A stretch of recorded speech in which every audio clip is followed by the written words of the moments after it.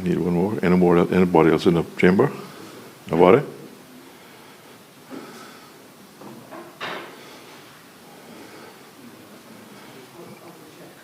No, I got to send the sergeant. I'm going to check to see if we can find anybody in the precincts out in the parking lot. We need one more person. If you're leaving, I need two. I know the member for Georgetown Central just waiting to see if we don't have a quorum. So.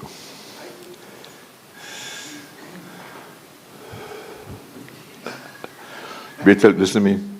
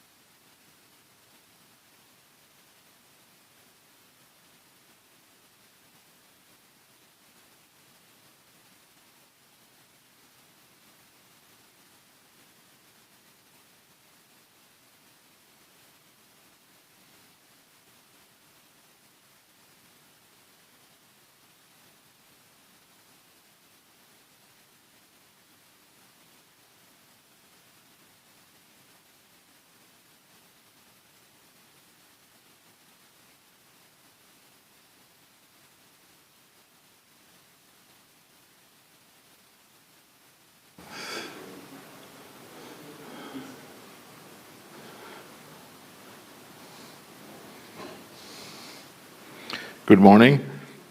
I invite the member for Georgetown East to say prayers. Thank you, Mr. Speaker. Good morning, colleagues. Let us pray. Almighty God, from whom all wisdom and power are derived, we beseech thee so as to direct and prosper the deliberations of the Parliament now assembled, that all things may be ordered upon the best and surest foundations for the glory of thy name and for the safety, honour and welfare of the people of these islands. Bless our sovereign King Charles III, William, Prince of Wales, and all the royal family. Give grace to all who exercise authority in our Commonwealth, that peace and happiness, truth and justice, religion and piety may be established among us. Especially, we pray for the Governor of our islands, the Premier, the Speaker of the Parliament, the Leader of the Opposition, Ministers of the Cabinet, ex officio members, members of the Parliament, the Chief Justice, and members of the Judiciary, that we may be enabled faithfully to perform the responsible duties of our high office. All this we ask for thy great name's sake. Let us say the Lord's Prayer together. Our Father, who art in heaven, hallowed be thy name. Thy kingdom come. Thy will be done on earth as it is in heaven. Give us this day our daily bread, and forgive us our trespasses, as we forgive those who trespass against us. Lead us not into temptation, but deliver us from evil. For thine is the kingdom, the power and the glory, forever and ever. Amen. The Lord bless us and keep us. The Lord make his face shine upon us and be gracious unto us. The Lord lift up the light of his countenance upon us and give us peace, now and always. Amen. Please be seated. Parliament is now called to order.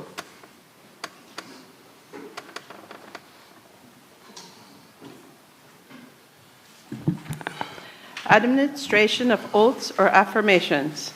None. Reading by the Honourable Speaker of messages and announcements. I call on the Premier to move a motion. Good morning, Mr. Speaker. I'd like to move a motion under Standing Order 20 that item number 3, reading of messages and announcements, be deferred until 2 p.m. today. The question is that item 3 on the order paper, reading by the Honourable Speaker of messages and announcements, be deferred until 2 p.m. All those in favour, you say aye. Aye. Those against? The ayes have it. Item 3 is therefore deferred until 2 p.m.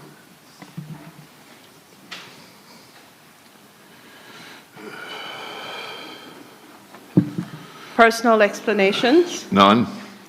Presentations of papers and reports. Cayman Islands Stock Exchange report for the fiscal year ending 31st December 2024, to be laid on the table by the Honourable Premier, Minister of Financial Services and Commerce.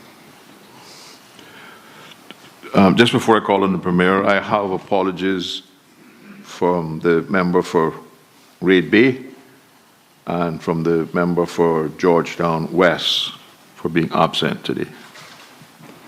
Honourable Premier. Thank you, Mr. Speaker. I beg to lay on the table this Honourable House the Cayman Islands Stock Exchange report for the fiscal year ending 31 December 2024. So ordered. Does the Honourable Premier wish to speak to the report? No, thank you, Mr. Speaker. The report is self-explanatory. Thank you. Civil Aviation Authority of the Cayman Islands 2024 Annual Report, Excellence and Innovation in Aviation Regulation, fiscal year ended 31st December 2024, to be laid on the table by the Honourable Premier, Minister of Financial Services and Commerce. Honourable Premier. Thank you, Mr. Speaker. I beg to lay on the table this Honourable House the Civil Aviation Authority of the Cayman Islands 2024 Annual Report, entitled Excellence and Innovation in Aviation Regulation, for the fiscal year ended 31 December 2024. So ordered. Does the Honourable Premier wish to speak thereto? No, thank you, Mr. Speaker. The report is self-explanatory, and I should have said this for the Stock Exchange. I thank the Stock Exchange and also the Civil Aviation Authority for their hard work.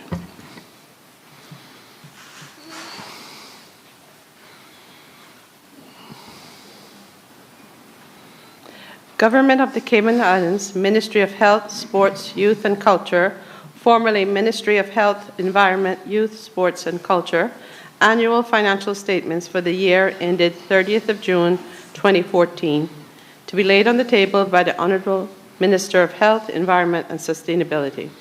Honourable Minister of Health, Environment and Sustainability. Good morning, Mr. Speaker.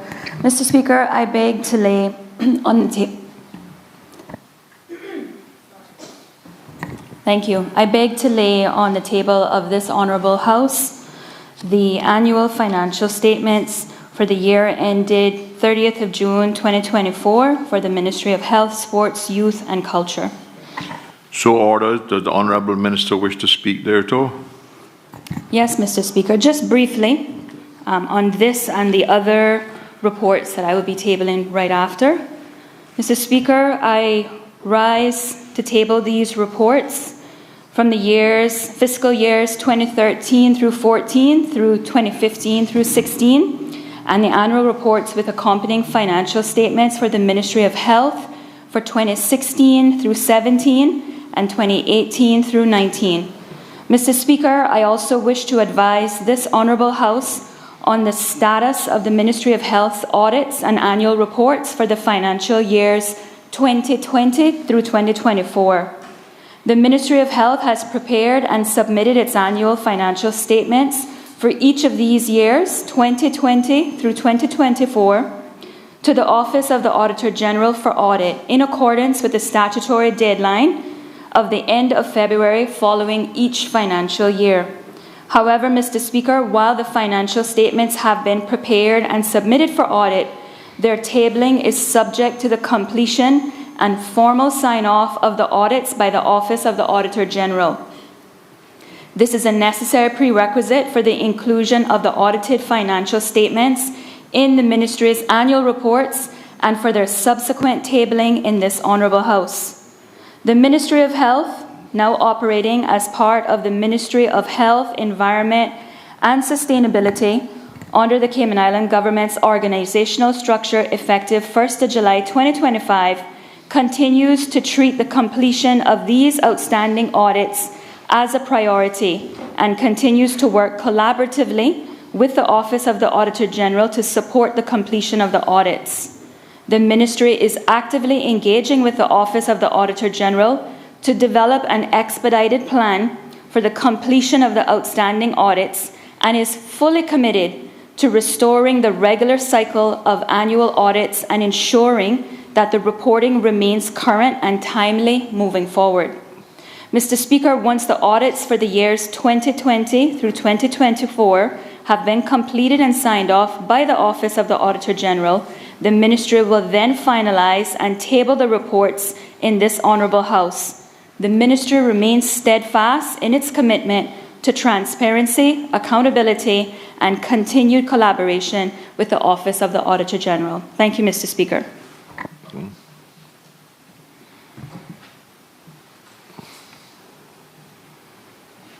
Government of the Cayman Islands, Ministry of Home Affairs, Health and Culture, formerly Ministry of Health, Sports, Youth and Culture, annual financial statements for the year ended 30th of June 2015, to be laid on the table by the Honourable Minister of Health and Environment and Sustainability. Honourable Minister of Health, Environment and Sustainability. Mr. Speaker, I wish to lay on the table of this Honourable House the annual financial statements for the year ended 30th of June 2015 for the Ministry of Home Affairs, Health and Culture. So ordered. Does the Honourable Minister wish to speak thereto? No, Mr. Speaker, just what I had said earlier. Thank you.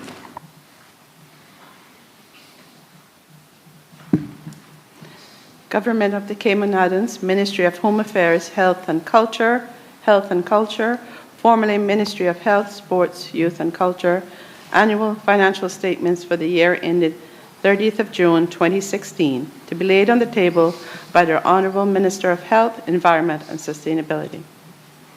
Honourable Minister of Health, Environment and Sustainability. Mr. Speaker, I wish to lay on the table of this Honourable House the annual financial statements for the year ended 30th of June 2016 for the Ministry of Home Affairs, Health and Culture. So ordered.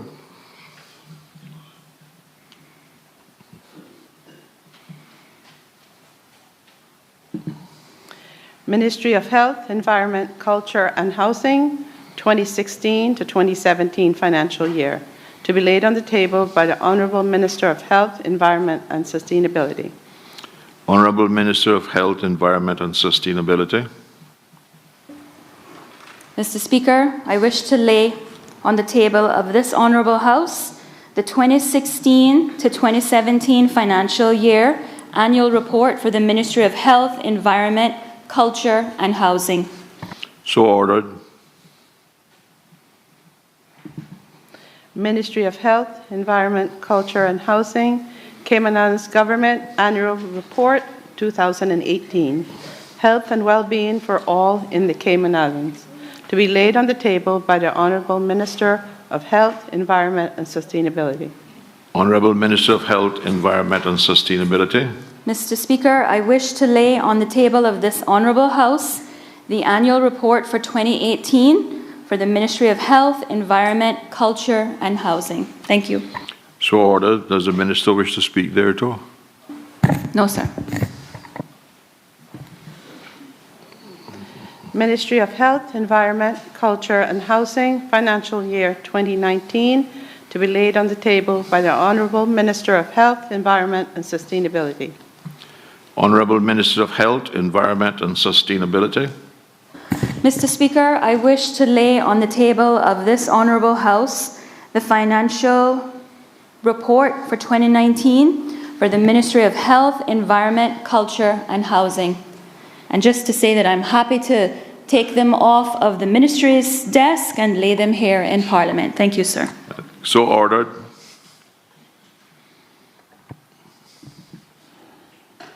Office of the Auditor General, Cayman Islands, improving financial accountability and transparency, long-term financial sustainability, February 2025, to be laid on the table by the Chairman of the Standing Public Accounts Committee, the elected member for Georgetown East.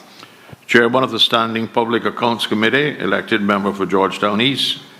Thank you, Mr. Speaker. Mr. Speaker, I crave your indulgence as well, if you'd allow me to just go ahead and lay the report of the Public Accounts Committee that accompanies the report of the Auditor General at the same time. So ordered. Thank you, sir. So, Mr. Speaker, then I beg to lay on the table of this Honourable Parliament the report of the Office of the Auditor General, Cayman Islands, entitled Improving Financial Accountability and Transparency, Long-Term Financial Sustainability, February 2025, together with a report of the Standing Public Accounts Committee on the report of the Office of the Auditor General, Improving Financial Accountability and Transparency, Long-Term Financial Sustainability, February 2025. So ordered. Does the Honourable Chairman wish to speak thereto? No, Mr. Speaker, just other than to commend a report to this Honourable House for them to read at their leisure. Thank you, sir. Cayman Maritime Annual Report, January to December 2023, Maritime Authority of the Cayman Islands, MACI, to be laid on the table by the Honourable Premier, Minister of Financial Services and Commerce. Honourable Premier. Thank you, Mr. Speaker. With your permission, I'd like to take, for the same authority, 2024's report at the same time. So ordered. Thank you, Mr. Speaker. I beg to lay on the table of this Honourable House the Cayman Islands Maritime Authority Annual Report for the year January to December 2023, and also the annual report for January to December 2024 on the table of this Honourable House. So ordered. Does the Honourable Premier wish to speak thereto? Only to thank the Maritime Authority for their efforts, innovation, and talented staff.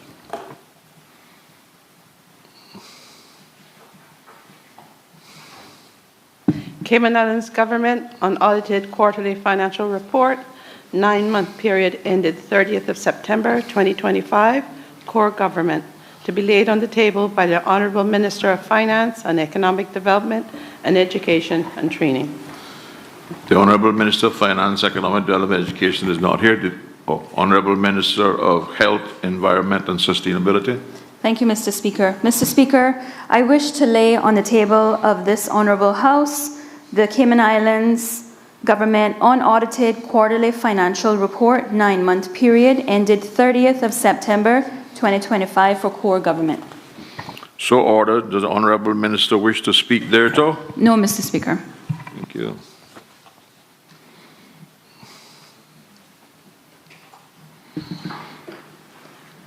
Urgent questions. None.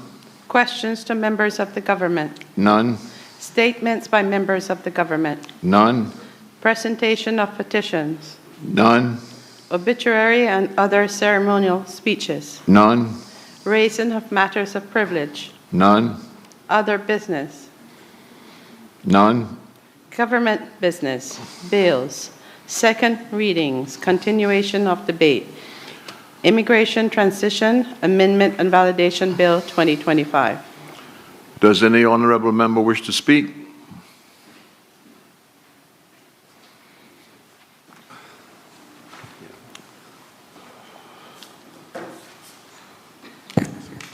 Minister for Social Development, Innovation, Youth, Sports and Culture and Heritage.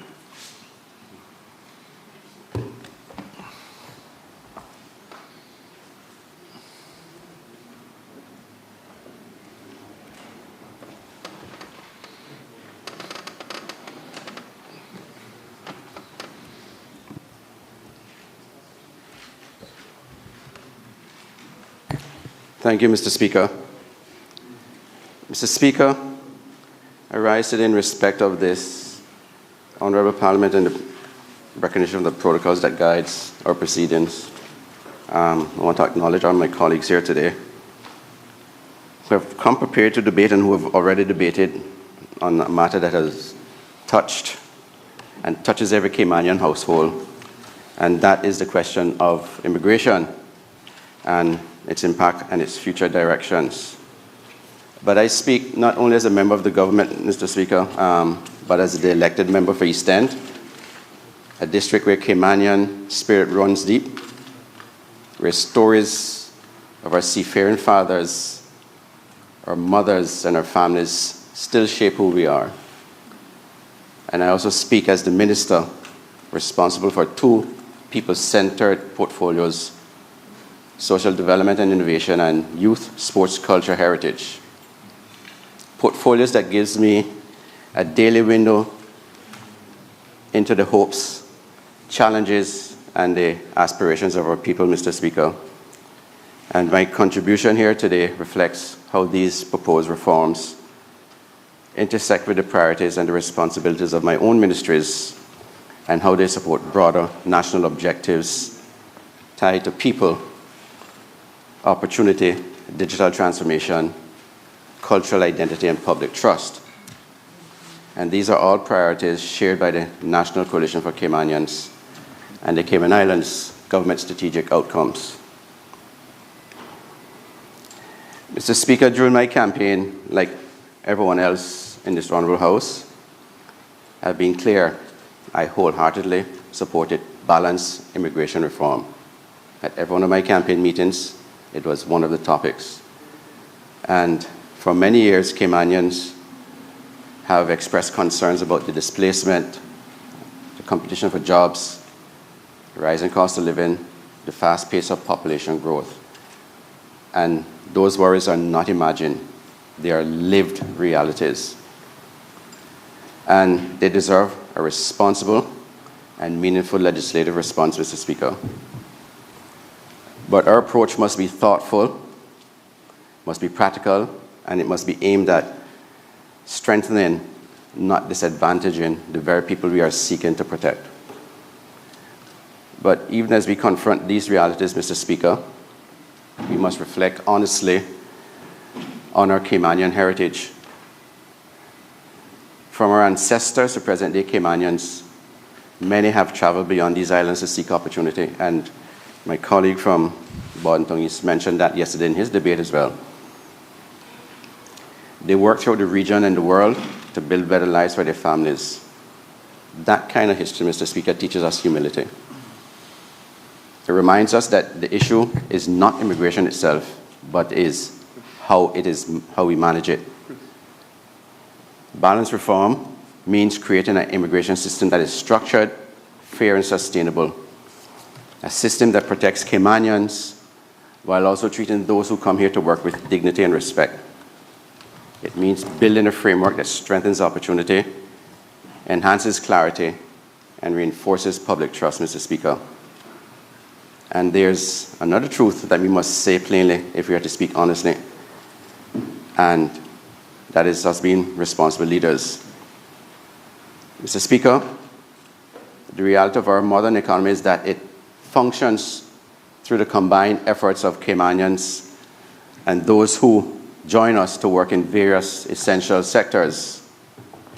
Their contributions, particularly in areas where local capacity is still developing, are an important part of our national progress.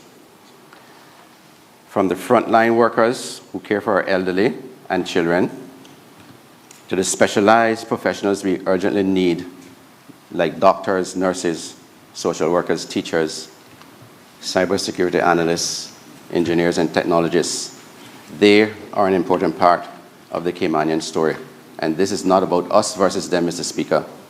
This is about stability and the only sustainable path forward for a small nation with a global economy. Mr. Speaker, we are at a moment in our history where our population exceeds 89,000, with more than half being non-Caymanians. Our economic success has brought tremendous growth, but that growth has also brought pressure on housing, infrastructure, schools, social services, and most importantly, on Caymanian confidence in their future. Many Caymanians feel as though they're becoming outsiders in their own country. They see competition for jobs, rising rent, and a pace of population growth that feels unsustainable to them. They want reassurance that their country values them, sees them, and protects their place within it. And we should not dismiss these feelings, Mr. Speaker. They should not be minimized at all. We must acknowledge and address them. And Mr. Speaker, this bill should help create that reassurance. It aims to bring order where there is uncertainty, consistency where there has been gaps, and fairness where systems may have drifted from their original intent. Mr. Speaker, the Cayman Islands' unique cultural heritage and identity are inseparable from its people. And as we navigate modernization, economic expansion, and global pressures, it becomes essential for us to prioritize immigration reforms that protects the interests and opportunities of Caymanians.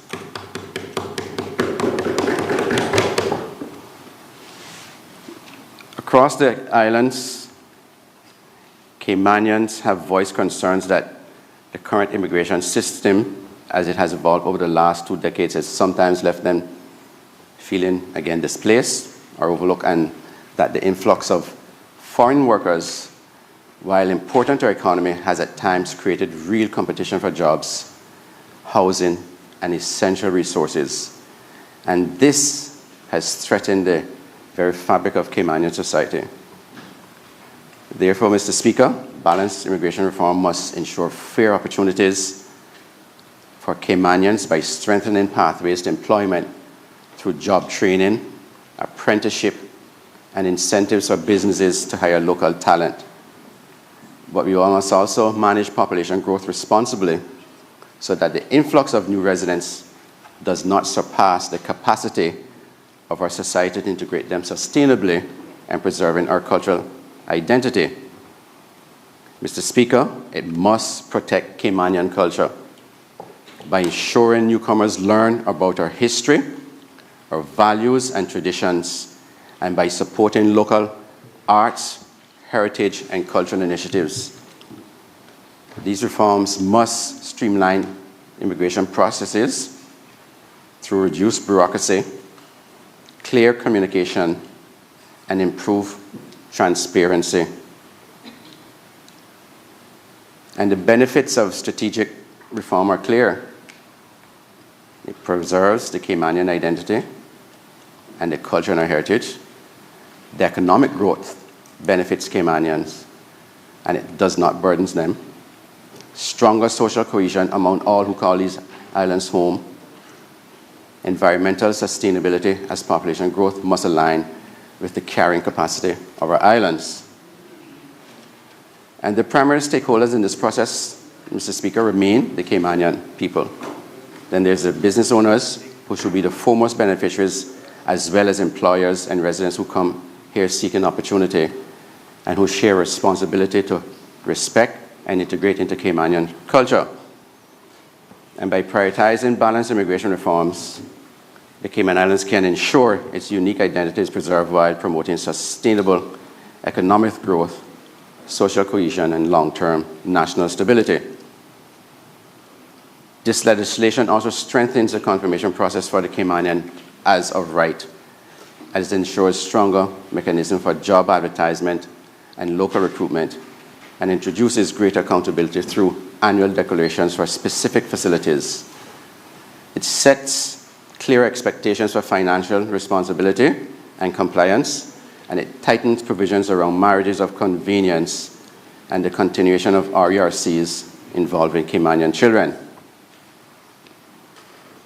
Importantly, it enhances information sharing across government, allowing agencies to work together with the clarity and coordination required for a modern immigration system.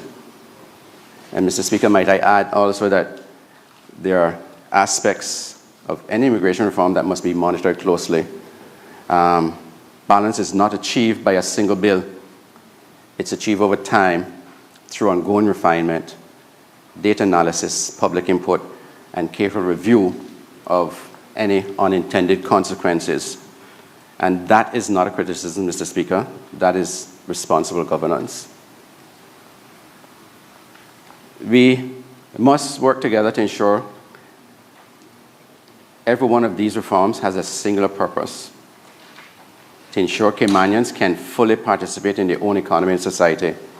And this includes business owners who face hiring challenges daily. Cayman needs a workforce strategy, not only an immigration strategy, Mr. Speaker. And if we want Caymanians to take on more roles across our economy, we must prepare that pipeline, not simply declare it. In my own ministries, I see firsthand the gaps. In social development, we need more care workers, social workers, community development officers, counselors, and family support specialists. In innovation and computer services, we need more cybersecurity analysts, network engineers, system architects, developers, and digital transformation specialists. These are high-demand fields, but they are not fields in which Caymanians are yet sufficiently represented at scale.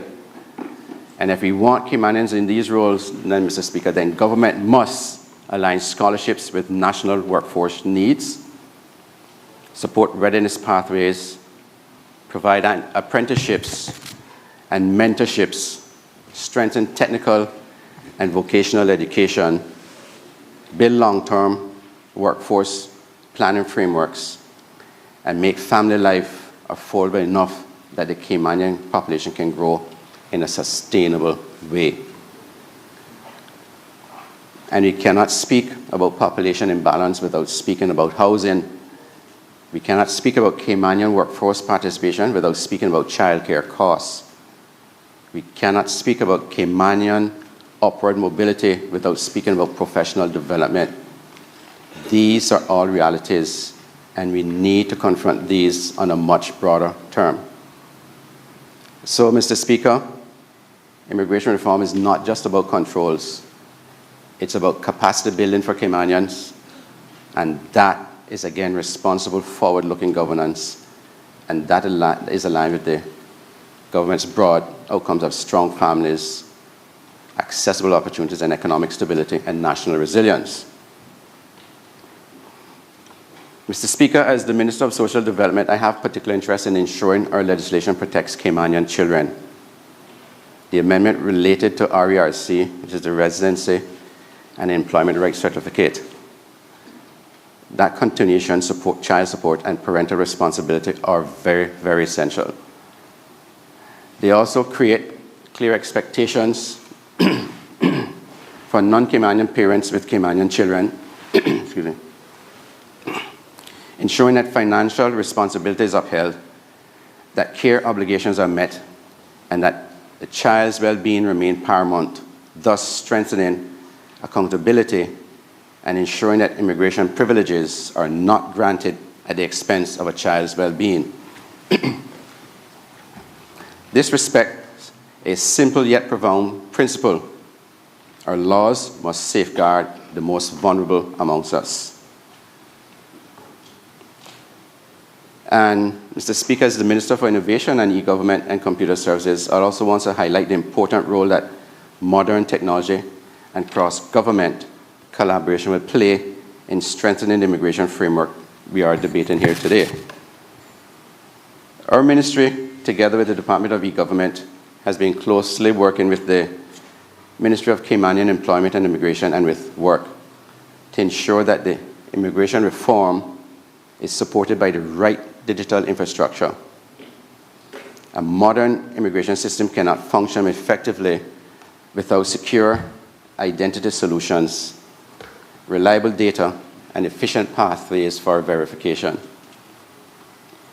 Work must also become the authoritative source of truth for immigration status in this country, not only for the work permit holders, but for all persons with status in the islands, including Caymanians as of right. And through e-government interoperability, we are building the capacity to share works immigration status securely across agencies, reducing duplication, delays, and uncertainty for the public. And this is where the national EID becomes transformational, Mr. Speaker. We are encouraged that the EID be issued as identification card for work permit holders as required under Section 71 of the current immigration law, and that it will create a trusted, verifiable way for individuals to confirm their identity and immigration status digitally.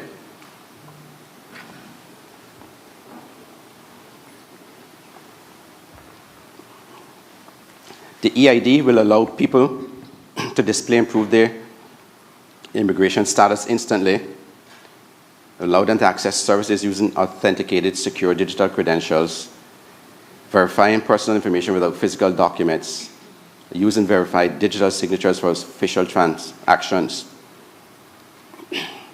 Over time, in alignment with EID rollout efforts, this is a significant step forward for all residents who desire so, the Caymanians as well, permanent residents and work permit holders alike. For government and the private sector, the EID will confirm clearly the person's identity and display works data as a single source of truth, again, for all immigration statuses. As Mr. Speaker, I know that has been one of the troubling situations that Caymanians have faced. Every job they apply for, every opportunity they get, they have to prove that they're Caymanians. And with an enabling efficiency processing, there'll be reduced administrative burdens, but there'll be strengthening of compliance and enforcement as well. The introduction of the national EID will create a single reliable source of truth for identity and immigration status. Again, Mr. Speaker, I wanted to reiterate that again. So through secure data frameworks for data sharing and interoperability solutions, the government is building that modern infrastructure, and that is not an abstract innovation. That is practical, meaningful, everyday improvements. But Mr. Speaker, the central question we must ask is whether this bill strengthens opportunities for Caymanians as well. And I believe it does by creating a more orderly labor market and enforcing financial responsibilities, enhancing clarity around statuses, and reducing avenues for system abuse. It encourages businesses to plan responsibly and help ensure that Caymanians are genuinely considered for available jobs. That said, it must be accompanied by realistic national strategy. We cannot ask Caymanian-owned businesses to hire Caymanians for jobs that Caymanians are not yet trained to do or not interested in doing. We cannot ask Caymanians to enter fields where scholarships or training pipelines do not exist. We cannot expect population growth to slow if the cost of living is difficult for young Caymanians to start families. So immigration reform must be complemented by workforce development, scholarship reform, early childhood investment, housing solution, childcare affordable strategies, and continued economic diversification. These are matters that the government needs to carefully collaborate on in alignment with the broad outcomes and the NCFC's commitment to coherence, professionalism, and public trust. Mr. Speaker, as I now turn my attention, as the Minister for Culture and Heritage, I must emphasize that the immigration is not solely an economic issue. It's also a cultural one. The Cayman Islands is defined by its character, its warmth, humility, our faith, our resilience, our deep cultural heritage. All these issues are tied deeply to our cultural identity. Our immigration framework must strengthen and not strain these defining traits of our Caymanians. This bill strengthens the expectation that those who come here should integrate respectfully, they should understand our culture, contribute positively, and recognize the values that have shaped these islands for generations, Mr. Speaker. Yes.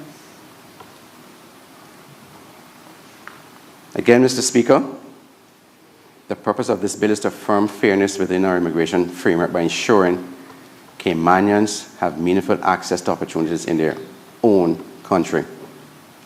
It strengthens the systems that support social harmony and economic participation.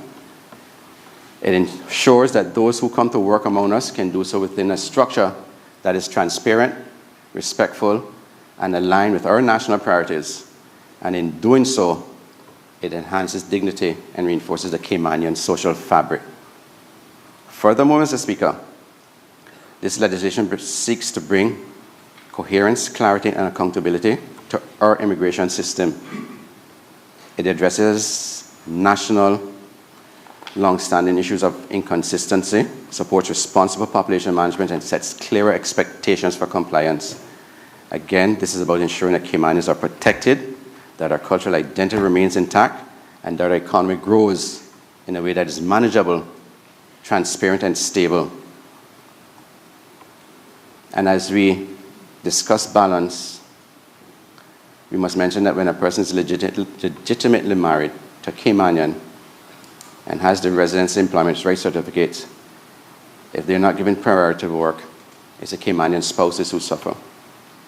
It will be their Caymanian children who suffer. And ultimately, it is often government who then, through the Department of Financial Assistance, who has to pick up some of that slack. So we must ensure that we support, again, our Caymanian families to ensure that the fiscally responsible commitment that they make. Mr. Speaker, this particular bill is not the end of immigration reform. It is only a necessary phase and a foundation for further legislative refinements, including the upcoming review of regulations and permanent residency framework. Our approach must continue to be thoughtful, data-driven, and shaped by voices and concerns of the Caymanian people. The NCFC supports this philosophy, and so does this government. Well-thought-out reform today creates sustainable opportunity for tomorrow. And as I begin to wrap up, Mr. Speaker, I offer clarion thought to learning and engagement. And as leaders, every single one of us that was elected, it is our duty to not only legislate, but to guide, educate, and empower. Immigration is complex. It raises deep emotions, and understandably, it raises a lot of questions. And it requires a well-informed public. And I encourage every resident, Caymanian and non-Caymanians alike, to read the bill, review all of the materials, and understand the intent behind these reforms. Ask questions, seek guidance, engage with the MPs in the area. And that is how democracy is strengthened. This is how national unity is built. An informed public is the foundation of a strong democracy, Mr. Speaker. And we must move forward as we consider this thought.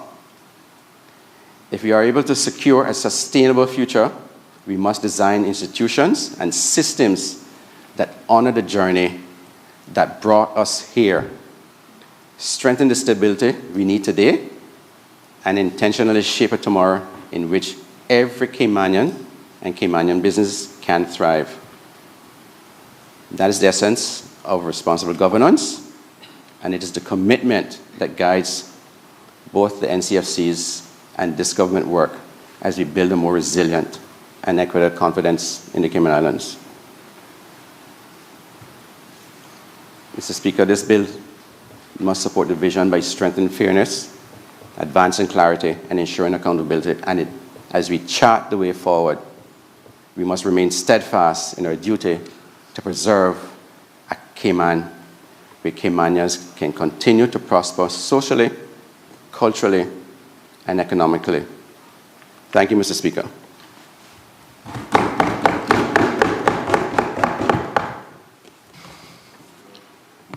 Does any other member wish to speak? Does any other member wish to speak? Right here. Right here. Member for Cayman Back and Little Cayman West. Thank you, Mr. Speaker. Mr. Speaker, you know, one of the most difficult tasks that I have preparing for Parliament is simply choosing what tie to wear. Because I don't know if Of course you would love the color today. I don't know if anyone else recognizes it, but a tie can... Give me the next one, please. A tie shows a person's character. It shows the mood that the person is in. It shows what they are ready for and how they're feeling. So when I woke up this morning and decided to look through my myriad of ties in my closet, I was drawn to the yellow. Not because of the yellow, Mr. Speaker. Let me make that clear for the Deputy Leader of Opposition. But because of the anchors on the tie. And I decided to go with this one to honor my grandfather, Captain Harold Banks, who dedicated 63 years of his life to the sea and still continues to walk amongst us and sail amongst us. So today, this tie is for him. It also reminds me of why we're here, to continue to keep that anchor secured, Mr. Speaker, and do what we can to secure the future for generations to come. But just like, I guess, my second difficulty in preparing for this sitting, if I'm being honest with you, Mr. Speaker, was whether or not I'm going to get up and speak. I'll be honest with you. Because I said this is the immigration reform that the people have been asking for. We don't need to get up and say the same thing over and over again. And so I had real difficulty where the Premier even called me yesterday morning and said, Nickolas, you sure you're not going to speak? I said, sir, there's no one in their right mind that's going to have any hesitation with this bill. No objection to this bill. No abstention from this bill. No against this bill. I don't need to speak. But, Mr. Speaker, like the story of the miraculous divine conception that we are here celebrating this Christmas season, we heard objection yesterday. We heard concerns with inserting a simple word. We heard concerns of sharing of information between government agencies. And I'm sure that further on we may hear further objection. So, Mr. Speaker, I found it very pertinent, very important that I get up and at least say something to cement my support for what this government is doing in bringing the immigration bill and finally putting the Caymanian Protection Act back on our books. And Mr. Speaker, I rise today not as a member of Parliament alone and minister, but as a Caymanian.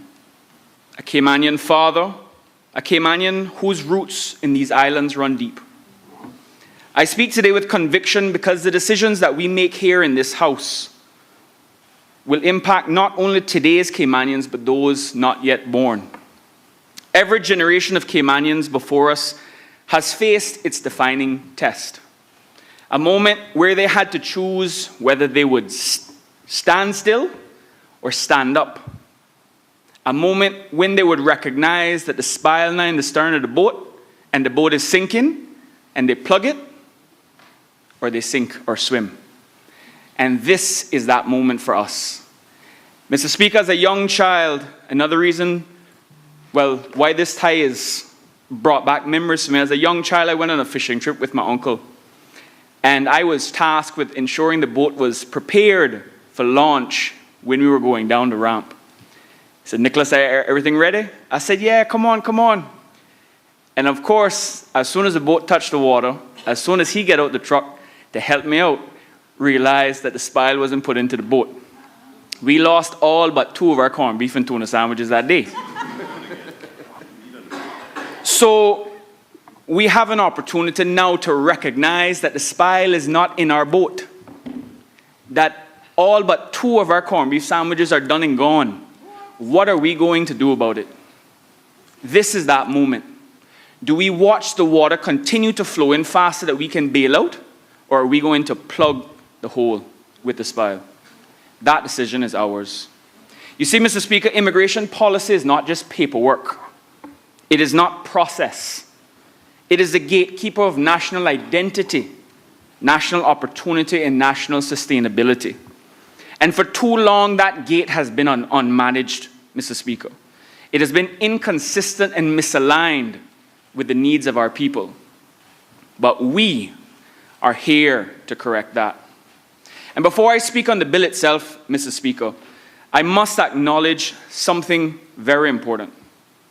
During the last administration, Before I ever imagined standing here as a minister, I sat through every presentation given by the ministry responsible for this area on early drafts of these reforms.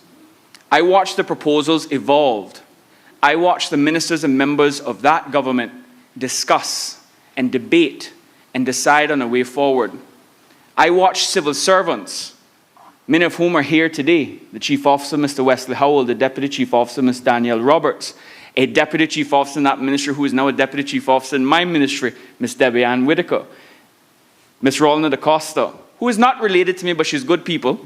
Let me just point that out. Mr. Jeremy Scott, Ms. Sean Peridou, all the immigration team in the ministry or the Department of Work, they worked diligently. They worked meticulously and with genuine care for Caymanians. And their fingerprints are on every clause of this bill. And to debate, oppose, or question the integrity of this bill, Mr. Speaker, is to question their integrity. And I have every drop of faith in the work that they produced. We owe them our thanks. And personally, I thank you all. Mr. Speaker, Caymanians have been signaling the alarm for years. Not quietly, but loudly. In their homes, on talk shows, in election campaigns, which we just came out of, in business meetings all across the three islands. Our people have repeated the same cry. Protect our country, protect our people. And I'm sure that will ring a bell in somebody's mind. Protect Caymanian opportunity, Mr. Speaker. This bill is the first serious, structured response to that plea in over a decade. In the last 10 years alone, as we've heard earlier, 9,084 persons were granted permanent residency across all categories. 7,098 persons were granted Caymanian status. And in 2024, 1,518 Caymanian status grants were approved. These aren't small numbers, Mr. Speaker. These are structural shifts in the demographic future of our islands. And generational Caymanians are now the minority in the Cayman Islands. And without reform, Mr. Speaker, we risk cementing a future where Caymanians, whether by birth, whether by descent, whether by law, no longer have preeminence in their homeland. And this bill is how we begin to correct that imbalance. Mr. Speaker, despite what has been said, what may be said, this bill is not radical. This bill is not extreme. This bill is certainly not rushed. This bill is responsible, measured, and long overdue. It introduces mechanisms to protect, not just protect us as a people, but us as a country for the future. It introduces annual declarations. It introduces stronger financial support that's required. It's not bureaucracy, Mr. Speaker. It's safeguarding Caymanian children. It protects our small businesses and improves workforce integrity. It ensures foreign workers can genuinely support the families they bring, rather than shifting that burden onto the taxpayer, vis-a-vis the Caymanians. The information sharing powers, Mr. Speaker. New Section 8A. Government agencies, including CBC, General Registry, DLP, all of those may legally share necessary information with work for accurate assessments. This is long overdue. We cannot continue making immigration decisions on who comes into this country, who has right to remain in this country, in silos. We must break those silos down. Mr. Speaker, how this connects to me personally and professionally, as the Minister responsible for Customs and Border Control, I have a unique vantage point. Every day, CBC officers execute the frontline responsibilities of immigration control. From the airport to the seaport, from asylum matters to visa enforcement to overstaying. I see firsthand the volume of entries, the complexity of cases, the level of fraud and misrepresentation attempted the capacity challenges, the consequences of weak legislation. And this bill, Mr. Speaker, through that section that there may be concerns about, gives work and CBC the tools they need to safeguard Caymanians effectively and safeguard this country effectively. It makes our immigration system credible. It makes our immigration system consistent and defensible. But Mr. Speaker, had it not been for my son's Christmas concert last night, I think I would have responded a bit earlier. But waking up this morning, again, it was important that I think we address a few things that were said yesterday and perhaps maybe echoed later on. The first one, Mr. Speaker, is that this bill is rushed. It is rushed.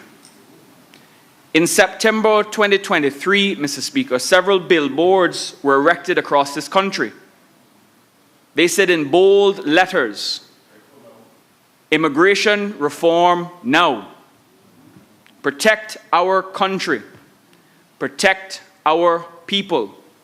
And I certainly agreed with the billboards. We did need it now then, and we need it now. If we recognize that the spile is not plugging the boat, Mr. Speaker, why the delay? Why not recognize that this bill does great work for the people of this country and provides the immigration reform now that we so rightfully deserve and need? You cannot demand reform now, then cry, "Not now," when the reform is finally brought forward. We have not had time to renew it, Mr. Speaker. Review it. We have not had time to read it. Well, Mr. Speaker, the white paper was published in January 2025, and as we heard the good minister say, the white paper that was published in January 2025 makes up 80% of the bill that is before us today. The public consultation period was open for that entire time on the white paper, on the bill that's before us. The opposition had access, Mr. Speaker. The opposition had opportunity. The legal drafting is clear and transparent. There has been more than enough time for review.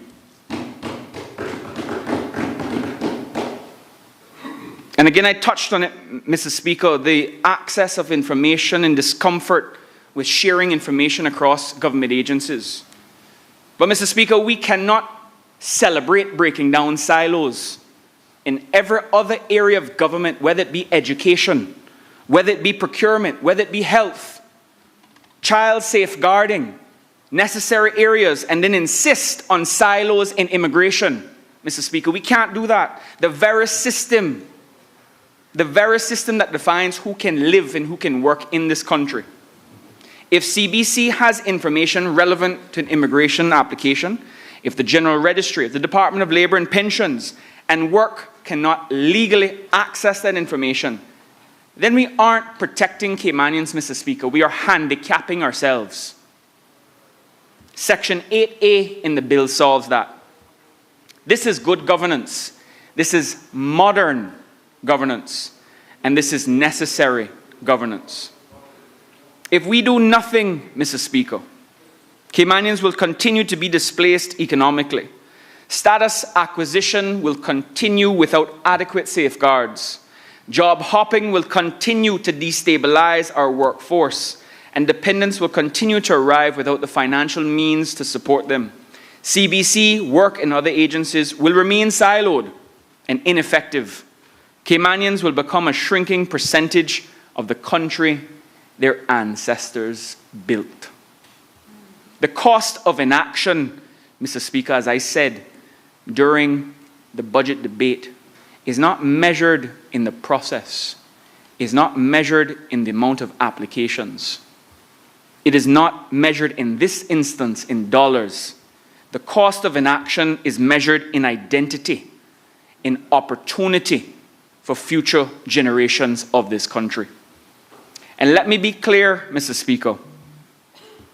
Personally, my personal perception, and indeed the intent and perception of this government, this bill is not anti-expat, but it is pro-Caymanian. Let me be clear. Cayman has always welcomed people from around the world, but welcoming does not mean surrendering. Openness does not mean exposure, and compassion, Mr. Speaker, does not mean chaos. This bill before us today ensures genuine marriages are respected, Caymanian children are protected, employers have clarity and stability, and government agencies can cooperate, and Caymanians have priority in Cayman. It is balance, not backlash at anybody. Mr. Speaker, again, I touched on it when I rose for the first time. This is a critical juncture, a crossroads, if you will. And I think about my own children. I think about your children, Mr. Speaker. I think about the young Caymanians walking into classrooms today believing that Cayman still belongs to them. And we, Mr. Speaker, members of this honourable House, have a duty, a sacred, historic, moral duty to ensure that when those children, our children, step into adulthood, Mr. Speaker, the Cayman Islands, these three beloved Cayman Islands, remains a place where they can thrive, not just survive, not just observe the success of others who came after them. Our foreparents handed this country to us in trust, and we must do the same. Strengthened, safeguarded, and sustainable. And Mr. Speaker, let me just say this bill is not the end of reform. It may not address all that we need to address now, but we need to start plugging that hole. We need to stop accepting sink or swim. We need to begin floating again. And that is what this bill takes us on the path to do. Finally, some action in taking us there. It is the beginning of restoring balance, Mr. Speaker. And I support this bill wholeheartedly, Mr. Speaker. And I urge every member to do the same in recognition of all that I said.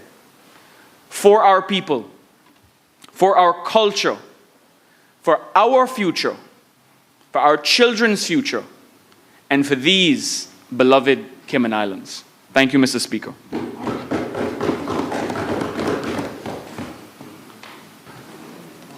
Does the member for Savannah?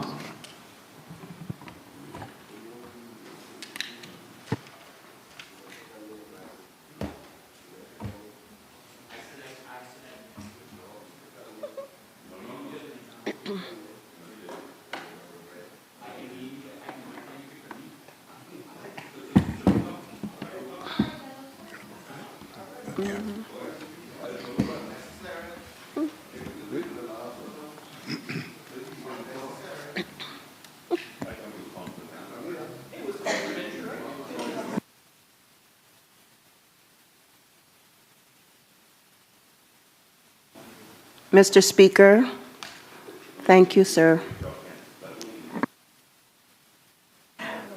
I wore my yellow today because I thought I would spread a little sunshine. So.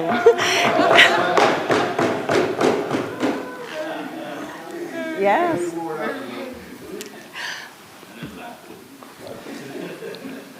Word for Mr. Bryan. Good morning, everyone.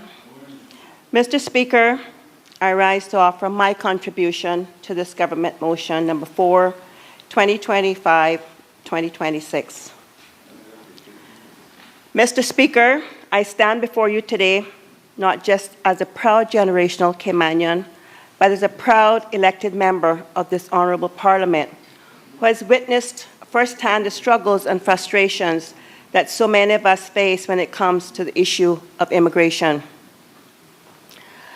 I recall a conversation with a dear friend of mine, a hard-working Caymanian woman who had been struggling for years to find stable work in her own country. Her qualifications were excellent, and her desire to contribute was unmatched. Yet time and time again, she watched as positions were filled by work permit holders, some of whom were less experienced and less qualified. This isn't an isolated story, sir. It is the reality for so many Caymanians. Our people who have built this nation with their blood, sweat, and tears have been left to fight for their rightful place in our own home. Mr. Speaker, another deeply troubling pattern has emerged in recent years. Many Caymanians share that after applying for jobs and even after completing interviews, they never hear another word. They are left in silence, without courtesy, without closure, and without any understanding of why they were not selected. This practice is not only unprofessional, it is profoundly discouraging. No Caymanian seeking honest work should feel invisible in their own country. Our people deserve transparency, respect, and the simple acknowledgement of the efforts to contribute to the workforce of these islands.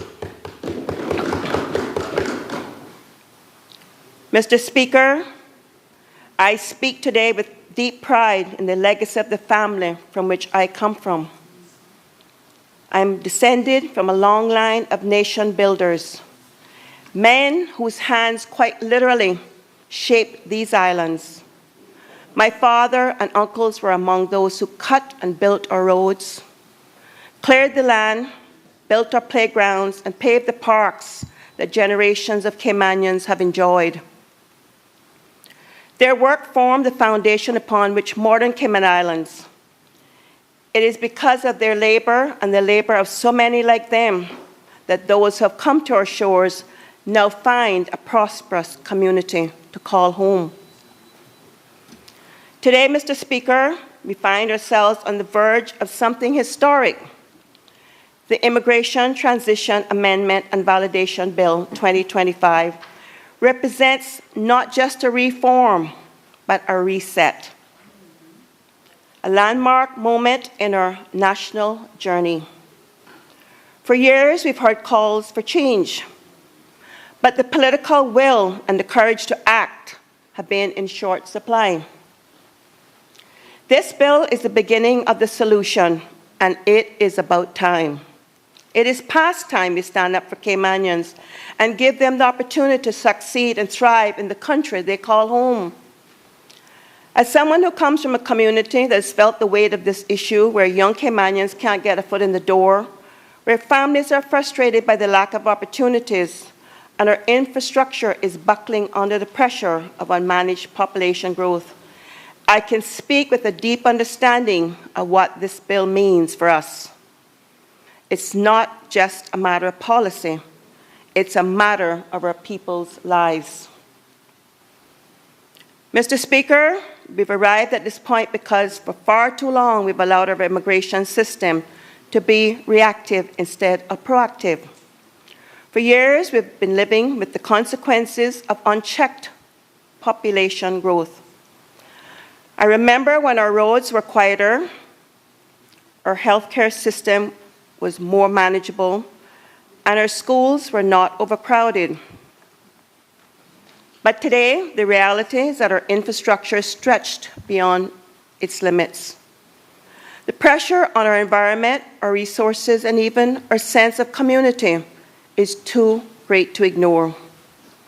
We've tried to manage this growth without addressing the root cause, immigration policy, that has too often put the needs of outsiders ahead of the needs of our Caymanians.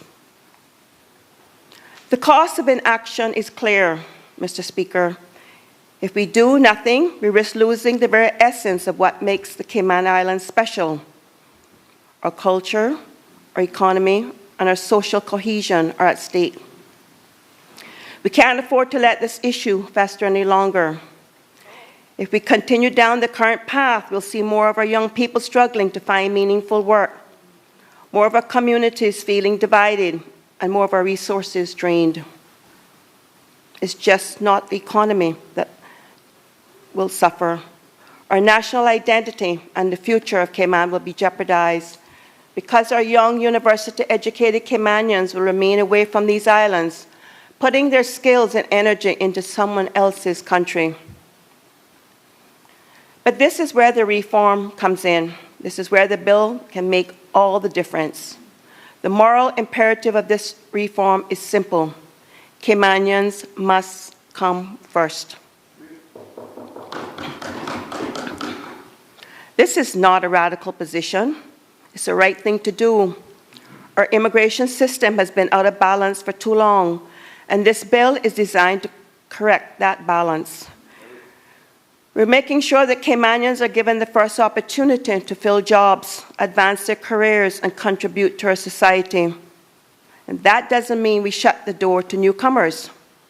It means we prioritize Caymanians while ensuring that the needs of our business community are met in a sustainable and responsible way. It means our government departments need to work more closely together so that the roadside and yard garages are properly vetted, licensed, and managed. From an economic standpoint, this reform is about creating a system that supports the needs of our workforce. It's about creating a fairer path for Caymanians to access the jobs that allow them to build stable, prosperous futures. It's about ensuring that our workforce development aligns with the needs of our local economy. The reality is, Mr. Speaker, if we don't address this imbalance now, the long-term sustainability of our economy can be at risk. But this reform isn't just about jobs and the economy. It's also about social cohesion. It's about building a society where everyone, whether Caymanian or expat, has a clear understanding of their place and their role. Our communities are stronger when people respect our values, our culture, and our way of life. We are an island nation, small but proud. And those who choose to make it their home must do so with understanding that they're guests in a place with a long history and a strong sense of identity. If you wish to live in Cayman, you must respect Cayman, its culture, its people, and its traditions. Now, Mr. Speaker, I know there will be concerns. I know some will argue that these reforms will harm our business environment or make it harder for expats to contribute to our society. We will continue to be engaged with businesses and organizations, listen to their concerns, and engage in legislative changes that respect their views and concerns. It is not about being anti-expat. It's about protecting Caymanians and ensuring that we don't lose sight of what truly matters. We can still welcome those who are here to contribute, but we must do so in a way that ensures Caymanians have the opportunities they deserve. There's common ground here, Mr. Speaker. We all want a prosperous, strong, and vibrant Cayman Islands. We all want to see our communities flourish and our economy continue to grow. But that growth must not come at the expense of the Caymanian people. Looking forward, Mr. Speaker, this bill represents more than just a policy shift. It's a commitment to the future of Caymanians, to ensuring that our young people have the skills and opportunities to succeed in their own homeland, that our communities remain cohesive and supportive, and that our economy remains strong and sustainable. We are at a vital moment in our history, and the decisions we make today will shape the future of Cayman for generations and generations to come. Our responsibility is clear, Mr. Speaker. All members of the NCFC government campaigned on immigration reform, so the time to act is now. We cannot afford to wait any longer. We must stand up for our Caymanians and ensure that their rightful place in this country is protected for years to come. Let us move forward with courage, conviction, and a shared commitment to a better future for all. Mr. Speaker, it is therefore disheartening that in our own islands, Caymanians can at times be made to feel as though we are the ones intruding.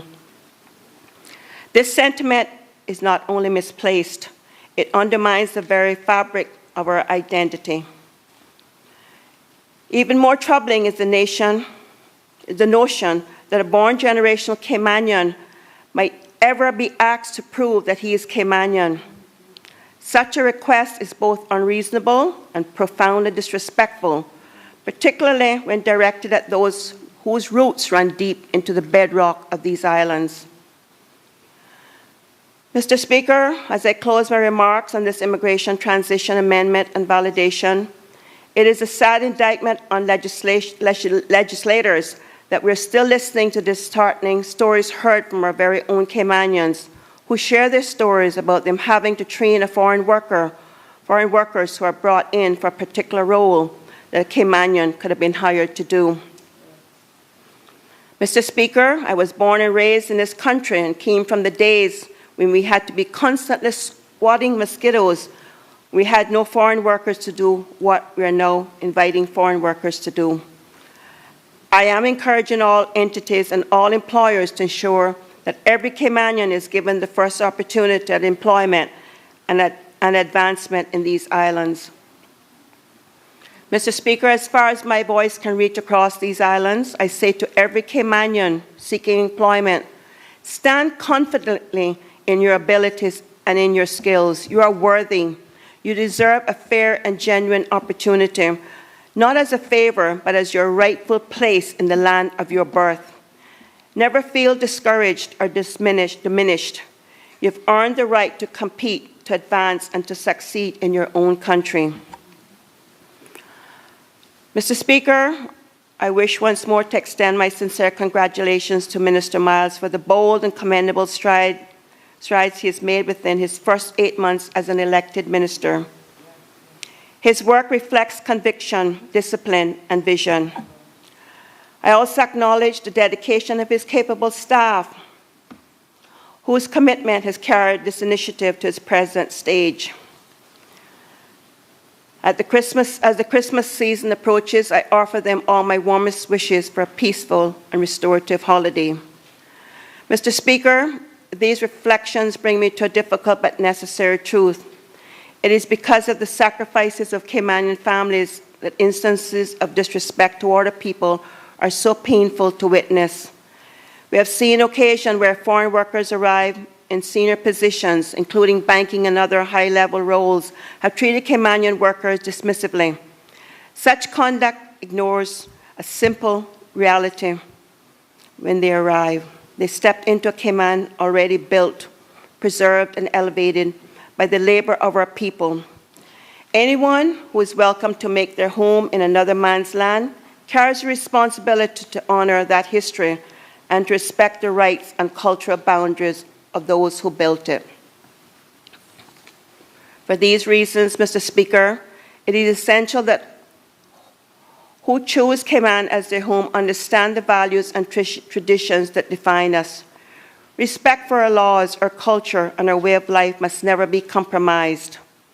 We do not ask newcomers to abandon who they are, but we expect that they honor who we are. Cayman has always been welcoming, generous, and gracious, but that welcome must never serve as a means to dilute or overshadow the identity of the people who shape this country. Instead, those who come here should seek to understand our culture, contribute meaningfully to it, and help strengthen the community they have joined. Mr. Speaker, I thank you. I thank all honourable members, and I commend this bill to this honourable House.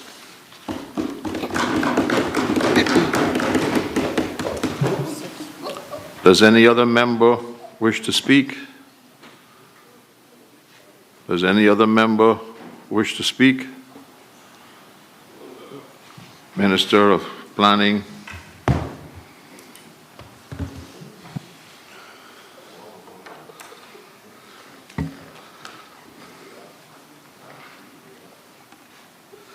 Can it happen?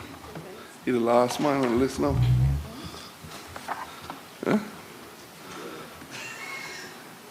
I took you out of speech.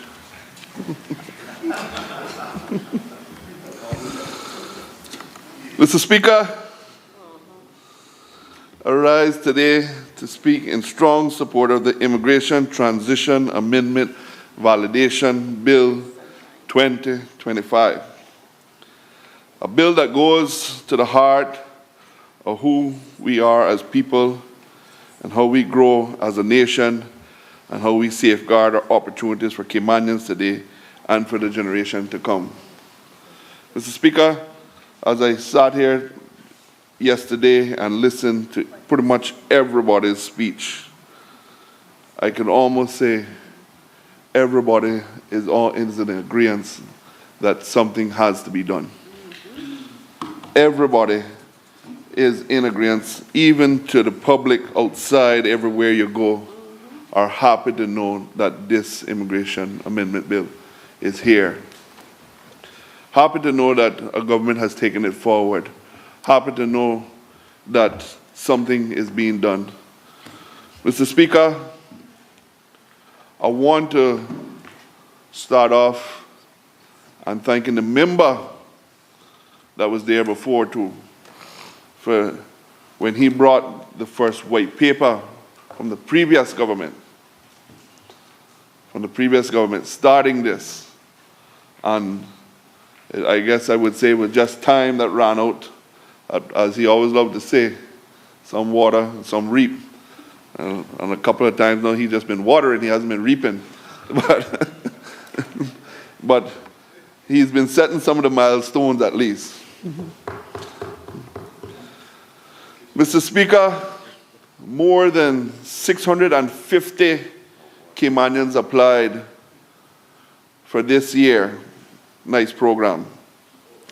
From 18 years old all the way up to 93 years old. 93-year young, I would call them. 650. Mr. Speaker, that number did not shock me, Mr. Speaker. It confirmed what already knew about our people, is that Caymanians want to work. They want to contribute. They want to stand with dignity on their own 2 feet. However, Mr. Speaker, NICE also revealed something else. When hundreds of Caymanians line up for 2 weeks of seasonal work, that is not a reflection of laziness. It is a reflection of the labor market that is still not delivering the access and the opportunity for the people they deserve. Mr. Speaker, the Minister for Caymanian Employment has been clear. This country must aim higher than temporary programs alone. NICE has its place, and it has its value, and it will always have my support until we don't have anyone applying for that program. I would love to get to the day when this government can say that we ran a NICE program and we don't have anybody applying for that program, because we have filtered them into the jobs that they deserve. Mr. Speaker, under this government, NICE is being used as a bridge, not an endpoint, a way for people to reconnect with the habit of work, and then through the data shared with the Employment Ministry, a pathway to a full-time, meaningful employment. Mr. Speaker, that brings us precisely to why immigration reform is needed now. When 650 Caymanians stand ready to work, that is a signal to all of us in the policy leadership. It tells us we need an immigration system that protects the opportunity for Caymanians, supports proper progression and training, and still provides the structure, responsible access to overseas labor while the gaps exist. NICE is a system, Mr. Speaker. Immigration reform alongside the workforce development and labor reform is part of the cure. Mr. Speaker, the bill recognizes something that Caymanians have been saying for years. Our immigration framework must support national priorities, including the food security, the housing, the infrastructure, transport, education, and public safety, while safeguarding Caymanian identity and ensuring responsible population growth. This bill advances that objective in several key areas. Mr. Speaker, let us speak plainly. The most consequential reform in this bill relates to granting and management of the Cayman status. Clause 13 introduces a new validation provision that ensures that the legal standing provisions of status and grants, closing certain historic and uncertainties that have lingered for too long, the strengths confidence in the system for those who hold the status lawfully and reinforces the integrity of the framework going forward. Mr. Speaker, Clause 10 amends the Section 37 to clarity that a person who obtains status through deception, fraud, or non-disclosure can have that status revoked through a transparent and legal sound process. Caymanians expect fairness, and they also expect accountability. And this form delivers both. Clause 9 strengthens the continuity of residence requirement for permanent residence applicants, ensuring that individuals who seek long-term integration into our society truly live amongst us, contribute to our communities, participate meaningfully in Cayman lives. Mr. Speaker, these reforms matter deeply. Immigration is not an isolated system. It connects directly to planning, approvals, land use, housing demand, our infrastructure capacity. We see that every day. Yep. Just trying to get to Parliament on time. The transport flow, the food security, and the strain on the public assets. If population grows without guardrails, Caymanians feel it first. We feel it first in traffic, in the housing prices, in access to education, in the cost of food. And this bill provides the tools to manage the growth responsibly. Mr. Speaker, for example, Clause 7 strengthens the framework for work permits by requiring more accurate reporting, better employer accountability, and deeper scrutiny, and repeated permit renewals. This directly supports our construction trades, our training programs at Public Works, our farming apprenticeships, and our efforts to place Caymanians at the center of our infrastructure workforce.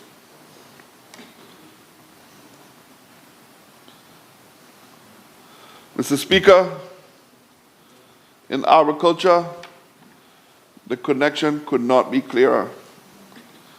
Farmers across these islands rely on timely season labor.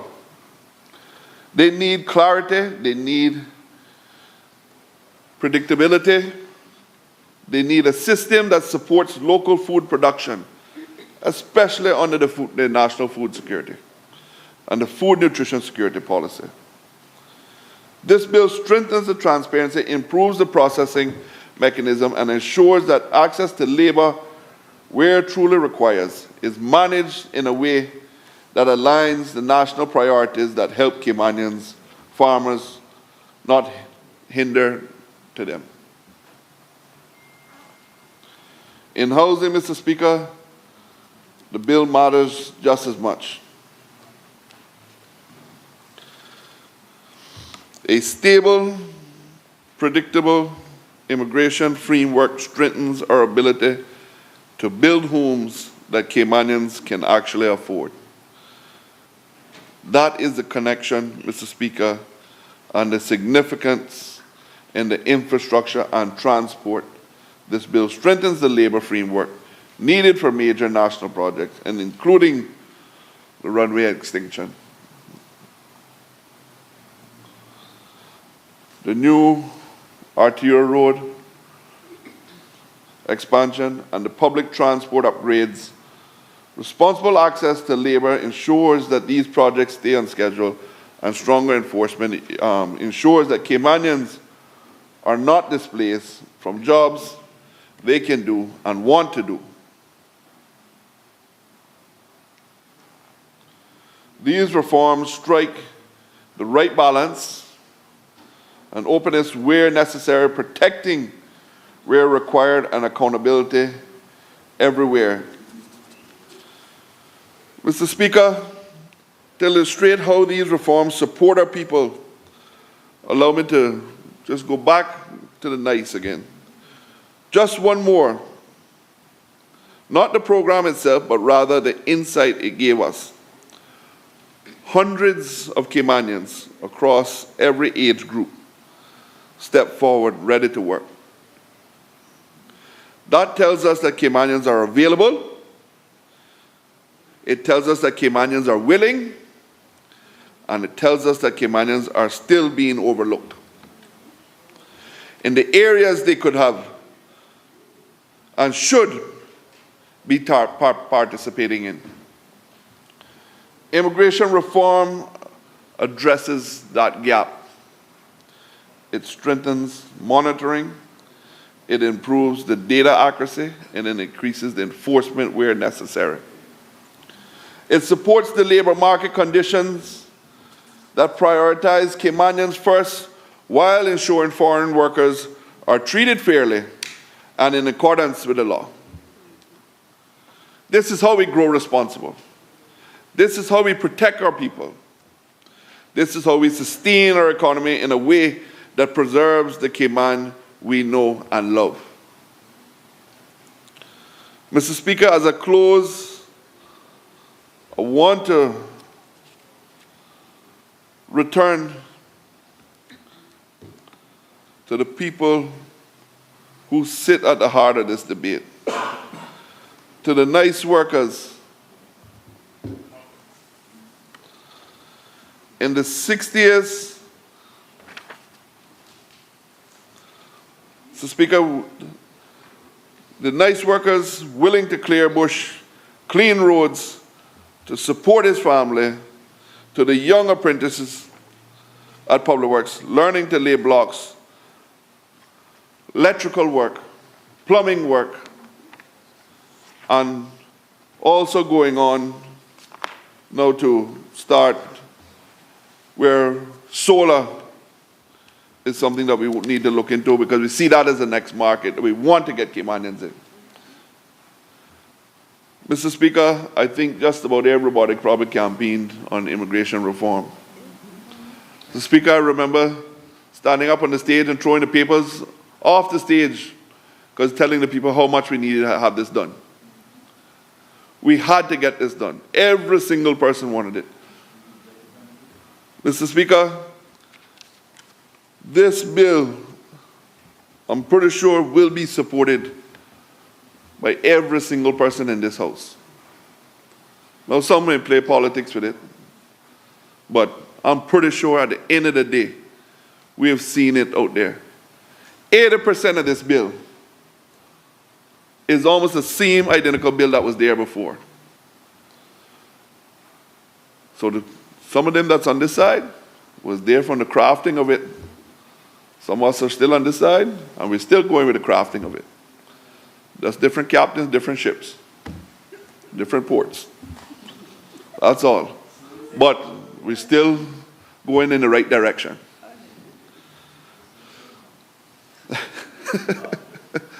Mr. Speaker, we need to make sure that this is something that we do not separate ourselves on. This is something that all politicians need to be unified on. This isn't one that we play with the back and forth. This isn't the ping pong area. This isn't the pickleball court today. Let's leave that for something else, but not this one. Let us not fight back and forth on this. Let us make sure that we work together and we get this right. So, Speaker, we've seen this. We've been seeing this on billboards where we needed reform for immigration. And now we're here today. We need to support it. I've seen the member for Georgetown Central actually had up on his billboard immigration reform. So I know the member for Georgetown Central supports it. I have no doubt. I have no doubt. He probably was the first one publicly come out and said it, big and bold. I think maybe it was a little bit bigger than 10 by 8 or 4 by 8 at a time. I don't know what size his billboard was, but I know he supports it. 16 by 16. Isaac said he went out there and measured it. So, Mr. Speaker, I ask all colleagues today to support the member behind me, the member from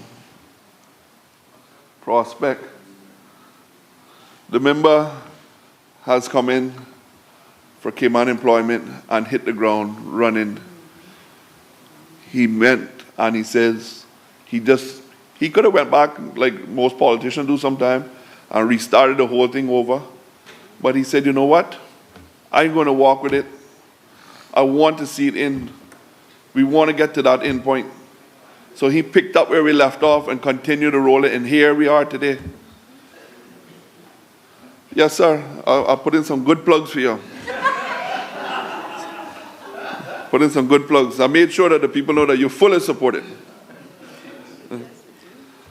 But I applaud him because sometimes the immigration one is not one of the best subjects. And you get a lot of people from all sides calling you, threatening you, and saying, oh, they're going to put all of this campaign money up against the next election and just to get you out. But he avoided all of the noise and just continued to say, you know something?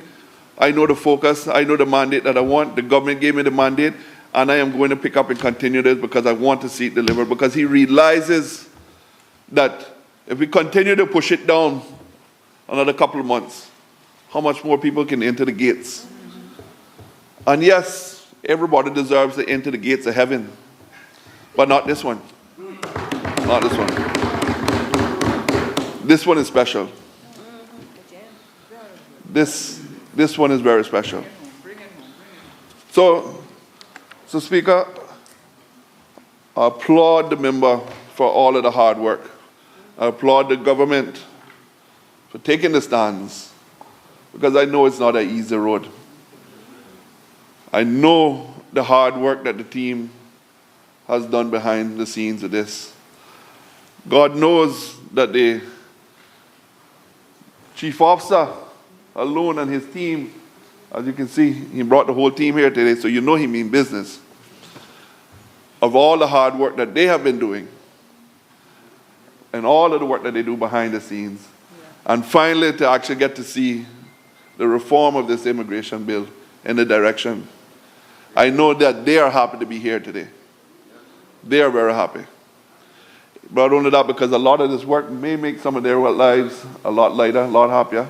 I know Mr. Scott, you're down the back there, and should help him definitely. But again, Mr. Speaker, we need to make sure that it's taken very serious. We could have sat here and said, you know what? There are some tweaks that need to be done to it, but we'll get to it.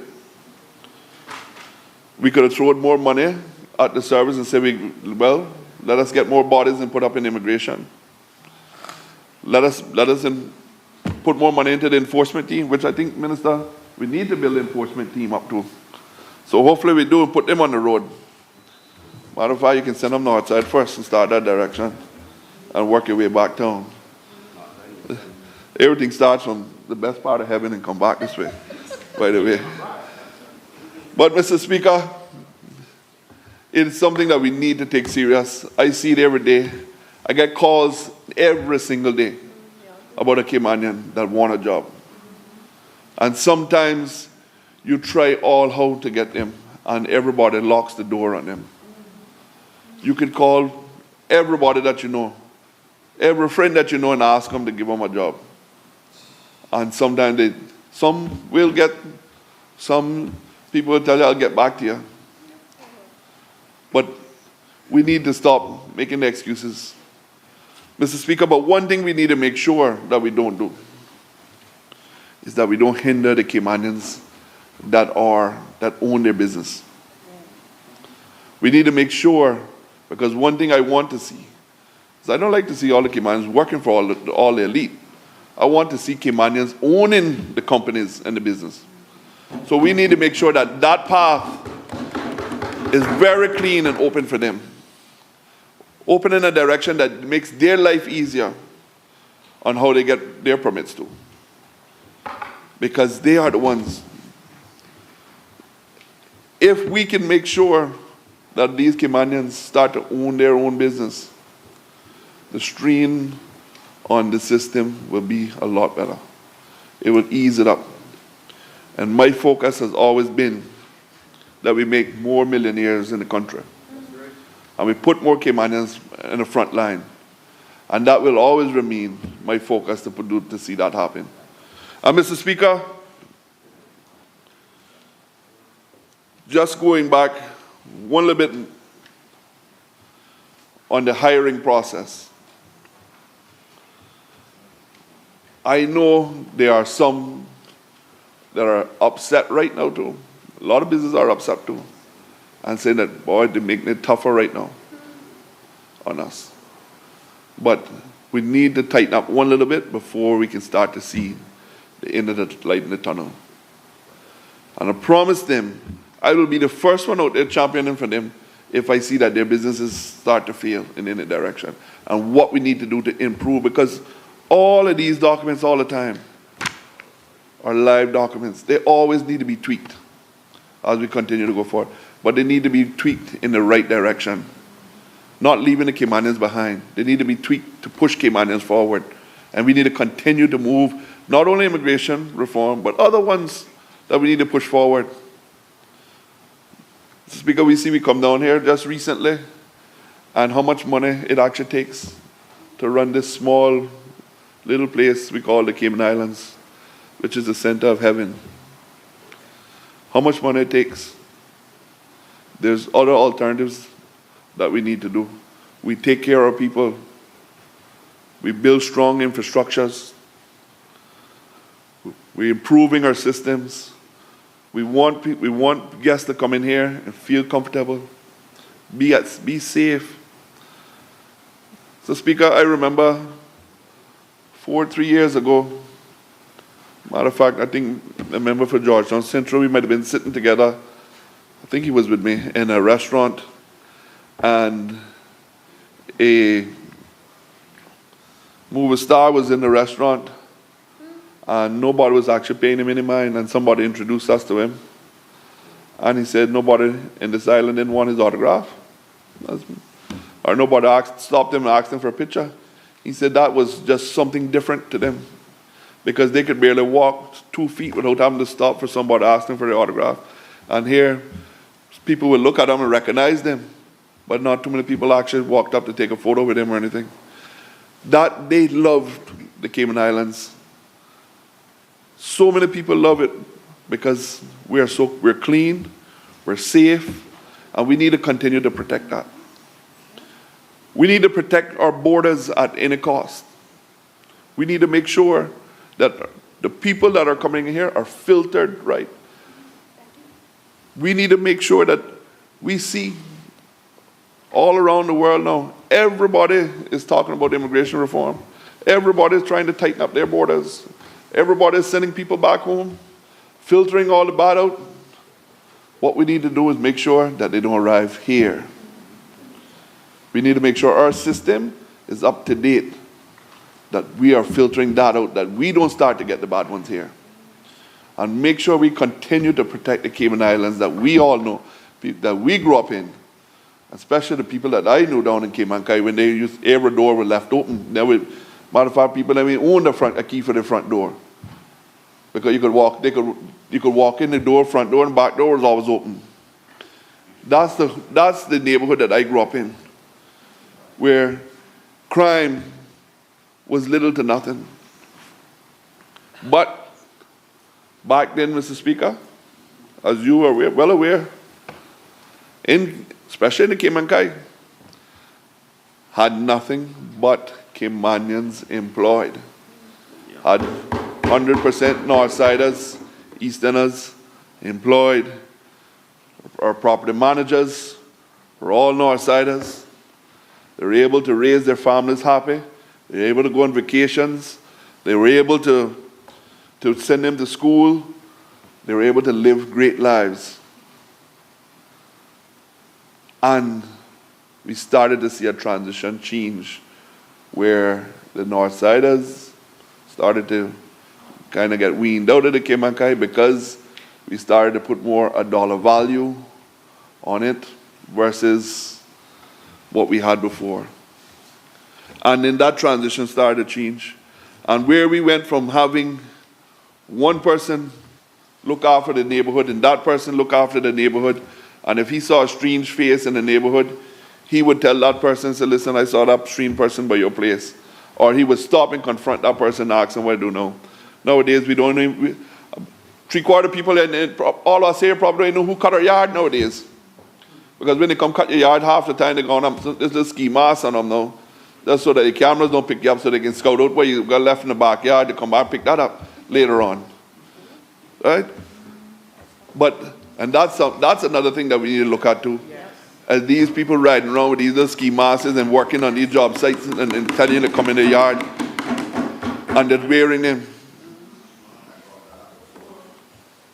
See, he bring it up to you again. So, Mr. Speaker, the member for Georgetown Central said he brought it up before.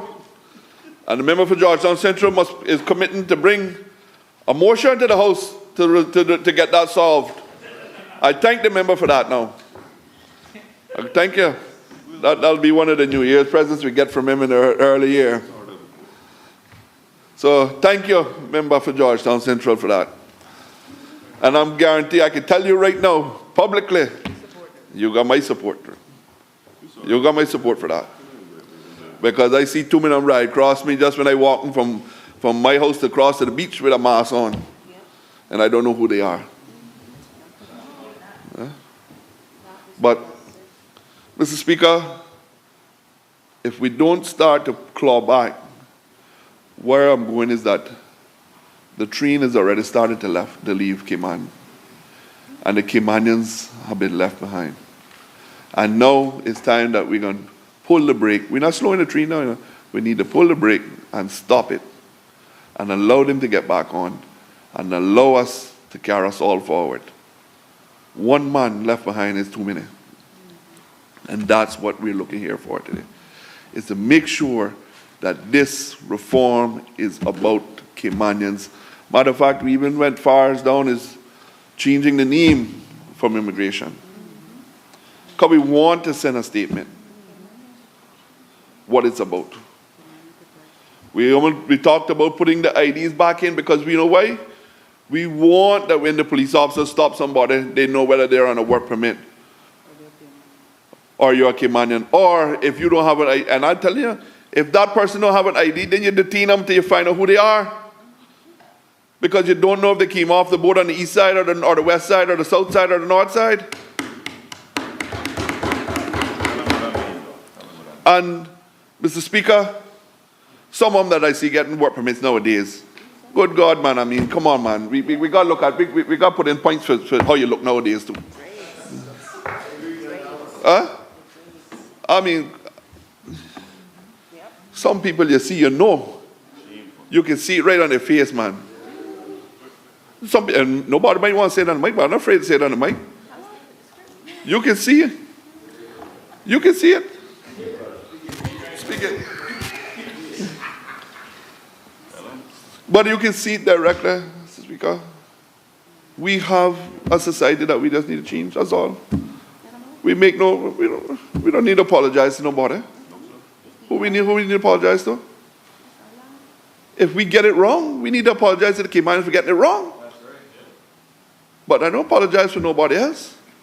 I can go home and sleep comfortable. And my wife will tell you, by the time I hit the bed, that's it, I'm out.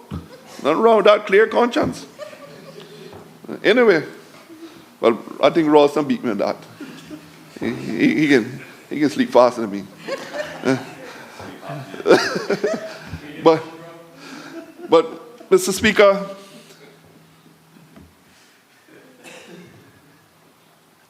Speaker, it is to that point, and I think proving that, no, why we're here. And with full support again, I'm asking everybody in this house, let us empower our member from Prospect. Let us help him get forward a bill that is so needed in this country. Let us decide that this one Christmas we're not going to play no politics with them. We're going to deliver something for the Caymanians that they're going to be happy. That every time you go to a corner, you can talk, you're going to hear them talking, boy, glad them guys brought this bill today. That's where we want to get with today. That's what we want to see here. And maybe if we move fast enough, and maybe if I sit down probably, because now we might get out for before Christmas where we can get to socialize with our people and see and talk with them and spread the Christmas joy with them. Mr. Speaker, with that, I'm going to wrap up so that I'm no longer in the way of today's debate.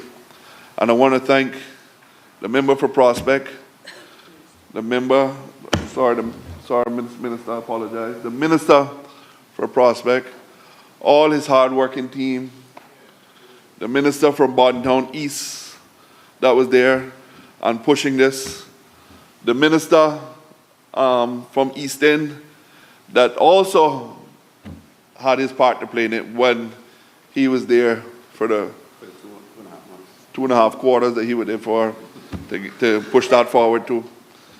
And the part that the work that he put into it. And I can tell you, one of the other ones too is that I'm looking forward to is for the rollover policy for civil servants. Make no apologies on it. There are too many young Caymanians overseas that are coming back to the door and they need to come in. This is their place. I've seen so many of them in London just recently. We have so much young talent over there.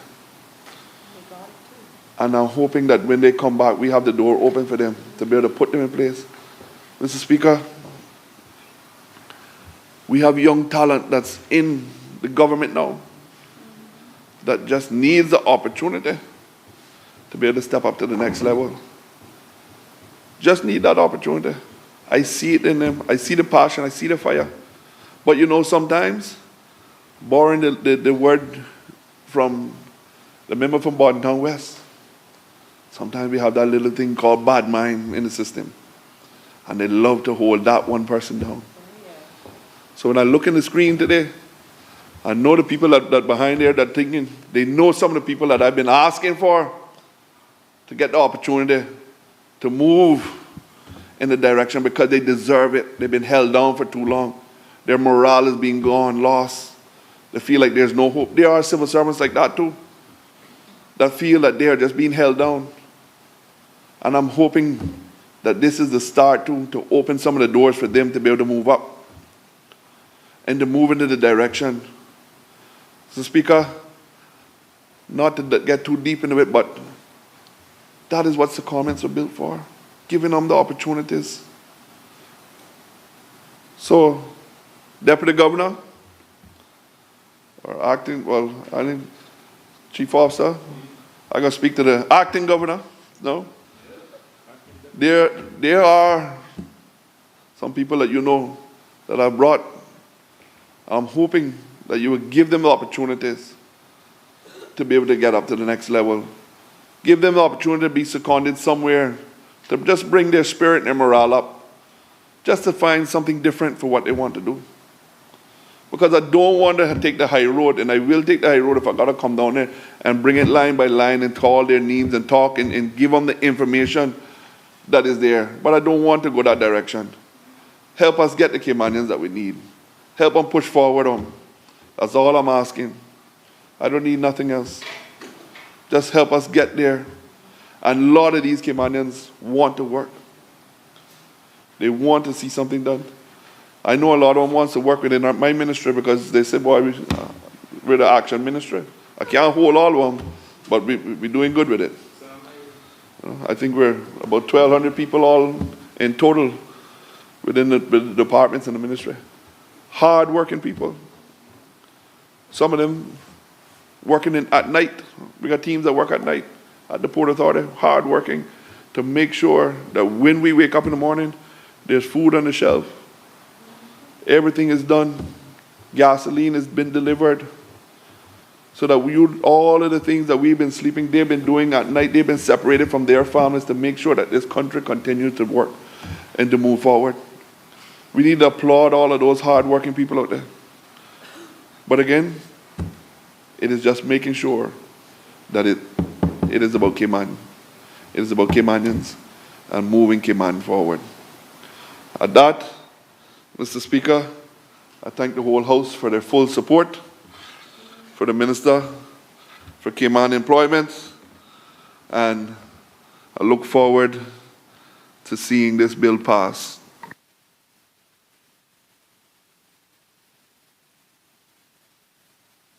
Does any other member wish to speak? Minister of Health, Environment and Sustainability.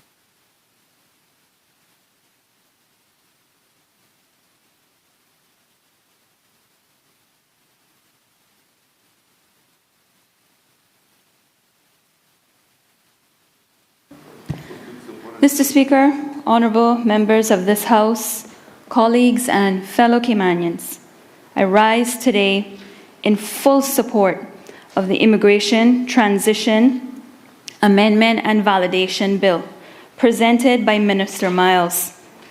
I want to personally acknowledge my colleague, Minister Miles, who has managed to get this bill here before the end of 2025. Record time, Mr. Speaker. I say an impressive start to his term as Minister of Caymanian Employment and Immigration. As the Minister of Health, Environment and Sustainability, as a working mother and as a proud Caymanian woman, I understand deeply what is at stake in this conversation. Before I get into my debate, let me address something head-on. I am not anti-expatriate. As a matter of fact, my mother is American. I grew up in a household that celebrated both cultures.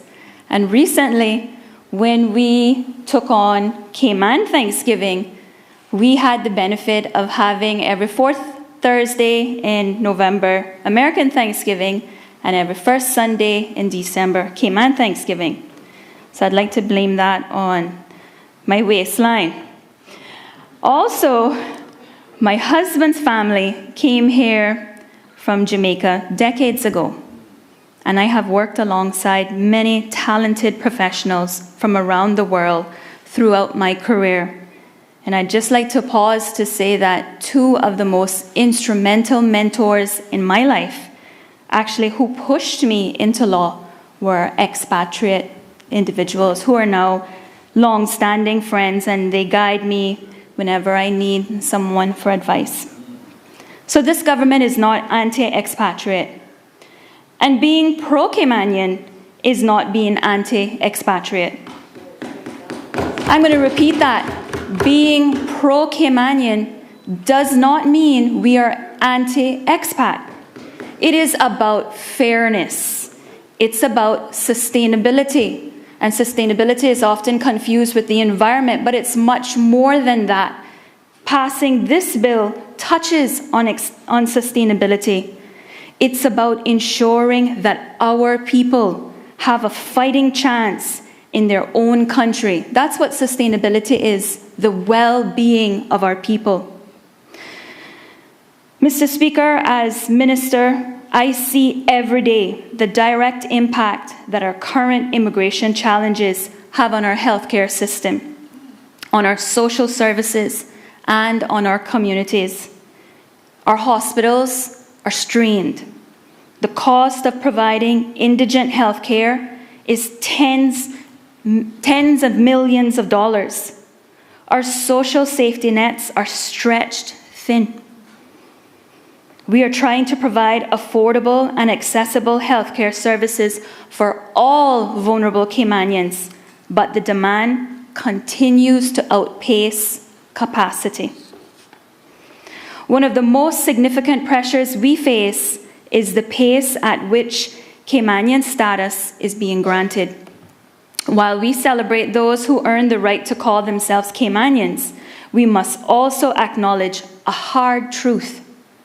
Our country needs time to cope, to prepare, and to build the infrastructure and systems necessary to serve the needs of all of our citizens, both existing and new. When status is granted faster than our healthcare facilities can expand, faster than our schools can accommodate, faster than our social services can adapt, it is our most vulnerable who suffer. Our elderly waiting for care, our children in overcrowded classrooms, and our families struggling to access the services that they need. This bill, and I'll refer to it as the Immigration Reform Bill because that's what it is, it's not just about jobs. It is about creating a sustainable future where we can continue to invest in the health and well-being of our people without bankrupting our systems or compromising the quality of health care. It's about giving ourselves the breathing room we need to plan properly, to build capacity, and to ensure that every single Caymanian, whether born here or granted status, can access the services and opportunities that they all deserve. This bill is fundamentally about safeguarding two groups who have been vulnerable for far too long. Caymanians seeking opportunity in their own country, and foreign workers who come here in good faith and deserve to be treated with dignity and respect. For too long, we've seen Caymanians qualified, capable, and ready to work passed over for opportunities in their own homeland. We've seen young Caymanians enter the workforce only to hit glass ceilings that they cannot break. We have seen experienced Caymanians denied advancement because someone decided that it was simply easier or cheaper to look elsewhere. At the same time, we have seen foreign workers exploited, brought here under false pretenses, underpaid, overworked, and trapped in situations where they have no recourse and no protection. This bill addresses both injustices. It creates clear pathways for Caymanians to enter and advance in their careers, and it closes the loopholes that allow bad actors to exploit vulnerable workers. This is about fairness across the board. It's about creating a system where everyone, Caymanian and guest worker alike, knows the rules, understands their rights, and can expect those rights to be enforced. Mr. Speaker, I want to be very clear. This immigration reform bill is the first phase of a much larger reform agenda. Immigration reform alone will not solve all of our challenges. It must be coupled with meaningful reform in education, training, workforce development, and even healthcare. We cannot simply create opportunities for Caymanians if we do not also equip them with the skills, qualifications, and confidence they need to seize those opportunities. That is why this government is committed to a complete overhaul of our public school system. As we all know, education is the foundation of the future of success, and we will not shy away from the hard work required to get it right. And you have a great Minister of Education who happens to come from the District of Westby. We are also committed to expanding vocational training programs, creating apprentices, and building partnerships between our educational institutions and our private sector employers. We need a workforce that is not only ready to work, but ready to lead, ready to innovate, and, most importantly, ready to compete. I just want to touch on what pathways have started or have been in existence with as it relates to healthcare. Recently, there was a trainee psychiatric nursing assistant program at Ponciana Rehabilitation Center. This shows what happens when we build defined career pathways into clinical work, and it's just the start. We at the ministry are now building on that pathway that has been created with the coordination of the CMO, the CNO, and other policy team members to transition to a qualified nursing regime that are licensed under the Cayman Islands Nursing Council. So we have a ways to go, but it's all about creating pathways right here locally. Also, the medical internship program at the Health Services Authority follows the same pattern. 6 junior doctors receive a full year of supervised rotation at HSA and a second year at a Caribbean Association of Medical Councils institution through reciprocal agreements. And I want to say that I am going to be working along with the CEO and the senior management team, along with the Medical and Dental Council, and we are working to revamp this program and allow our Caymanian doctors to continue that second year right here in the Cayman Islands. This strengthens clinical competence and supports long-term development for Caymanian doctors. I am also working with the senior management team at HSA to expand these training programs, and I just spoke about that. Before I come off of that, I want to just pause because I think we don't speak enough of the good that happens in our country. And I want to just publicly acknowledge Dr.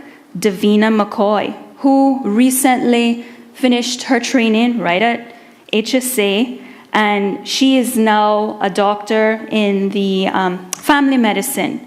And so what I want to say is that Dr. McCoy is now a trailblazer in this space. And what she has displayed as a working mother is resilience, which is who we are as Caymanians. And having the ability to train right here at home, contributing to our healthcare needs, being a part of the pool of practitioners that are working right here at our hospital, speaks again to the real reason why we need to continue to build this program out. And what I'm hoping to accomplish is to not just have the training program focus on family medicine, but we are going to take this to internal medicine and hopefully other specializations. We also have the HSA Summer Student Intern Program, which HSA just recently got an award for. 89 Caymanian high school students and college students completed the 2025 cohort, which is a 4 to 6 week rotation, which places students across clinical and technical departments, offering direct exposure to the range of careers within the system. And more than 25 of those students returned from previous years, showing steady interest and a clear value. And again, this is what we need to do as leaders, because we can't expect them to get into this career pathway when they're in their 30s. We need to start it from school age.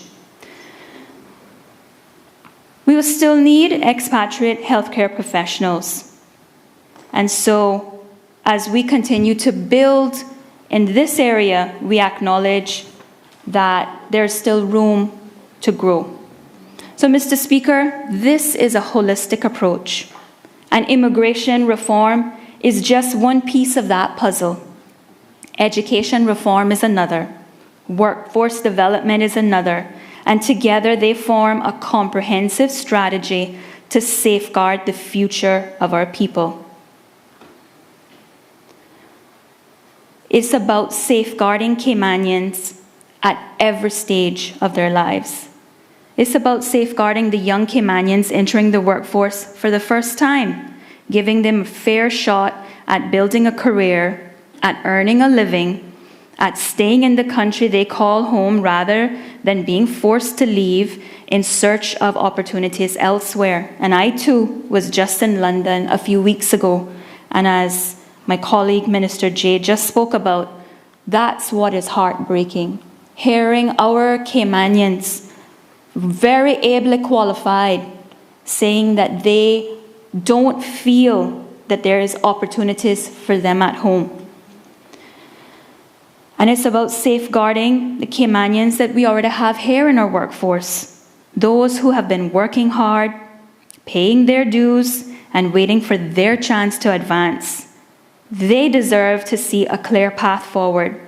They deserve to know that their experience, their loyalty, and their contributions will be recognized and rewarded. And yes, Mr. Speaker, it's about safeguarding the Caymanians who haven't yet been born. It's about ensuring that when my children and when your children and grandchildren enter into the workforce in 10, 15, 20 years later, they find a Cayman Islands that still belongs to them. A place where they are not strangers, not second-class citizens, but full and equal participants in the economy and society that their ancestors built, that just like what we get to benefit from, they will. This is intergenerational thinking. It's long-term planning, and it's leadership. But one of the most frustrating things that I hear from young Caymanians is this. Well, miss, I went to university, I got my degree, I came home ready to work, and I can't get a job in my own country. That is acceptable, and that ends now. I will make sure that I clarify. My position is that is unacceptable, and it ends now. Thank you. And that is actually what this bill aims to address. This bill ensures that suitably qualified Caymanians are given a fair chance. They're not asking for a handout or a favor, but many of them just want a fair chance to compete for and secure employment. It ensures that when a position opens up, Caymanians are considered first. It ensures that when promotions are available, Caymanians are given the opportunity to advance. This is not about lowering standards. It is not about giving jobs to people who are not qualified. Those are all scare tactics. This is about ensuring that when a Caymanian is qualified, they are not overlooked, ignored, or dismissed simply because it is just easier to hire someone else. And let me be clear. We will still need an expatriate workforce. Many of them at a professional level. We acknowledge that.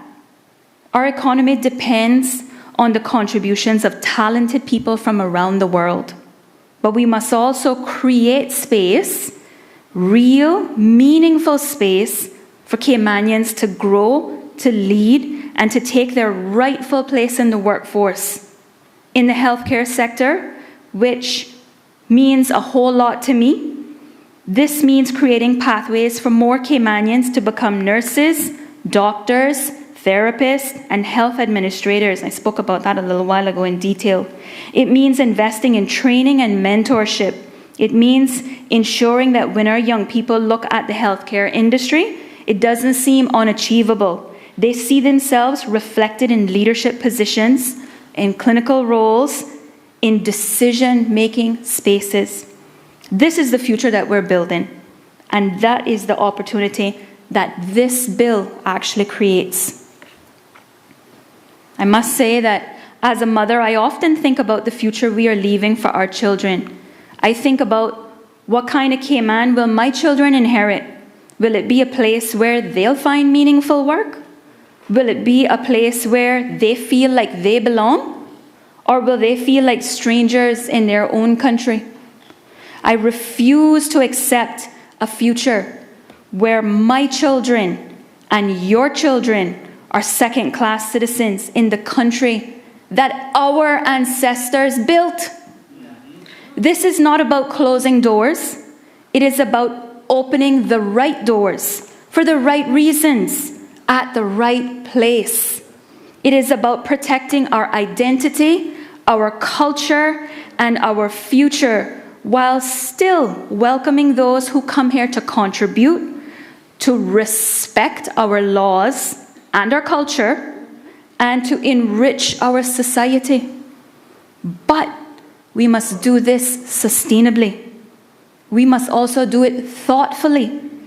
And we must do it in a way that puts Caymanians first, not out of spite or out of prejudice, but out of a responsibility and a love for our country. Minister Miles laid out the economic case for reform. And let me just speak briefly to the socio-cultural reality. We are at a risk of losing our identity. We are actually at a risk of losing what makes these islands our home. And I am not willing to let that happen, not on our watch. And I don't think anyone here on the government bench is willing to do that. And I'm pretty sure I can go further and say that all elected members are not committed to seeing that happen. Our communities are the backbone of our nation.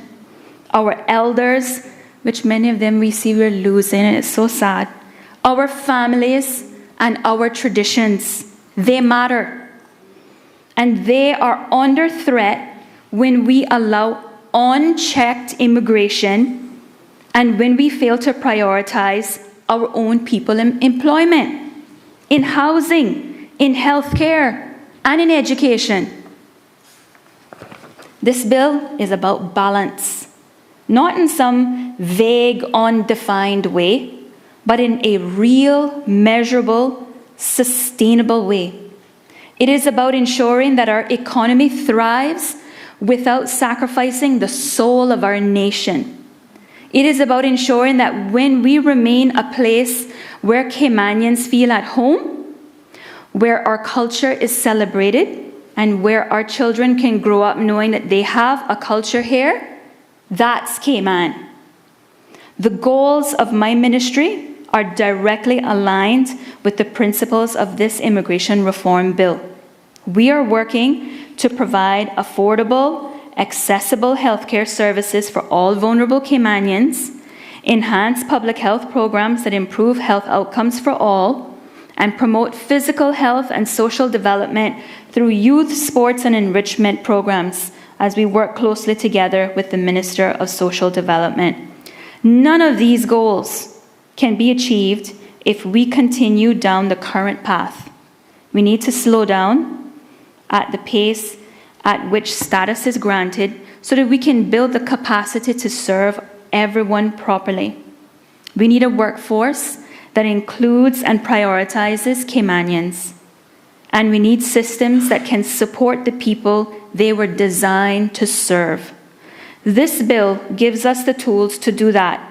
It gives us the framework to plan, to invest, and to deliver on our promises to the people of this country who we serve. This bill was not crafted in isolation, Mr. Speaker. Minister Miles and his team conducted extensive consultations with the public, with businesses, and as far as I know, with the opposition.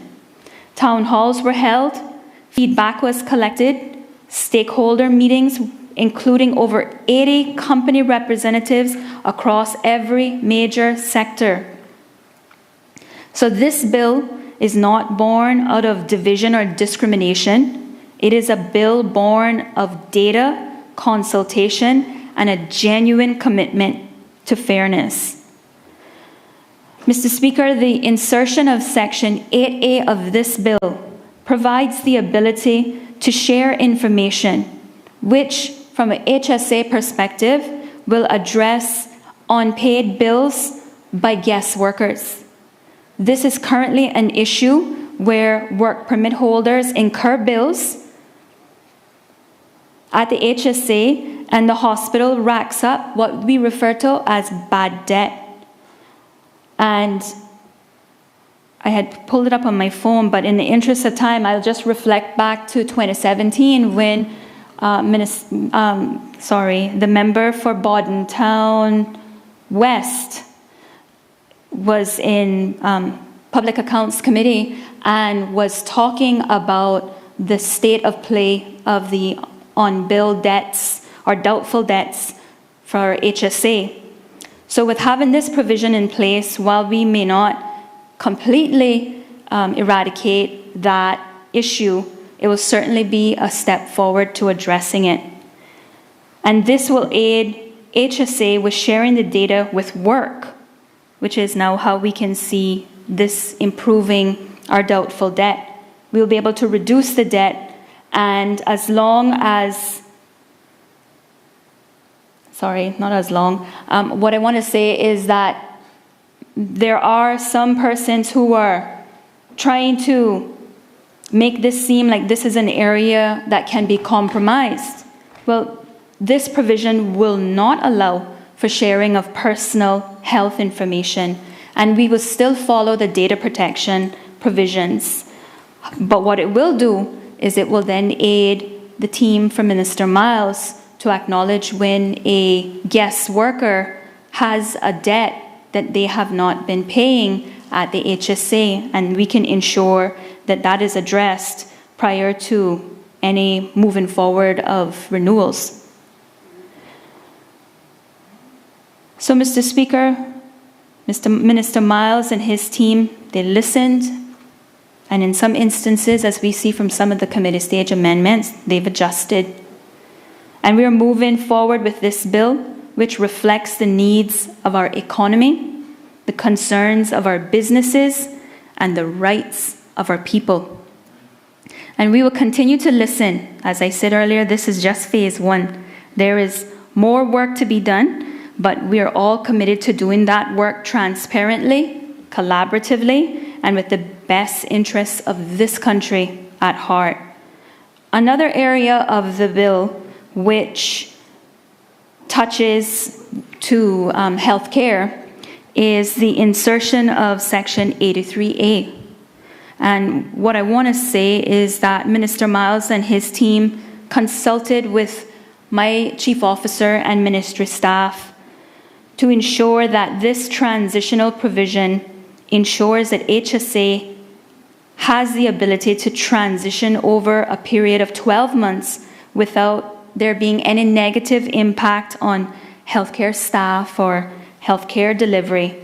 And what this does is it aids in aligning the work permit regime and moving away from contracts. Again, in line with what Minister J spoke about earlier, the excitement that we all share about moving forward with a civil service rollover policy, and that's what this provision aids with.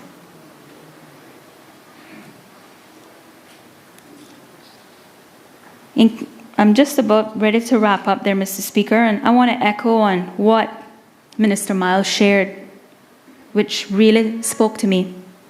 Imagine a Cayman where Caymanians are given a fair opportunity to apply for and secure employment in their own country. Caymanians are prioritized and they're prized and sought after employees. They're valued for their skills. As we know, many of our people got some really great skills. Their knowledge, they're all smart. And their connection to this place. A thriving economy exists where the labor force is prepared and ready to work because we have invested in education, training, and workforce development. Guest workers are hired efficiently, they're treated fairly, and they're protected from exploitation. The rules are clear, the process is efficient, and the decisions are fair and predictable. And our healthcare system, our schools, and our social services can meet the needs of our people because we have taken the time to build capacity and plan for growth. And that is the Cayman that we are building. That is the Cayman that this bill helps to create. Mr. Speaker, this government has the courage to make difficult decisions in the long-term interests of this country. We are not here to maintain the status quo. We are not here to make easy promises that sound good but deliver nothing. We're not here to lead, to reform, and to build a stronger, fair Cayman just on promises. We're here to do it with action. That's what this bill displays. We are definitely at a place where we need to slow down the rate at which Caymanian status is granted, not to punish anyone, but to give ourselves the time and the space that we need to serve our citizens properly. Immigration reform is definitely essential, and it must be coupled with all of the other areas that we've talked about. Education reform, training reform, and workforce development. They all have to work hand in hand. This bill is fair. It is data-driven. It is results-oriented. And let's face it, it is long overdue. It safeguards Caymanians entering the workforce. It safeguards Caymanians who are already in the workforce. And it safeguards the future of the Cayman Islands, those who aren't even here yet. It protects foreign workers from exploitation. It creates opportunity. It builds capacity. It restores balance. I could go on. I stand with the NCFC government and Minister Miles, and I stand here in support of the immigration reform bill to help safeguard the people of the Cayman Islands, both citizens and foreign workers. Mr. Speaker, this bill, when passed, paves the way towards a Cayman that works for Caymanians. Let us move forward together with confidence, with clarity, and with conviction. Thank you, Mr. Speaker.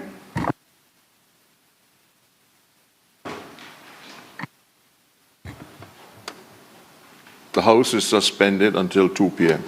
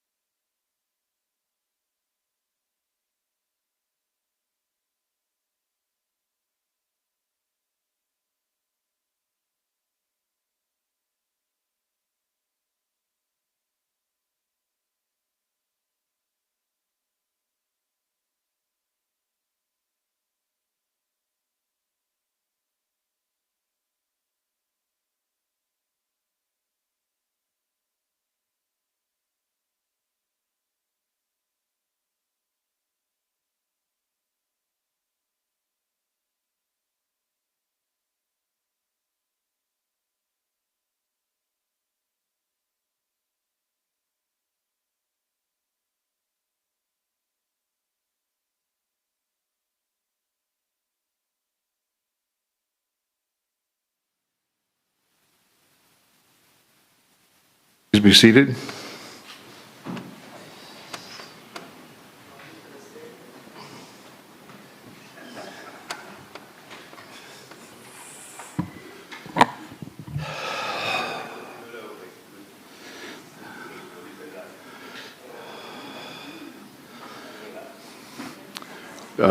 Parliamentarians, it gives me great pleasure and real joy to have this opportunity to honor these Caymanian pastors for their hard work and to show some appreciation, gratitude, and support for all they are providing Cayman with a moral compass.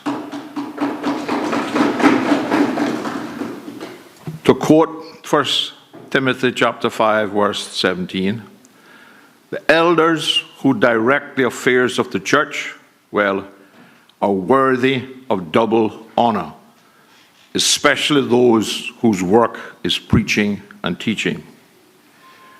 We are privileged to have in our House of Parliament today the following Caymanian pastors. And I would ask that when I call your name, if you would stand, except for Brother Robert, so that all the members can recognize who you are. We have Pastor Allison Ebanks.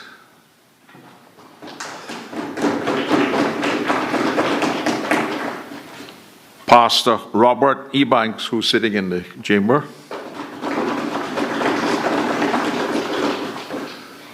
Pastor Stanwick Miles has a conflict and sends his apology. He was unable to attend. Pastor Winston Rose, Pastor Garrett Haylock,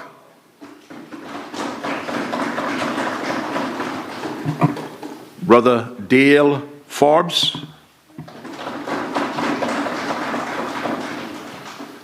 Pastor James Arch,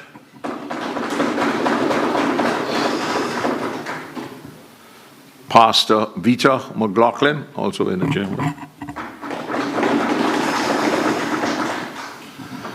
Pastor Oral McLaughlin. Pastor Kyle McLean. Honourable First Head Elder Winston Bodden.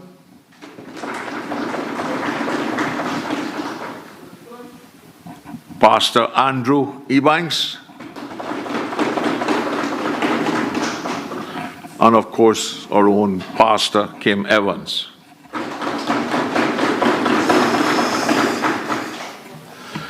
Now I ask us as parliamentarians to acknowledge these pastors who work hard among us, who care for us in the Lord, and who admonish us. Hold them in the highest regards in love because of their work. We need to live and work in peace with each other. To quote Hebrews 13, verse 7, remember your leaders who first taught you the word of God. As you watch the way they live and the way they die, imitate their faith. I take this opportunity to thank each of you for being a shepherd to Caymanians and a guiding light to our lives.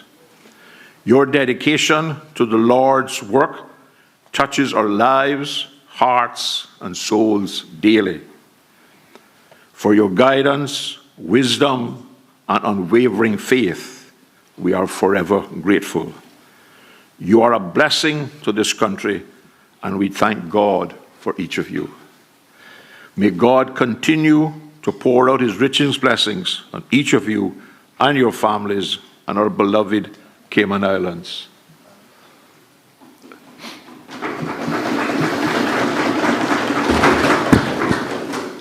Does anyone member wish to speak? Member for Cayman East. Thank you very much indeed, Mr. Speaker. As a lay pastor myself and as a member of Parliament, it does my heart quite well today. And I first of all wish to put on record a hearty congratulations on behalf of the opposition, by extension all of our colleagues in this Honourable House, for your insight and foresight of recognizing that He, being Almighty God, has founded us, the three Cayman Islands, upon the seas, and He has established. And there's an ED onto that. Doesn't mean that He did it and it's unfinished what God does. It's complete what He states. I believe it, and that settles it. And so we want to extend a word of support and indeed, for some of us, if not all of us, sincere daily prayers. You are the ones of the Nehemiah days that have found the gap within the Cayman jurisdiction, have stood in the gap, one hand on the sword and one hand working, and still encourages our people for a mind to work. When we remove God, and I hope that never happens, even when He says, "Son, go call my children home," that Cayman will still be singing hallelujah to the Most High God, because it is through His wisdom, His knowledge, and His understanding that His mercies are new every morning. And we are eternally grateful as parliamentarians for our forefathers and our foremothers who carried that torch and who lit the world even in the darkest of hours, so that we can have, as Paul the Apostle said, a lively hope for a better home to come. May your work return with the favor of souls abundantly, and may you each and your families, as Joshua said, as for me and my house, we will serve the Lord. And by extension, I would invite anyone of the parliamentarians who have not yet had that wonderful, personal, intimate relationship with the Lord Jesus Christ. It will be worth it all. Until then, let's continue to pray for those in authority, not meaning just elected members or Honourable Speaker, but yes, pray for us as well, while we in return pray for you and your families. Your job is a hard one, and as one of the older Caymanians said, that if my crown is so get even more heavier, the neck would be broken. But we know that with God, all things are possible.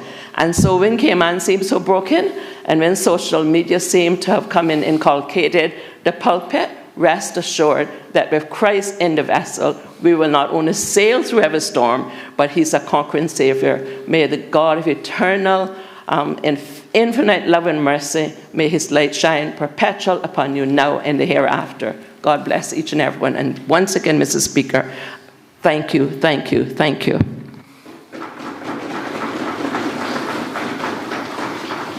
Does any other member wish to speak on this topic? I'm coming to you next. Okay. If not, I invite us all to stand and give a proper gratitude to these people.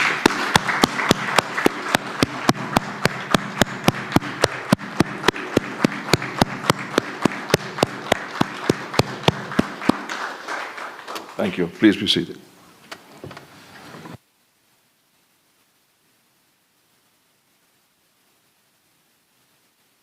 Minister for Cayman Employment and Immigration, I think you have some people you would like to recognize as well.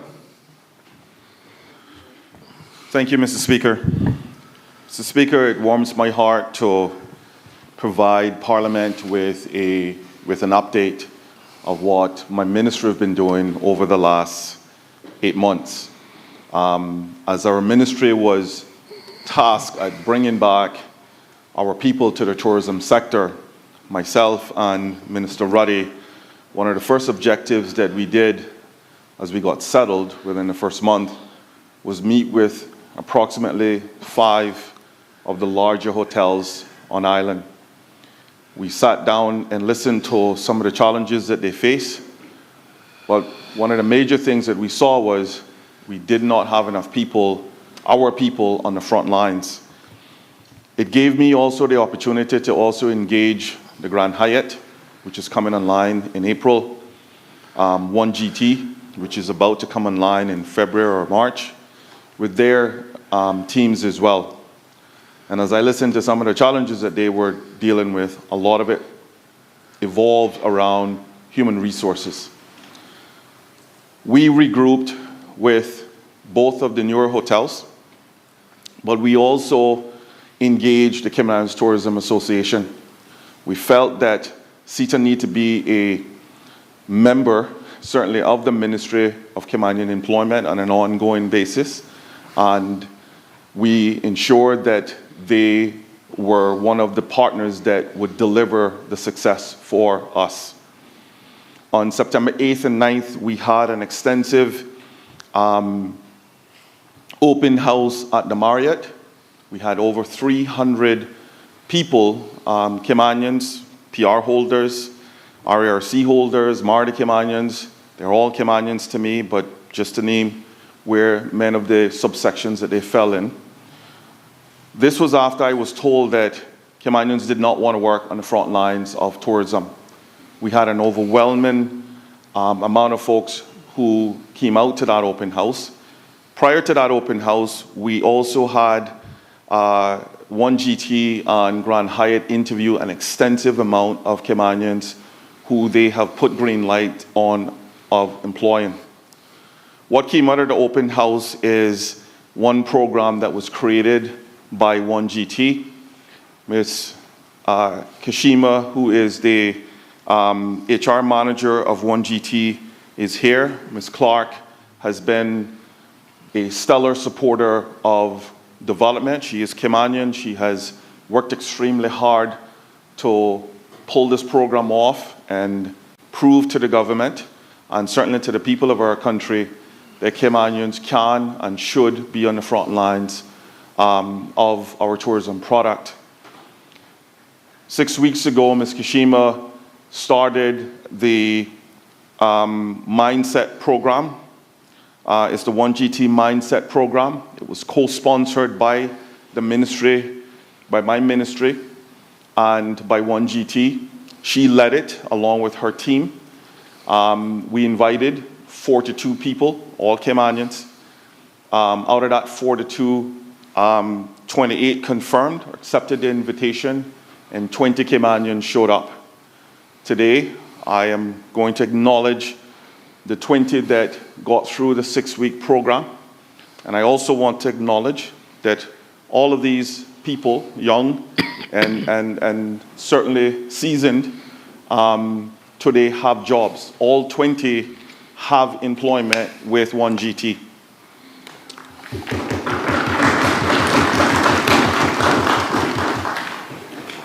Thirteen participants out of the 20 will have full-time employment. 7 participants will have, is going to be on a internship, a 3-month internship with 1GT, and eventually transition into full-time employment. The Ministry of Kimanian Employment and Immigration is co-sponsoring that internship. We believe that with all the training that these folks have gone through, they deserve every level to succeed. And we also believe that as we move these programs through all industries, it will prove that industry is really the best place to have these particular training programs and not a government entity. Our goal is also to further expand into other sectors. Minister Ebanks is certainly working on the construction sector, and I know Minister Anglin is also working very diligently with UCCI to expand some of the TVET programs there. But we also believe that in terms of the tourism product, the best places to do this is in our restaurants. We have some of the finest restaurants in the world. The bars that where people want to get into that service industry, and our resorts here. So I'd like to hail up and folks, as I call your name, if you can, I know that all 20 of you guys aren't here, but as I call your name, if you can stand and be recognized. And I'd like to start with Ms. Kashima Clark first, the HR director and the facilitator of this program. Ms. Clark. Nikita Lewis, you here? Nikita, well done. Jocelyn Ebanks, Jocelyn here, well done. Jen Lee Dixon, Jen Lee is down here. Please give Jen Lee a hand. She's not here, but she did very well. Siobhan McLean Smith, let's give her a hand. Avia Smith, Shirley Grant, Shirley, well done. Angela Summers, Shanika Lewis, Georgia McCullough, Georgia. Roseanne Llewellyn, well done. DeAndre Snowball, well done. Anne-Marie Swaby, well done. Annabelle Bush, well done. Walter Jordan, Kimberly Dilbert DePowell, well done. Jaden McCoy, Althea Swaby, well done, Miss Althea. Avery Ann Rankine, Tara Thompson, well done. Sean Vasquez, well done, Sean. In addition to our 21 GT has also confirmed the employment of 6 additional Caymanians who have already been hired and on numerous amounts of capacities at the hotel. They're not here, but I'm going to call them just so we can hail them up as well. The first one is Chantel Jackson. Chantel is going to be hired as a front desk clerk. Vanessa McLean. Vanessa is going to be hired as the front desk supervisor.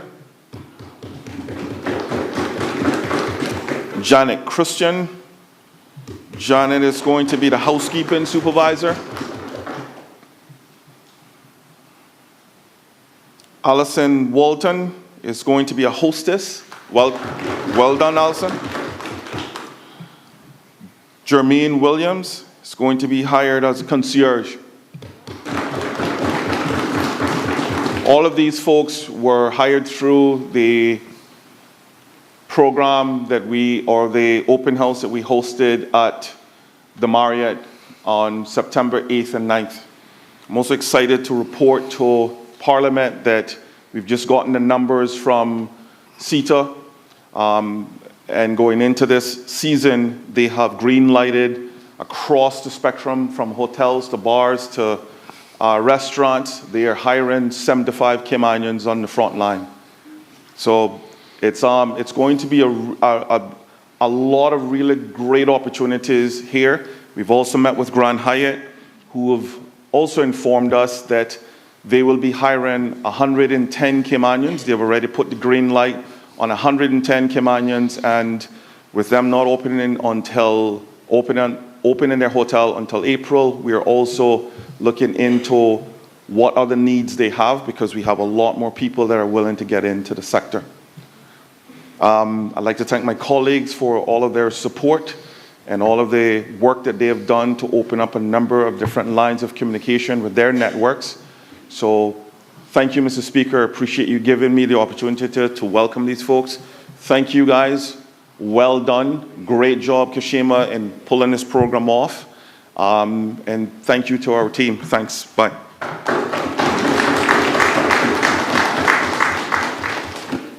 Member for Bodden Town West, you needed to recognize somebody. Thank you, Mr. Speaker. Sarge. Mr. Speaker, while I'm waiting on the lectern, I just want to also thank you for inviting the pastors here today. And I want to thank my colleague from Cayman-Brac East for her words. Thanks, Chris. For the words that she basically delivered. Originally, when I said I wanted to stand up, it was actually to commend you on that initiative. Because, Mr. Speaker, as I was listening to my colleague from Cayman-Brac East, I couldn't help but remember 2 Chronicles 7:14, which says, if my people, which are called by my name, shall humble themselves and pray and seek my face, turn from their wicked ways, then I will hear from heaven, forgive their sins, and heal their lands. And if there's one thing that Cayman do need more than anything, and has always been in need of, is prayers. And I think that the success that we have here today is because many of our foreparents left a lot of blessings in our prayer banks, and for that we could never repay them. So,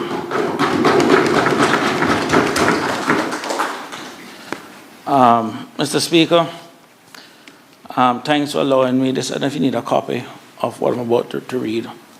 Mr. Speaker, the Caribbean Media Exchange Leadership Awards was held last Sunday, the 7th of December 2025, at the Lowe's Coral Gable Hotel in Miami, Florida. That annual event saw the gathering of distinguished leaders, cultural icons, tourism executives, and community champions from across the region to celebrate Caribbean advancement, excellence, and service. This year's ceremony was one of the most highly anticipated gatherings, as there was a special presentation, the inaugural CMEX Lifetime Achievement Award, which was bestowed on Sir Baltron Bethel, one of the Caribbean's most accomplished tourism visionaries and a national icon of the Bahamas. Sir Baltron holds the distinction of being the first and longest-serving Bahamian Director General of Tourism, whose global influence who has shaped the region's tourism policy and development. But, Mr. Speaker, also recognize that that event of promoting Caribbean excellence was the Cayman Islands' very own Shumari Scott.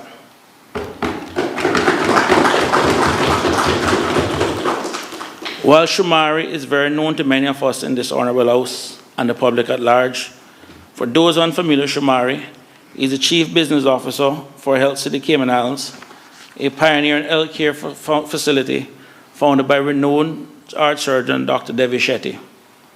For more than a decade, Shumari has played a defining role in transforming the hospital's vision into reality, leading brand development, marketing, and strategic partnerships. His innovative approach has elevated Health City into a symbol of quality and compassion in healthcare across the Caribbean, with features in USA Today, Forbes, and the Harvard Business Review underscoring its reputation. Before joining Health City, Shumari dedicated 18 years to the Cayman Islands Department of Tourism, rising from intern to Director of Tourism. His strategic vision helped drive a 25% increase in arrivals during a global recession, proving his ability to deliver results under pressure. Shumari is a passionate advocate for youth and is able to combine his love of basketball with community service, mentoring young people and providing positive outlets. His commitment earned him the Young Cayman Leadership Award in 2013 and recognition as an emerging pioneer in tourism at National Heroes Day in 2017. Shumari's leadership extends across civic and educational spheres. He has served on the boards of the National Housing Development Trust, Civil Service Complaints Commission, and the Cayman Islands Chamber of Commerce, where he was president.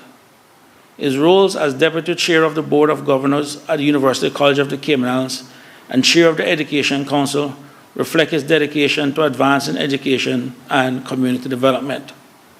Shumari also played a critical role in the Cayman Islands COVID-19 response through Health City and chaired the Social Services and Healthcare vertical of the Government Strategic Economic Advisory Committee.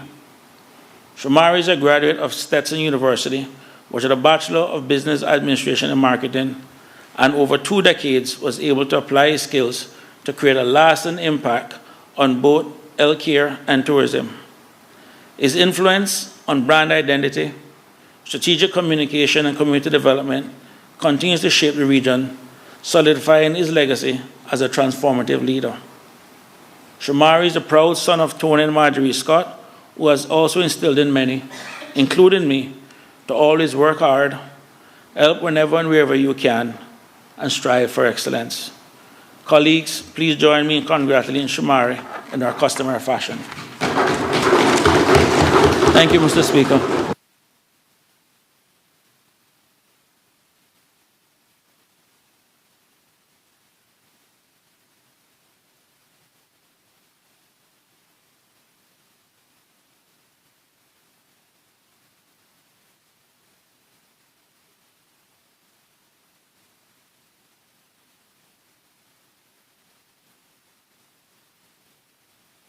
Thank you all very much. Continuing the second reading debate, Immigration Transition Amendment and Validation Bill 2025. Does any other member wish to speak? Member for Bodden Town West. We'll not carry too far.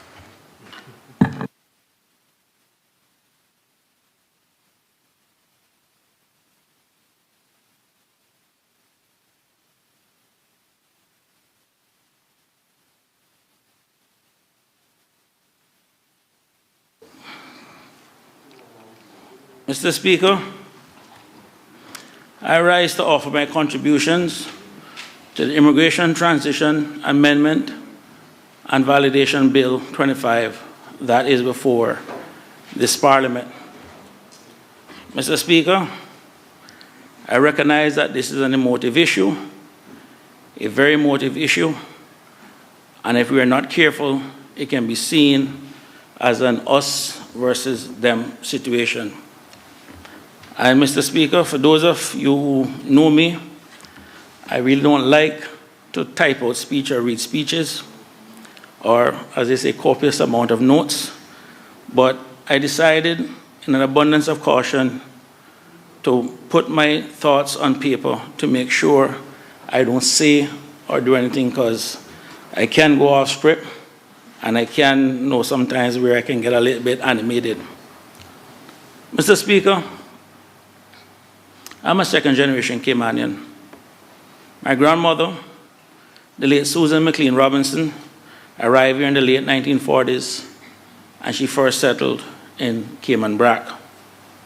My father, the late Roy Saunders, arrived there in the 1960s. During that time, opportunities in Cayman were limited, and like many young men at that time, went to sea to make a living. My own wife, Mr. Speaker, Johany S, hails from Montego Bay, Jamaica. I think it is safe to say that the quiet contributions that our families made in the tourism, construction, and development industries have allowed them to make their unique contributions to our beloved Cayman Islands. Whether it was Johany S helping people to settle their claims after Hurricane Ivan, or Brother Lee Elliott, who is actually married to Darlene Owens from West Bay, clearing the roads after Hurricane Ivan, or Sister Keisha Wynn, helping many Caymanians with home ownership, or our sisters Rose and Andrea, welcoming Caymanians home or visitors to our shore while working for National Airlines Cayman Airways. They are living proof, like my dad and grandmother, that Cayman's success wasn't built on immigration, but rather integration. People coming here and becoming part of the Caymanian fabric and the Caymanian community. Mr. Speaker, it is no secret that there are elements in our community and our islands whose sole mission is to divide us. There are some people in our community who arrive on our shores that mean the Caymanian people no good. Mr. Speaker, I got an early crash course while working at an accounting firm, Arthur Anderson, shortly after returning from university.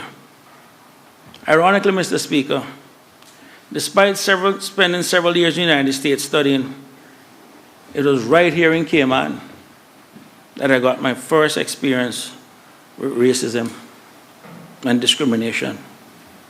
I was in an audit engagement for a company named Sea Launch that was located in what was then Safe Haven. I still remember it was like yesterday, even though it was more than 25 years ago. I was paired up with a guy by the name of George Brian Orr, and he asked me if I ever went to the Jungle Bar. I basically told him that wasn't my scene, that wasn't my thing. He said to me, you know, I went there the night before, and they were all dark-faced people, and they all looked like savages. I'll never forget it. I said, George, it is statements like those that cause problems between Cayman and the expats. And he said to me that if we don't want expats here, we can go back to our dirt roads and mosquitoes. Honestly, Mr. Speaker, if we weren't at the client engagement, I probably would have responded differently at that time. I reported his behavior to the then managing partner, who actually thought it was funny, and said he would put him on some sensitivity course, whatever that meant. Well, Mr. Speaker, in good old Caymanian fashion, I did what needed to be done, and I leave it at that.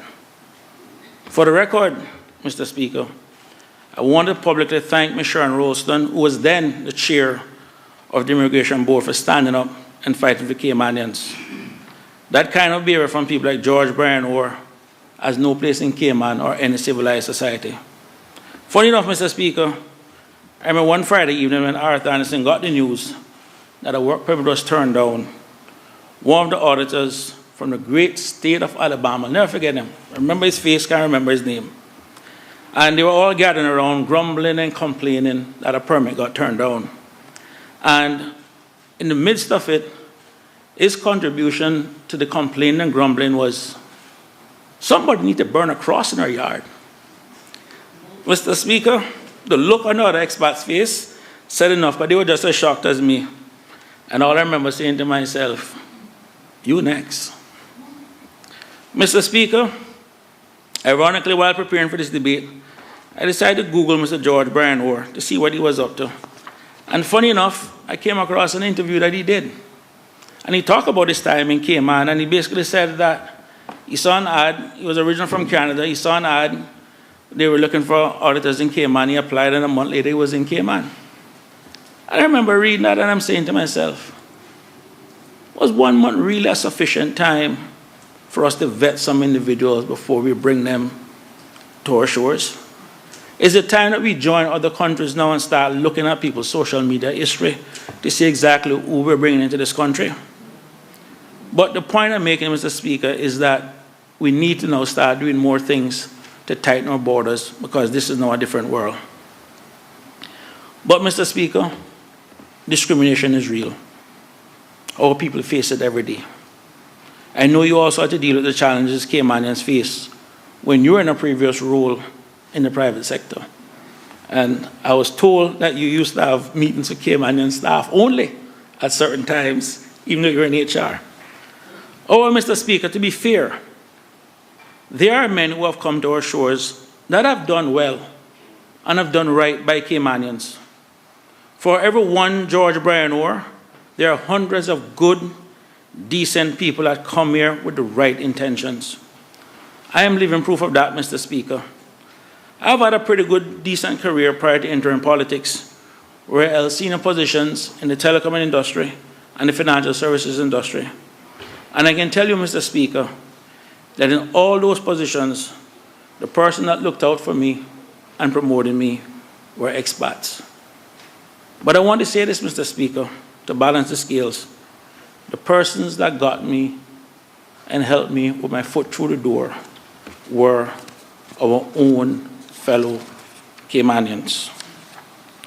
I am happy that I started my career in a time where Caymanians went above and beyond to really look out for Caymanians. Mr. Speaker, my first senior management role was at Cable and Wireless, regional office that was. You know who helped me through the door? Carlos McLaughlin, Kurt's sister-in-law. I went there, did my interview. I guess I did well. They asked Carla if she knew me, and as far as she was concerned, I was the best thing since sliced bread. Carla didn't know me. But she knew my family members, and she used that to give me a glowing report and help me through the door. But, Mr. Speaker, I won't stop there.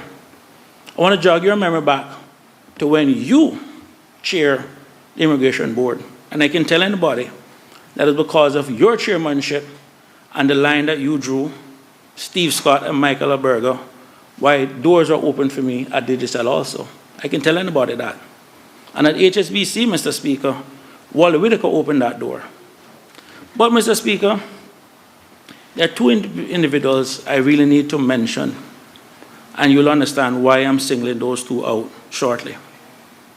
I have to give maximum respect to Gonzalo Alice, the former CEO of HSBC Bank in Cayman, and Michael Schrum, who's the former CFO of HSBC Bermuda, and who's now the President and Group Chief Financial Officer of Butterfield Group. I single those men out, Mr. Speaker, because they truly understand one basic rule. The purpose of education isn't to make you employable. The purpose of education is to make you trainable. And being trainable is what makes you employable. Those two men hired me to be the CFO of a Class A bank, Mr. Speaker, when my only banking experience at that time was standing in a bank line waiting for the teller to say next. I want people to think about that. Being a CFO of a bank, I never worked in a bank before, even though I held previous CFO roles. So, Mr. Speaker, I cannot, in good conscience, stand in this Parliament and not recognize the contributions made by thousands of expats over the years that have looked out and have done right for Caymanians because of a few bad apples. And I say we let through the doors those same bad apples. My personal journey doesn't afford me that luxury despite the George Bryan War and the man who wanted to burn a cross in Sharon Ralston's yard. That is not the Caymanian story and not the story that we should have recorded in this honourable House. Mr. Speaker, to quote my good friend and former MP from East End, Mr. Ard McLean, you see our glory, you don't know our story. Mr. Speaker, let me offer this honourable House and the listening public something to consider. And Mr. Speaker, I'm going down this road so that Caymanians and all those who call the Cayman Islands home can better understand the Cayman Islands and the Caymanian people. I want to use this opportunity to highlight the uniqueness of the Cayman Islands and the Caymanian people so we can all better understand each other. Mr. Speaker, if you were to ask any member of this honourable House or the public as a whole to tell me the country or island that had the following economic metric: 70% of their population live in rural conditions, 10% having access to electricity, 10% having a secondary education, an average life expectancy of 45 years, and more than 50% of income being spent on food, most people would think that it was either some place in Africa or some backward place in Southeast Asia. Truth be told, Mr. Speaker, that was the great United States of America just over 100 years ago. Look at the United States today. Mr. Speaker, the Cayman Islands just over 50 years ago wasn't much better. Look at the Cayman Islands today. What happened? Today we look back, we call it a miracle. But for those who were alive back then, it was just another Thursday. While for historical purposes, Mr. Speaker, Cayman was a colony of the United Kingdom, the truth is, the Cayman Islands were never really colonized because we had nothing to offer them back then. Unlike our other Caribbean neighbors that were truly developed so the wealth could be exploited, we didn't have any sugar cane, bananas, tobacco, or cotton to give them, and as such, they had no use for us. And we were an outlier in the British Empire. We were the islands that time forgot. To borrow a phrase from Roy Bodden's book, Cayman in Transition, the Cayman Islands found themselves in a unique position of being a society with slaves as opposed to a slave society. In retrospect, Mr. Speaker, that makeup of our society contributed to Cayman's success, and I'll explain why shortly.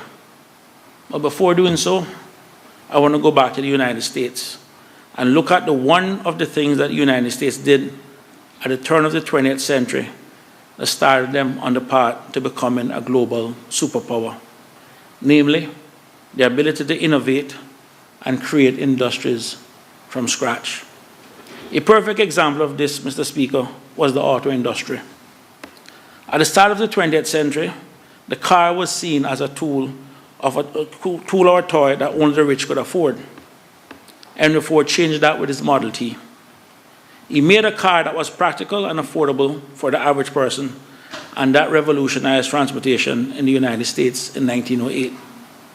Would you believe, Mr. Speaker, that when Henry Ford started making cars, there were barely any roads to drive on? The cars actually came before the road. As a matter of fact, Mr. Speaker, the U.S. government tried to build roads for decades before and had to abandon it as they couldn't raise the money. However, with a tax on car sales and gasoline, they were able to raise money, and the rest is history. But the point I'm making, Mr. Speaker, is that the innovation and the industriousness of the American people came before their success. Mr. Speaker, I raise that point to put in context what I'm about to say about the Cayman Islands. By the Cayman Islands being abandoned and left as an outcast in the British Empire, it forced our people to innovate and become industrious. We literally created an industry from scratch and touch. Mr. Speaker, the ships weren't coming to us, so what did we do? We built our own ships. The world wasn't coming to us, what did we do? We go to the world. That's how we started out. Jobs are unavailable here, so what did we do? Our men went to sea and found jobs. We were industrious. We had that can-do attitude, that never-give-up attitude. That is the foundation of what built these islands. So, Mr. Speaker, to truly understand this foundation that many people in the New World and the Caribbean and the Americas may not realize, I want you to consider this. The natural state of how you build a country, it goes through a three-stage process. First, it starts at the community level. People get together, whether it be to geography, religion, language, or whatever, but they come together as a community. And that's where it starts. And as they come together as a community and start trading amongst themselves, whether it be the barter system or whatever, they create an economy. And as the community grows and the economy grows, they create a political system. But the natural order of development is community, economy, political. That is how countries are built. And Mr. Speaker, I mentioned that for a reason. Every country around us in the Caribbean did not go through that process. Because they were exploited for their natural resources, they started out with the economy coming first. Then they put a political system in place to make sure that the economy did what it was supposed to do. And then last but least were the slaves. So for the countries around us, our neighbors in this region, their development was economy, political, community. The United States was no different. And as a result, Mr. Speaker, as the US exported their influence, they also exported their style. And now you find many countries and politicians get up saying that the economy is doing well. What about the people? The system was never ever designed for that. And that is actually what separates Cayman, because we started community, economy, political. And what we have done, Mr. Speaker, is over the years, as we have brought more people into our country, they are brought in their system that they are used to, of economy, political, community. And this is what makes Cayman unique. To borrow the tagline from my member from Newlands in 2021 election, community creates country. They got it right. That is what separates Cayman. And for people coming here, they've got to realize that buried in their own DNA, inculcated in them, is a system where the community comes last. For us, it comes first. And that is where the clash of ideologies and different things come from. Where do we put the importance of these structures? But, Mr. Speaker, as we fast forward to today, the here and now, the crux of this debate, which is really what we want the future of Cayman to look like.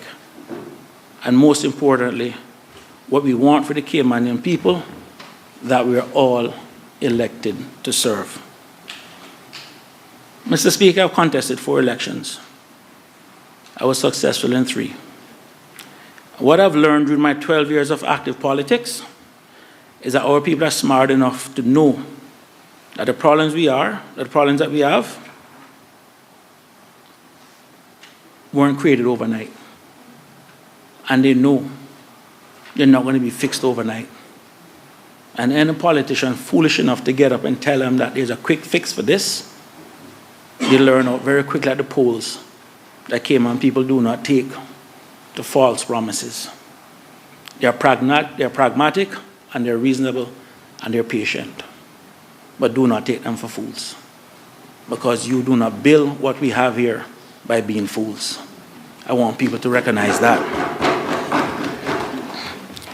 So, Mr. Speaker, as I attempted to be cautious and politically correct and play it safe, the truth is that the hard-working, aspirational Caymanians that I represent in Bodden West do not want me to play it safe. They actually want me to be bold. So, Mr. Speaker, with that said, I want to make one thing perfectly clear to everyone listening. The good old days of the 70s, 80s, and 90s ain't coming back. The world we're living in is a completely different place. And the problems that we have today was caused by us, and the good news is they can be fixed by us. We don't have an immigration problem in this country, Mr. Speaker, truth be told. What we have is an enforcement problem.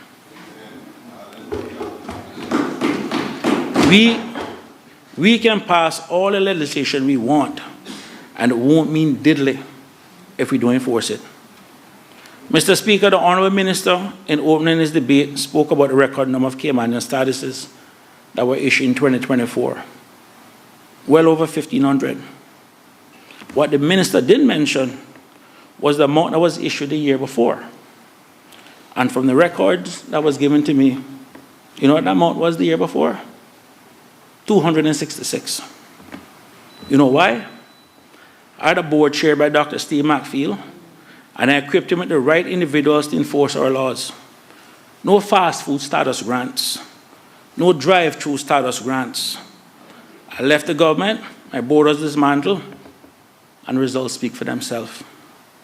Mr. Speaker, the Honourable Minister in opening debate on this bill spoke about the total number of status grants over the last number of years. For ease of reference, this was a breakdown that was provided to me. 2011, 422.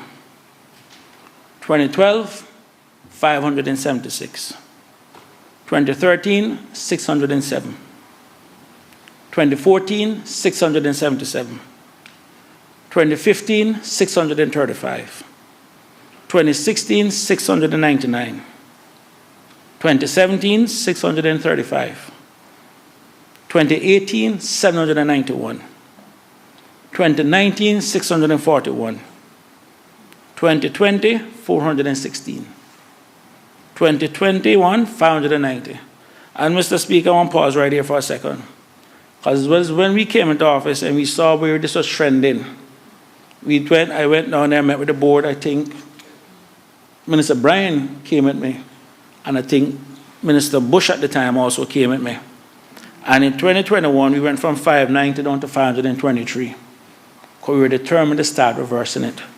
By 2023, it went down to 266. And in 2024, 1,567. Mr. Speaker, again, I want to extend my thanks to Dr. McFeel and his board and commend them for the job that they did. The members of the Cayman Status and Residency Board at that time were Chairman Dr. Steve McFeel, Magdalene Robinson Clark, which was recommended by my good friend, the member from Georgetown Central, Wadsworth McLaughlin, the late Charlie Watler, Denise Webster DeMarcado, Joanne Barnes, Thelda Whitaker, Carmen McFeel, Samantha Connolly, Joy Bouchier, Deja Samuels, Chris Durant, Jill Ebanks-Wilks, and Stephen Scott. And Mr. Speaker, I cannot thank the member for Georgetown Central, Mr. Bryan and Mr. Bush, for standing with me when the pressure mounted, when we decided to force businesses to do right by Caymanians. And for that, I will forever be indebted in their debt. And Mr. Speaker, it was because of that approach, when we look at the number of unemployed Caymanians, I want to read out these numbers to you. And these are available on ESO.ky on the Labour Force Survey reports. 2011, the number of unemployed Caymanians, 2011, 1,732. 2012, 1,925.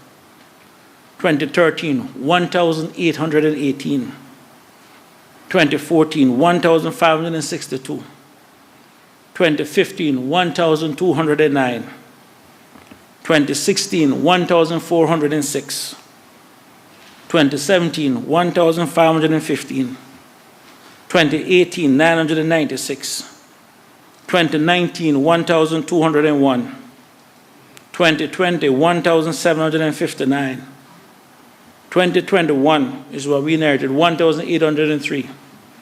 And Mr. Speaker, recognizing what we entered when we came into and what the atmosphere was in the labor markets, we went out there. We had those come to Jesus people with some of those, come to Jesus meet with some of those people. And you know what the unemployed number of Caymanians was in 2022, Mr. Speaker?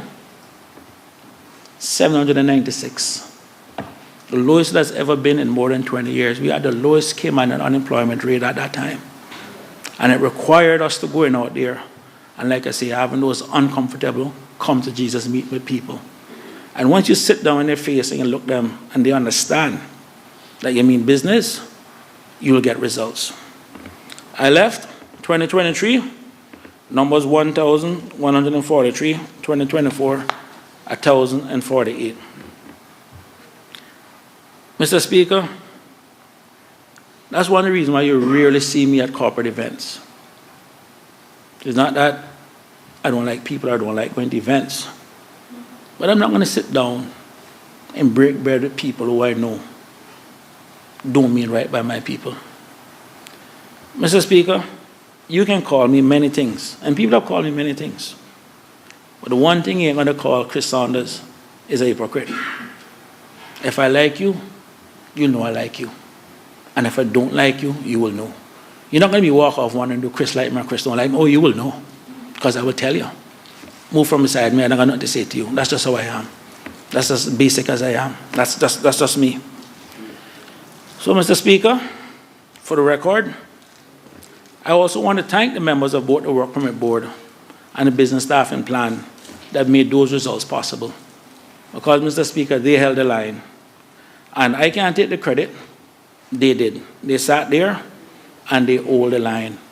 And, Mr. Speaker, the members of the Business Staffing Plan Board at that time was Richard Barton, who was the chair, Don McLean-Sawney, she was the deputy chair, Stephanie Webster, Tamara Rankine, Melissa Adderley, Sherry Ann Smith, Kimberly Connolly, Orette Connor, Vanessa Rivers, and Paula Tatum.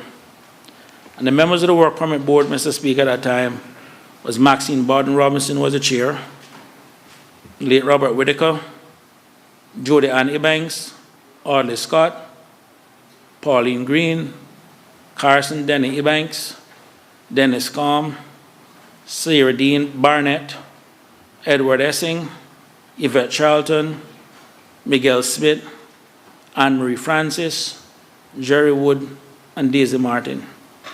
And again, Mr. Speaker, the country owes them a debt, because when the headline in the newspaper February 28, 2002 read 10,600 work permits were deferred over the last 10 months, people in all kind of quarters went crazy.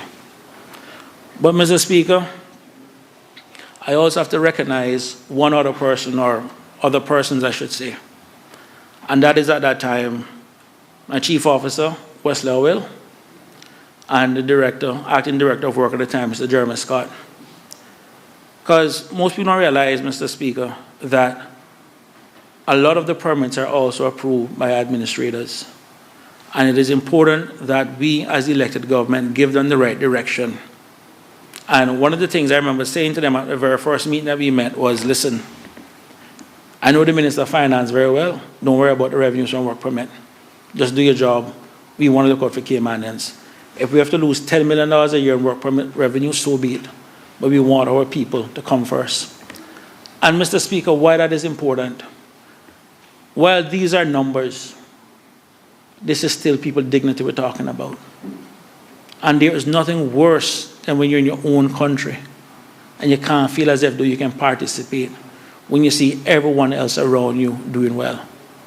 Don't care who you are, Mr. Speaker, that must make you feel a way. And in case anybody forget, and I will tell people straight up, I work for voters. I'm a politician, and I can tell exactly what I tell business people when I met with them. If voters in this country can't work, people who vote, people who don't vote, not gonna work. I work for voters. So when you find jobs for my voters, then we can talk about your non-voters. It's as simple as that. That's politics. I'm sorry, I make no apologies for that. That's just how it is. So, Mr. Speaker, as I said, we can pass the legislation, but you better have the spirit to enforce it. And the only good thing I can say, Mr. Speaker, and I know the Minister of Cayman and Employment and Immigration, I know his mindset, and I can tell you, from what I've seen, I don't get the impression that he's one that's going to break or bend when the pressure reaches. And for that, you have my support, because I know the pressures that you're under. It is not an easy job. And I know the pressures that your colleagues are under too, because I know they will come and I will say to you, well, Michael, this or that or whatever. I know what that is like too. But stand firm, my brother. But Mr. Speaker, as I said before, we're living in a different time. We may not realize it, but there is a global reset that is happening right before our eyes. And the best way, Mr. Speaker, to sum this up is to paraphrase a quote made famous by Sheikh Rashid bin Zayed Al Maktoum, the former ruler and principal founder of modern Dubai. And the quote goes, my grandfather walked 10 miles to work every day. My father walked 5 miles. I'm driving a Cadillac. My son is in a Mercedes. My grandson is in a Ferrari. But my great-grandson will be walking again. Why is that? Because tough times create tough people. Tough people create easy times. Easy times create weak people. And weak people create tough times. Mr. Speaker, that quote highlights the fact that every 4 generations, every 80 years, there is a reset. The last global reset started in 1945, at the end of the Second World War, 4 generations ago. Do you know what 80 years or 4 generations is from 1945? 2025. We are now witnessing that reset. This is the world that we're living in. All the institutions, Mr. Speaker, that were created to ensure global peace and prosperity are either being torn down or are torn down. And the side effects of that is what we're seeing now. National lines are being drawn, immigrants being blamed, and the drums of war beating louder by the day. Our job in this Parliament is to recognize the risk that the Cayman Islands and the Cayman people face and put plans and policies, legislation and regulations in place to manage and mitigate those risks. And for the record, Mr. Speaker, hope is not a plan, and hope is not a policy. So, Mr. Speaker, what are some of the risks that are facing the Cayman Islands and the Caymanian people? First and foremost, Mr. Speaker, is health. And when I say health, I'm talking about access, quality, and affordability. Now, Mr. Speaker, someone turning into this debate would want to know what immigration has to do with health. Short answer, everything. The majority of people that are employed in healthcare are non-Caymanians. We also need to accept that we have an aging population, and we're going to need qualified healthcare professionals to help and care for our people. So we better recognize that not all jobs and positions are the same. We need to ensure that we make sufficient provision to ensure that we have qualified professionals in our healthcare system when we are looking at the point system, when we're looking to review the point system. Additionally, Mr. Speaker, we must also consider the health of the people that we are making Caymanians. Will there be a burden on our limited resources? We need to look no further than the growing costs in NGS 55 and HEA2. Also, Mr. Speaker, When we forecast the future needs of our population and recognize the global shortage of healthcare professionals, will we have enough healthcare professionals to service our people? What will our population be in 5, 10, 20 years from now? These are the issues that we, as political leaders, must grapple with and prepare islands to deal with, which brings me to one of the main topics that I want to talk about: parliamentary reform. Mr. Speaker, whether you want to accept it or not, we are too reactionary and not forward-looking enough. Despite having a population that can fit in a modern stadium, we have challenges in this country that we shouldn't have. In short, Mr. Speaker, this island is far too blessed for our people to be distressed. It's as simple as that. The Honourable Minister of Finance hit the nail squarely on the head when he spoke about setting up ministerial committees. Mr. Speaker, I would go one step further and increase the number of Parliament standing committees. We come down here, just about every meeting, we table these reports, and we table them. And then what do we do with them?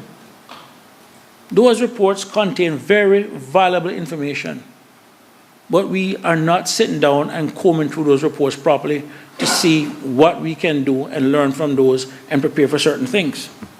So here is something to consider, Mr. Speaker.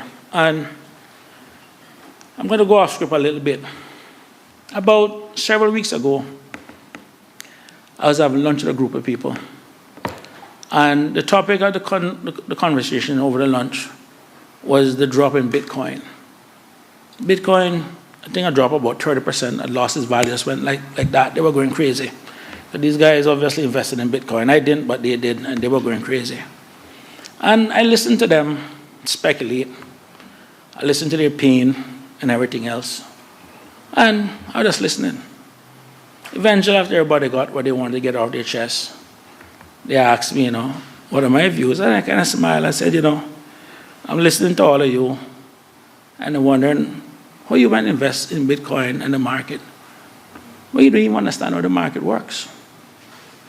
And the look on their face kind of like, but Chris, dissing us.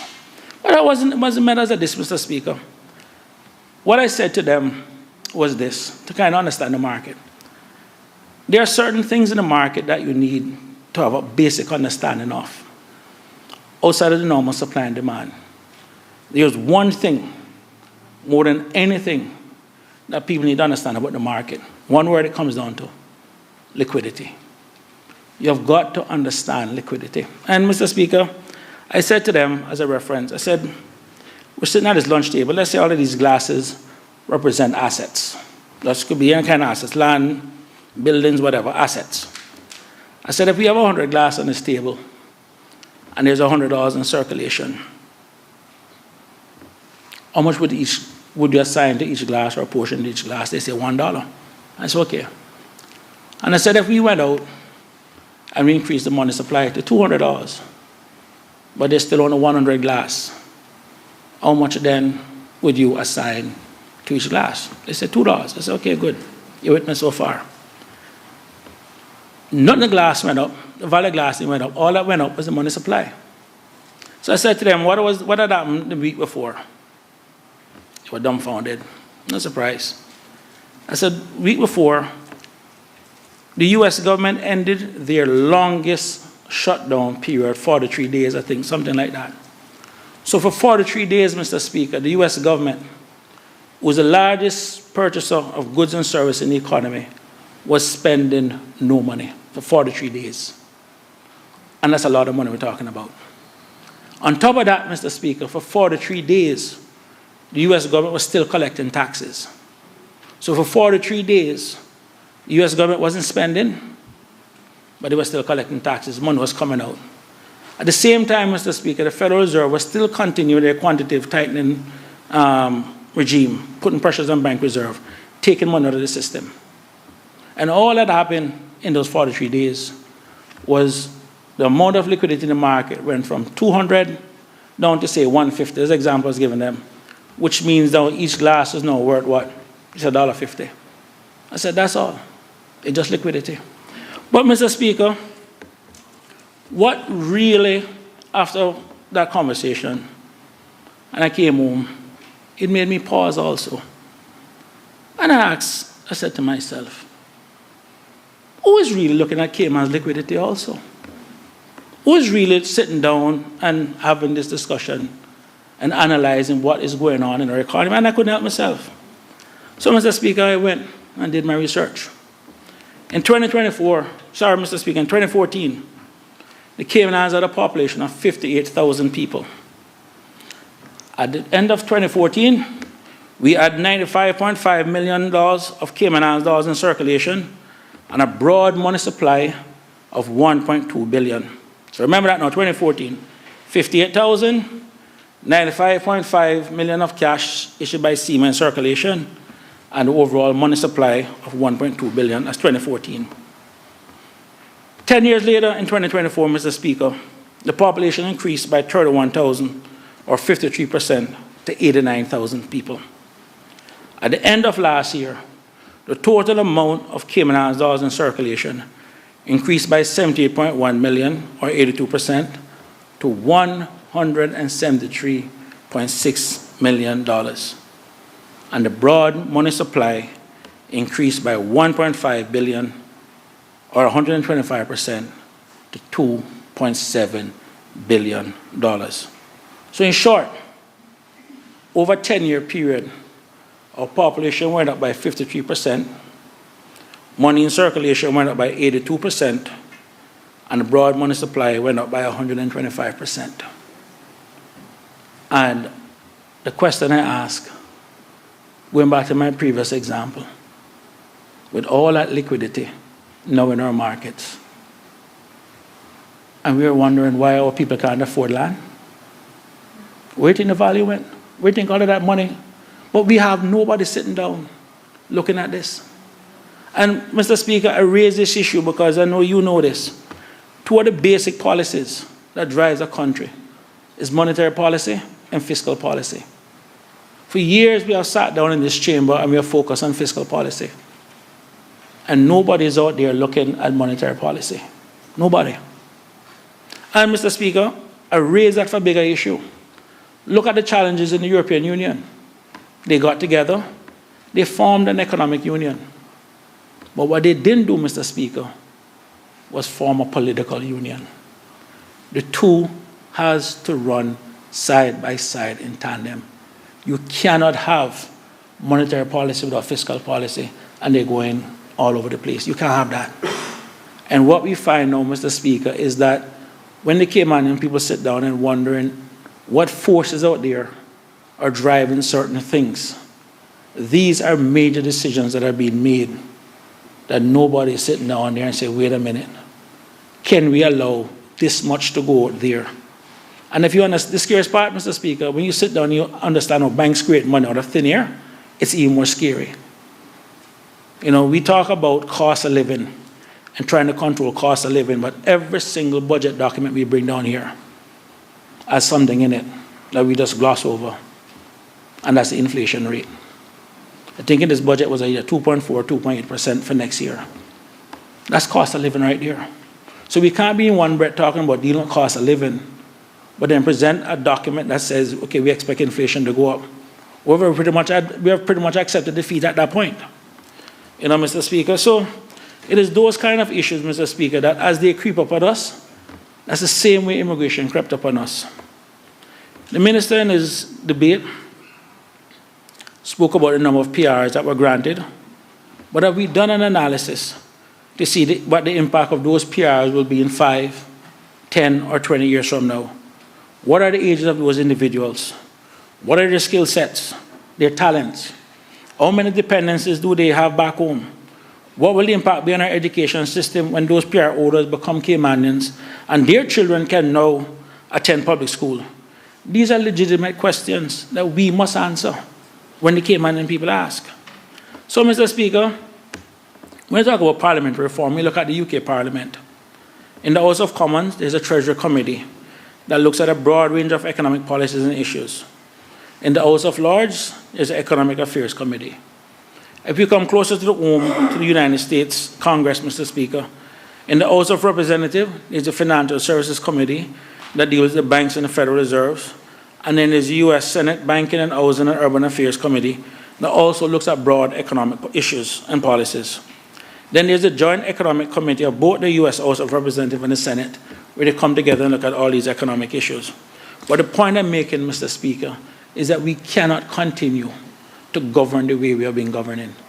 You, Mr. Speaker, as we were advancing our Constitution, insisted that we become a parliament. This was a big step from moving from a legislative assembly to a parliament, because with a parliament comes now certain different responsibilities and a certain feeling. You have now gone to a different level. But we're still governing and managing the same old way. We updated a few things, updated the parliamentary standing orders, but now we need to really sit down and look at the way we govern. MPs are getting paid too much and having too much time in between parliamentary session, when those sessions we spend on committees, going through those reports, looking at things that are facing this country, challenges that are facing this country, and start preparing for them. And if need be, Mr. Speaker, bring in the outside expertise, bring them in from the private sector, and say, let's sit down and explain this. And it doesn't have to be in public. It can be whichever way we want. But either way, we can no longer sit down and govern the same way for the world that we're living in now.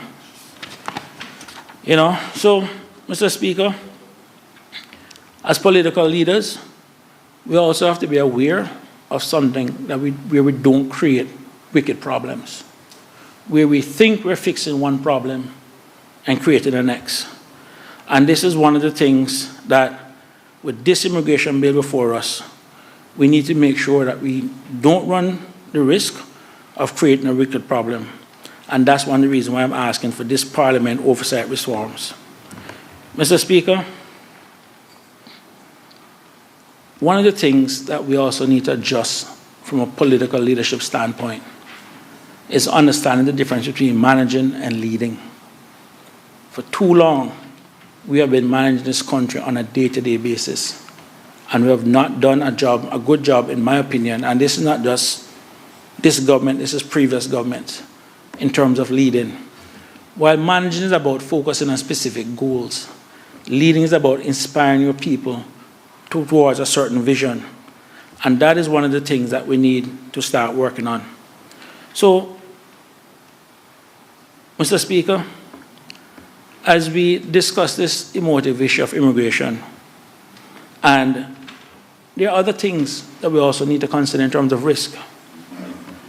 When you look at AI, when you look at automation, the jobs that we're given today, the jobs that we're dependent on for work permit revenue, will those jobs be around in the next 5, 10, 15 years? You know, will those people who get PR based on those jobs, will those jobs still be around when their time comes to retire? And if so, or if not, will they have sufficient savings and anything else to take care of themselves and don't become a future burden for our children and grandchildren to deal with? You know, these, Mr. Speaker, are the type of legitimate questions that we need to ask. As I said before, open is not a policy. So, Mr. Speaker, I've gone through this bill. Is the bill perfect? No. Do I have questions? Absolutely. Matter of fact, I probably got a load of questions. But I've also learned in my 8 years of since being elected, we cannot make the perfect be the enemy of the good. It's a good step. It's a step in the right direction. I know it's not the final piece of legislation that's coming. And so it is my intention, Mr. Speaker, to support this bill. Despite having questions, it is still a positive step forward for bettering our people and giving them more opportunity.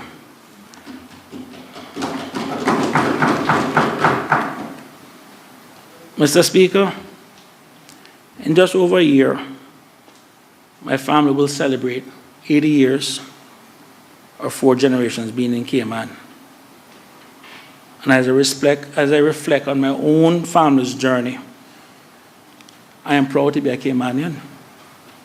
I am proud to have the opportunity to serve my people at this level. I'm only really sad that my father, the seaman, the bartender, didn't have an opportunity to see this, because I know this is something he wanted for me. And Mr. Speaker, I really want to thank your government the government of the 88-92 government that gave me my scholarship. I want to thank yourself, the late Benson Ebanks, Dr. Linford Pearson, and Norman Bodden for creating the policies that gave people like me an opportunity to move into the middle class and make a decent living. So, Mr. Speaker, I have a responsibility and a duty to pay forward what was given to me. Because as I said many times, in the end, we will not be remembered for what we inherited. We're going to be remembered for what we leave behind. And Mr. Speaker, this is the dangerous part now that my wife worries about when I talk, because I'm going off script again. But the Minister for Planning touched on it when he spoke about bad mind. I didn't touch it in my original speech, but as I listened to him, we in this House and the larger Caymanian public need to understand one thing. We need to start supporting each other, and we need to start looking out for each other. And Mr. Speaker, I have one request for the Caymanian public and members in this House. Nothing gets under my gall more than to hear people complain about our educational system. Mr. Speaker, they need to stop. They're using that as an excuse to deny our people opportunities. And when we get up and we talk about our own education system, we're basically playing into that same narrative. Mr. Speaker, when last month we passed the budget, and when I sat down and was doing my analysis during the budget time, and if you think of a child from reception all the way to sixth form, the amount of money we spend, and then when we turn around and give them another 4-year scholarship, or maybe even a scholarship for a master's, from reception to a degree, a first degree, do you guys have any idea how much money we're spending per child over that 12, 16 years? More than $250,000 per child is what the cost comes out to. Do not tell me or you can't convince me that after spending $250,000 invested in our child, they're not good enough to come out and get an entry-level job. Really? I know, Mr. Speaker, I'm going to show you the wickedness of the system. They graduate from our high school, oh, Cayman education system is no good, we can't hire them, they this. Okay, fine. So you say, even when they go overseas to North America and Europe, come back with a degree from those countries, they still can't get a job. So don't tell me it's education related. It is outright discrimination. And unless we are ready inside this House to put our foot down and have those come to Jesus meeting and run the risk of being called a bully and everything else, I'm going to tell you straight up now, they say I'm a bully. You think, when I look at these numbers, you think I really and truly care with one of the lowest Caymanian unemployment rate out there and the lowest status grant? You think I really care that anyone calls me a bully? I am very pleased with my numbers. And the only thing I'm sorry is that I didn't get a chance to continue driving that number further down. So, Mr. Speaker, then one of the other members was talking about managing growth. And again, Mr. Speaker, this is why we need that committee that we talk about in terms of managing growth. Because I remember in a meeting once, someone said to me, you know, Chris, there are too many work permits. So I asked the question, okay, you want me to stop issuing work permits? Tell me which industry you want me to stop issuing work permits on. And once you name the industries, tell me the companies in those industries that you don't want to get it. See, Mr. Speaker, you can't do that. That is where corruption and everything else comes in now, when government is sitting down and deciding which industries get permit, which companies get permit and all that kind of stuff. It goes against the free market system. And that is when these things come in. And this is the reason why, Mr. Speaker, we need to have that parliamentary reform to set up these committees that we can sit down and decide amongst ourselves. You know what? this is where the economy is going, this is the amount, and then we can say to work, or whichever the issuing authority is at that time, no more than X amount inside it, this is the quota for that. You all can go and sort out who get what, but this is the quota. Because when we sit down and grow this country without any regard, just chasing the almighty dollar, we find ourselves shorting for roads. And just yesterday, we saw the same thing. We now need a new submarine cable, and we got all these companies may make all of this money. And who has to step in and do it? The government. Everyone comes, they bring everybody here. Do they have places for them to live? Do they have schools for their kids to go? All that kind of stuff. So we just can't continue this free-for-all in this small island that we have. We have to leave something behind. So, Mr. Speaker, the last thing I want to touch on, and I've not heard any members spoke about it yet, and I want to bring it to the minister's attention, because there are stats out there for it, is the issue of underemployment. Mr. Speaker, we have parents that have mortgaged their homes, taken out loans and everything else to give their children opportunities that they themselves couldn't have. They told my mother and they told my grandmother, you could not get that job because you did not have the qualification. And they work like dogs to make sure that we get education, only for our children to come back out and get the same jobs that they were doing, despite the sacrifices they made. And we have qualified Caymanians sitting in entry-level positions. Mr. Minister, I'd got that number down to 600 and something. The last numbers I look at now, it is over 2,000 again. And I will say to you, go and have those come to Jesus meet with them people. And know you're capable of doing it. Go look them in the eyes and let them understand what the law is and what is required for them to be good corporate citizens in Cayman. Mr. Speaker, I'm going to tell a story out of turn to put it in point. I was working at a particular place, I won't say where, to protect the innocent. And I like the HR director. The HR director was as pro-Caymanian as they come. And the boss wanted the HR director to get rid of an employee. To be fair, the employee is one of them that wasn't really cutting it. If I'm going to be fair, I can't say the boss was being unreasonable, because I witnessed it myself. The employee wasn't cutting it.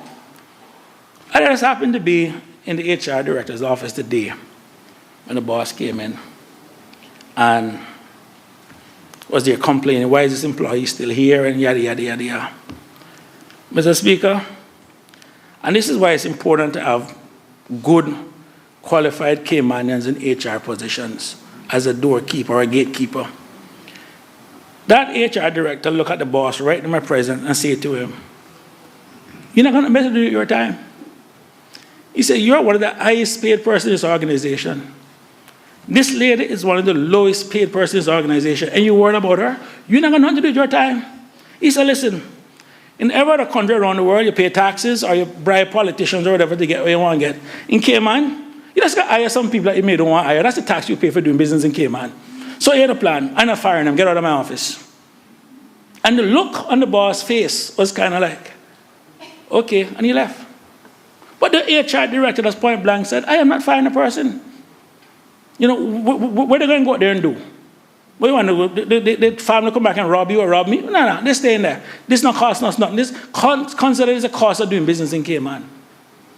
You know, no, in fairness, I will say that the HR director did go to that Caymanian staff, and I'll never forget this.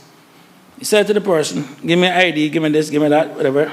You're fired, go home. And the look on their face, they were shocked. And then 2 minutes later, he said, no, that's what firing look like. Get your stuff together and you give them at the idea. You still have your job. But the next time, I'm not going to give them back to you. Pull your socks up. You know what I mean? And sometimes that is what it takes. That's what it takes. But he defended the person and still went and dealt with the person. And the person, in fairness, improved after that. And that's one reason I'm actually glad to tell the story. But it requires us, Mr. Speaker, to sit down and have those uncomfortable conversations. We have recommended people to work that we know have gone out there and embarrassed us too. I can tell you, I'm sometimes ashamed at some of the people I send. I call somebody, I beg them for a favor, the person worked for 2 weeks, 3 weeks, very well. And then the car problems start, the lateness start, after they get the first paycheck, and all that kind of stuff. And after a while, it does, after a while, make it look bad. But you know what, Mr. Speaker? That is still the exception to the rule. 98, 99% of our people are still good, hard-working people. And you know what? Every country has people like those. So I don't want anybody to make it sound like it's only Cayman alone we got this problem. Every country has it. I've traveled enough countries, I've seen it. So, Mr. Speaker, as I close up this debate, and I recognize we're going into the Christmas season, and everyone is trying to get out of here, I also recognize that the nature of politics, that this is also a time or an issue where people can become political mischievous. And as they said in this Honourable House, every single one of us in here are Caymanians. And we cannot be divided on this issue.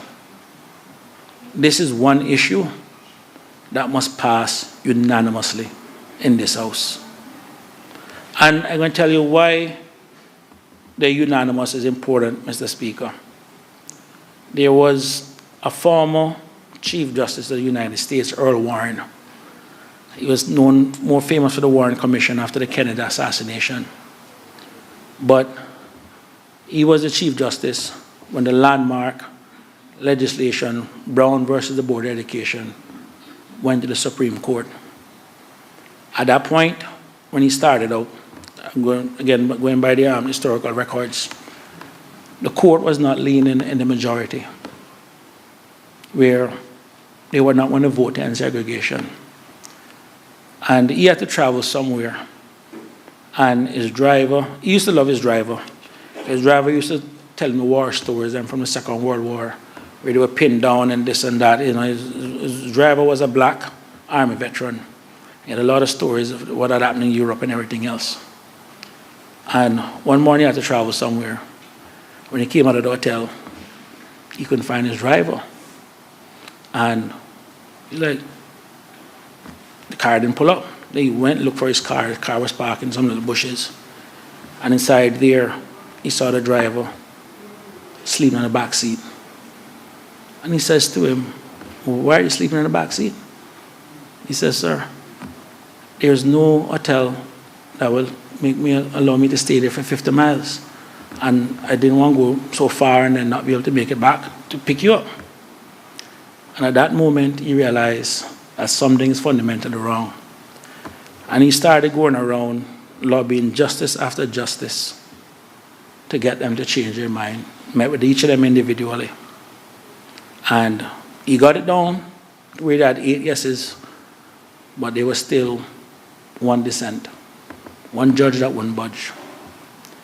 And the morning when they went up there and they were doing the presentation, and Thurgood Marshall at that time was the judge, also went on to be the first black U.S. Supreme Court justice, and they did their stuff and they were given the ruling. He looked at the judge one last time, and the judge nodded his head and to tell him yes. And then he said, the court unanimously. They needed that unanimous vote to end segregation, because they recognized that one dissenting vote would have at least give people the belief that there's justices in the Supreme Court that believe in segregation. This, as I said before, Mr. Speaker, is an emotive issue. And it is one that many people will seize on to kind of create strife and create division. Every one of us in this house knows someone that's new to our shores or not from our shores that we would like to stay here. But equally, we also know some that we would like to see gone.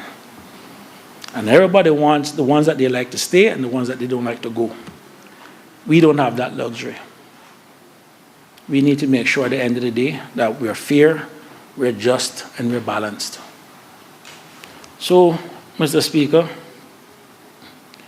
I would say to people that want to use this issue, don't do it. that more than anything would be on Caymanian. Instead, I'll ask them to remember the words of one of my favorite songs from Black Uhuru. They had a Grammy-winning song, Solidarity. And the first line says, and I won't sing it because I can't sing, everybody wants the same thing, don't they? Everybody wants a happy end. They want to see the game on Saturday.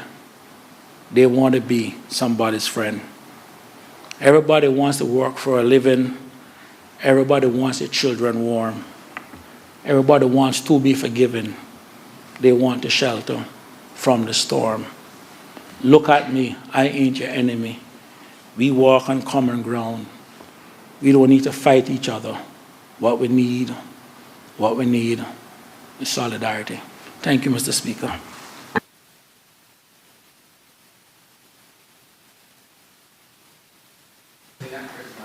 Does any other member wish to speak? Member for Georgetown Central.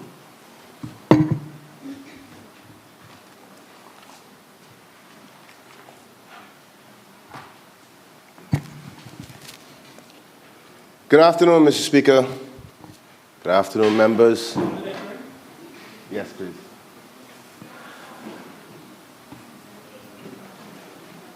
As I wait on the lantern to start my contributions, I want to say that we are truly at a crucial turning point in Cayman's growth and development. Thank you, Sarge. And I'm really happy to have heard or be one of the last speakers in this debate, because you get a good sample of everybody's thinking in respect to this space. And Mr. Speaker, it was my intention to allow the words of my honourable leader to guide the direction of the opposition on behalf of the official opposition. But I think I'm going to just add a couple more points to what has already been said, because I think that we've had a very good balance of viewpoints thus far, and covered probably one of the most difficult things that have been highlighted thus far, which I can see that the government has tried its endeavor best to do some damage control, which is almost every single member of the government ensured that they said that they're not anti-expat. Now, Mr. Speaker, there's a reason for that. Nobody over here said they were anti-expat.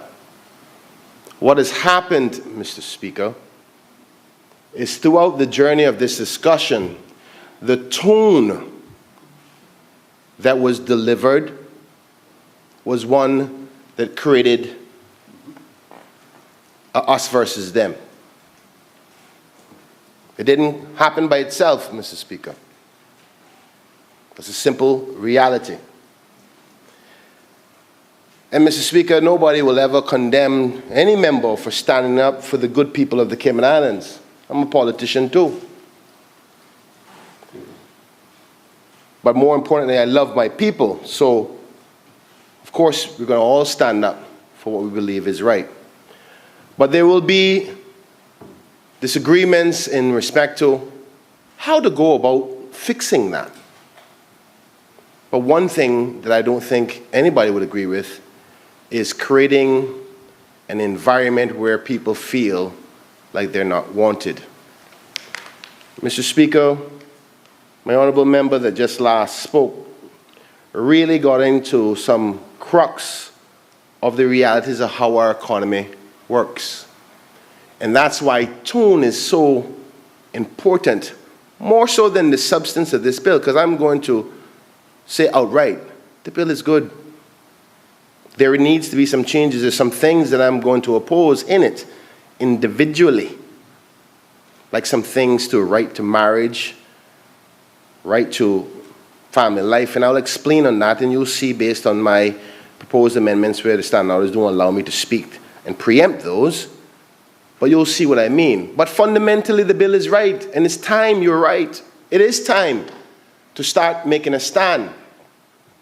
But it's also right to understand upon which the economy and society that we built out of nothing.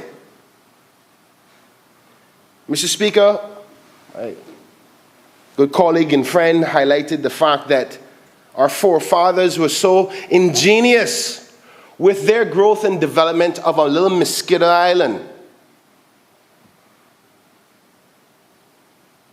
Quite smart. Used the fact that we were a very welcoming society, used the economic opportunities of other countries going through, quite similar to what we're doing now. Feeling the pressures of the outside world and decided to take drastic actions, and people fled. While our forefathers said, well, maybe we can start something here. And they magically worked with others who were not of the land to create a very unique legislative structure.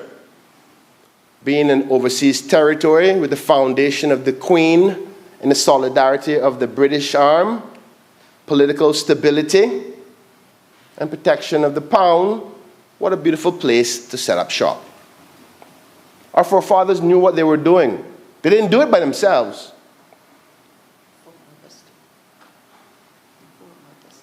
And our foremothers. Thank you, Madam Premier. 4 parents. They understood that we didn't have any natural resources. Unlike our neighbors in Jamaica back in the day had bauxite, and other Caribbean islands had plantains, sugar, and all the rest of it. We were rather unique. We did have some tradable stuff. We traded rope, and we traded turtle shells, which is illegal today. Good ship makers, and most of our trade was actually our human capital, our hard-working seamen who went away to sea to send back home money. That's how this country made money. Iron men and wooden ships. So our forefathers took something and made out of nothing, and then on top of that, while they were making that, in that time of all that money going around the world, they saw, wow, what a beautiful beach. Some nice people. They're so welcoming. And the combination of all that is what created what we have today, because what we have as an economy is a service-based economy. We don't sell products. We sell legislative structure. We sell vehicles that allow the world's economy to operate through our laws. And those companies that register here need supply labor because we don't have enough Caymanians to do it. And in tandem with that, tourism. What is tourism? Tourism is our people. And yes, back in the 80s, every condominium, every hotel was filled with Caymanians. Because the amount of condos and hotels that we had at that time could facilitate the population of Caymanians that we had. But every time we continue to say that, nobody talks about the amount of jobs that are actually in the tourism industry. And the reality is, there's never going to be a point when they're all Caymanians in the industry. And I hate to hear it, Mr. Speaker, because people are manipulating the truth when we say, what about Jamaica? What about Bahamas? What about Barbados? The truth is, Mr. Speaker, they're not as lucky as us. We have more jobs than we have Caymanians. It's a bittersweet situation when you have some members unemployed. But of course you're going to see Jamaicans everywhere in Jamaica because over 95% of their population is Jamaicans. Of course you're going to see that in Bahamas because over 80% of their nationals in the population there is Bahamian. But have we looked at our ratios here?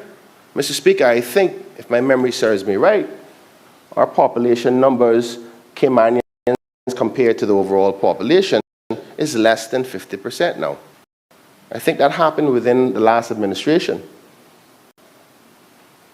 So, Mr. Speaker, as we challenge ourselves to deal with the immigration and labor issue, I would say rights to becoming Caymanian and labor, which equals to that of immigration, we have to examine what the reality is in this country before we make decisions that can ultimately give us a worse problem than we're trying to fix. I think my good colleague tried to highlight a little bit of that. Now, Mr. Speaker, I know that our members are going to probably say that I'm criticizing the bill.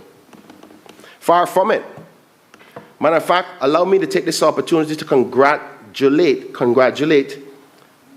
the Honourable Minister for his hard work, his commitment. There's nobody's going to question that he's not committed to it, I'll tell you that. Even when he's criticized, still at it.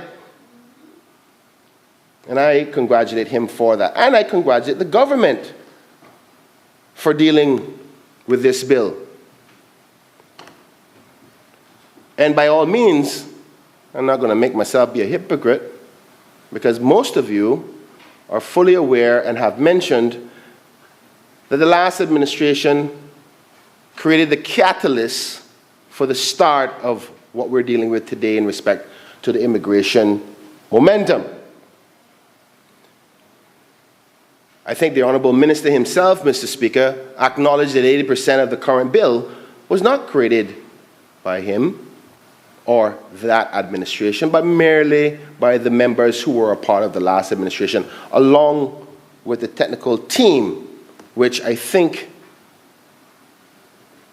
it was the Honourable Minister Rankine that our Honourable Nickolas DaCosta that talked about the fingerprints of those amazing civil servants are all over this bill. To be truthful with you, last administration, this administration, none of us are taking the credit for it. It's them that did the hard work. So I get credit where credit is due. But I do not like it, Mr. Speaker, when the administration, and we talk about, oh, let's not make this political. Come on now, let's not pretend now like we didn't do a little couple jabs in this debate about who, well, it's being done now under this administration and this, that, and so forth. You cannot say you don't want to be political and then throw politics into it. Can't work. Because, Mr. Speaker, we have tried our endeavor best to not do that with this bill. Matter of fact, Mr. Speaker, under the leadership of my good Honourable Leader of Opposition, instructed me to go to the Minister once the bill was gazetted, and let's sit down and talk about a unified approach to supporting this bill, telling our viewpoints. And I personally reached out to him and said, Minister, this is one of those things we can't use as a political football. Let's sit and meet. It wasn't him that reached over to this side. It was us reaching over to that side. So let's set the record straight. We thank the Honourable Minister and his team for presenting to us. We offered our concerns and in the spirit of negotiation and discussion, just like how you go out and talk to the public about things that you think would be acceptable. We did that. Didn't get much feedback from what we thought needed to be changed. We were promised to get some other information. I don't know what happened. We expressed the fact that we think the regulations should be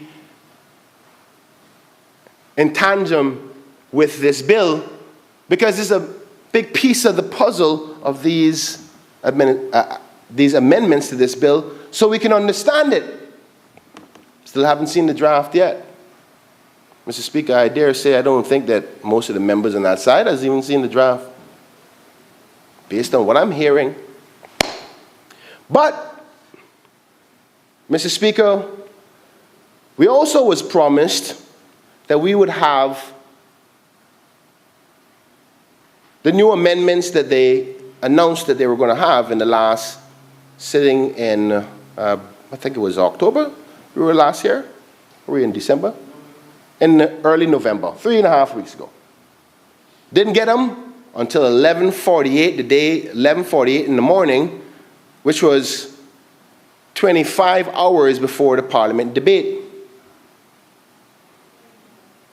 Now, in the spirit of togetherness, it's fair to allow us to be a part of the process. We don't want to be confrontational because we all agree that these things need to be addressed. But as the old saying goes, it's not what you do, but how you do it that matters. And we didn't get that opportunity, and now we're here scrambling to try to even understand the amendments and the context that they're in. Now, Mr. Speaker, the government is going to respond and say, well, we asked them to do a meeting at 1 o'clock the day before the sitting of the House to offer an explanation. After promising 3.5 weeks ago, they would give us the amendments. And that's what they're going to try to do to cover and do damage control as to not doing this process properly. But it is what it is. We're going to have to make do and try to figure out because, again, I say, as I've said before, legal drafting and implementation of legislation is a very complicated matter.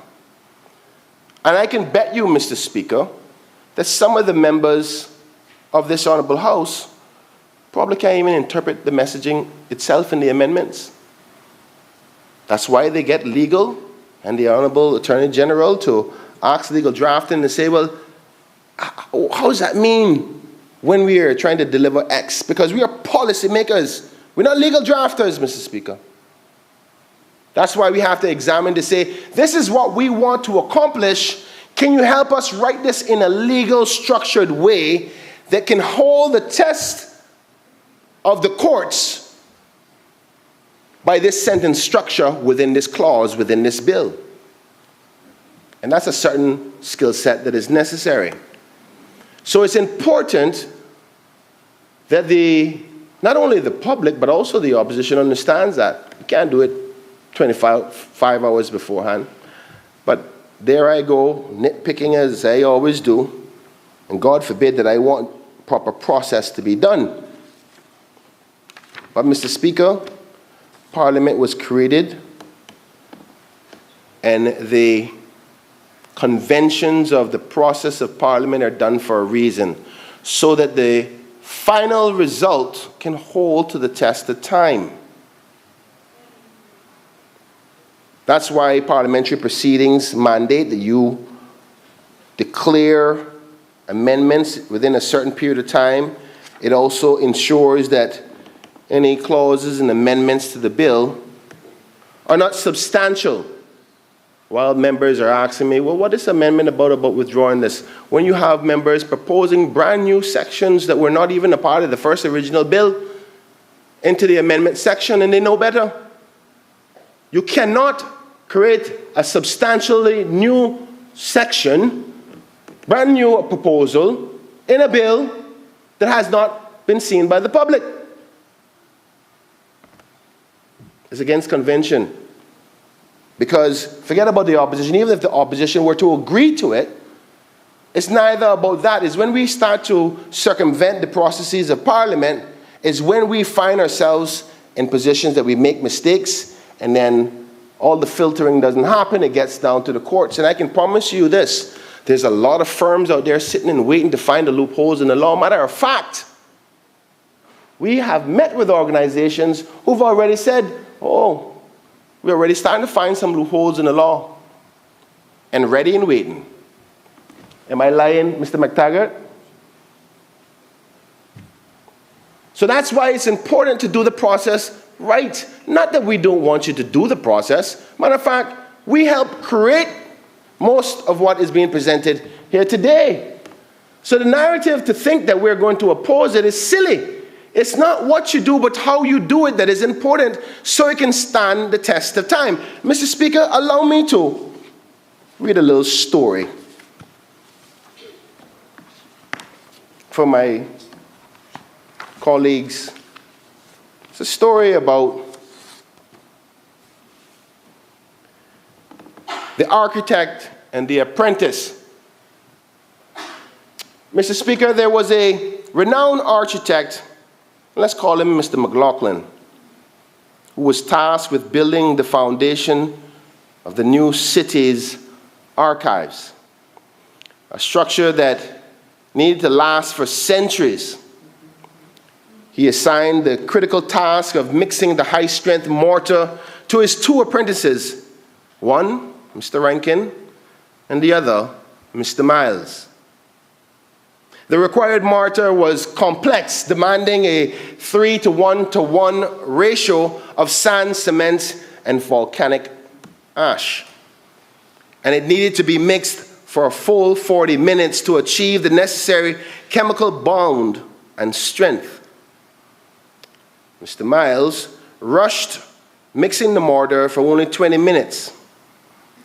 It looked ready, so he rushed to the construction team and began laying the first courses of stone, while Mr. Rankine stuck strictly to the instructions he was given. He set the timer for 40 minutes, allowing the materials time to properly hydrate and bond their molecule levels. It took twice as long, but the mortar was mixed perfectly, Mr. Speaker. A month later, Mr. McLaughlin inspected the foundation of the work. Mr. Miles' rushed mortar crumbled very easily. The bonds were weak, while Mr. Rankine's mortar was rock hard and unyielding. The architect, McLaughlin, stated, "Miles, you have saved 20 minutes, but you lost the city's centuries of structural integrity." That's that integrity I'm talking about for the courts and any legislation that we make, so we don't get sued or people can get what they want because of a mishap within legislation. Speed is meaningless if the result cannot endure.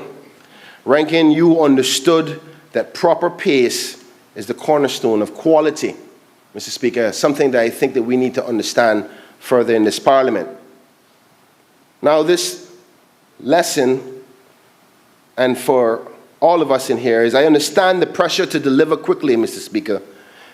We all feel the urge to be like Mr. Miles, the apprentice who thought he could cut the 40-minute mixing time for the mortar to cut to 20 minutes.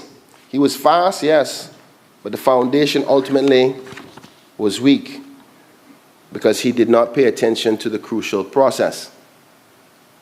Mr. Speaker, I dare say we should be like Mr. Rankine, who took the full time, respected the requirement for perfect lasting bond so the foundation that we build on will be enduring. Now, Mr. Speaker, this principle of meticulous work over reckless speed is not a modern thing. It's ancient. It's why King Solomon's temple took 7 years to build. Now, I'm not suggesting, Mr. Speaker, that this bill takes 7 years to make, but I know it would not have killed this government for us to come back in January so there wouldn't be any conflicts or questions. Because in committee stage, I can promise you, there's going to be some members are going to be surprised with the clauses and what they actually mean. The Bible tells us that every single stone was perfectly cut and shaped at the quarry before it was brought to the site, so that no sound of a hammer or a chisel was heard during the final assembly. That's in our Bible in 1 Kings chapter 6, verse 7. Let us not rush these things. And I'm going to tell you an example of what I mean by the rushing, Mr. Speaker. We all know that the government have asked publicly, directly to the minister and to the government, paint me the picture of Cayman in 10 years after all of these reforms are completed. What will it be like for the labor market?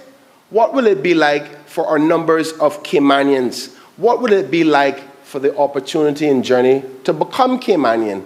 Tell me about the restrictions. What will Cayman look like after your reforms are completed? I've yet to hear what that picture looks like.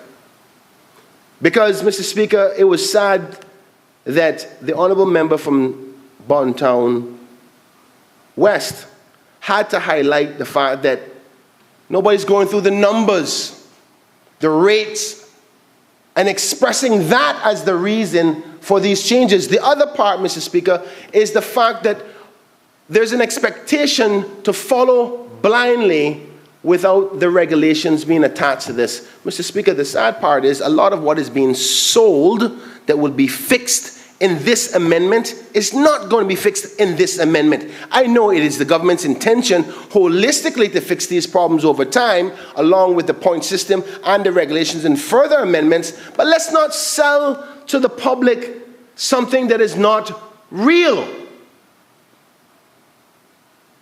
Mr. Speaker, the one good thing, no, there's many good things about this bill, but what this bill will do is strengthen the work department from addressing the loopholes within the element of pathway to citizenship and the rights awarded to them through the passport and status and even permanent residency, which gives me an opportunity to talk about the bill and its positive points, because I got to get back to that shortly.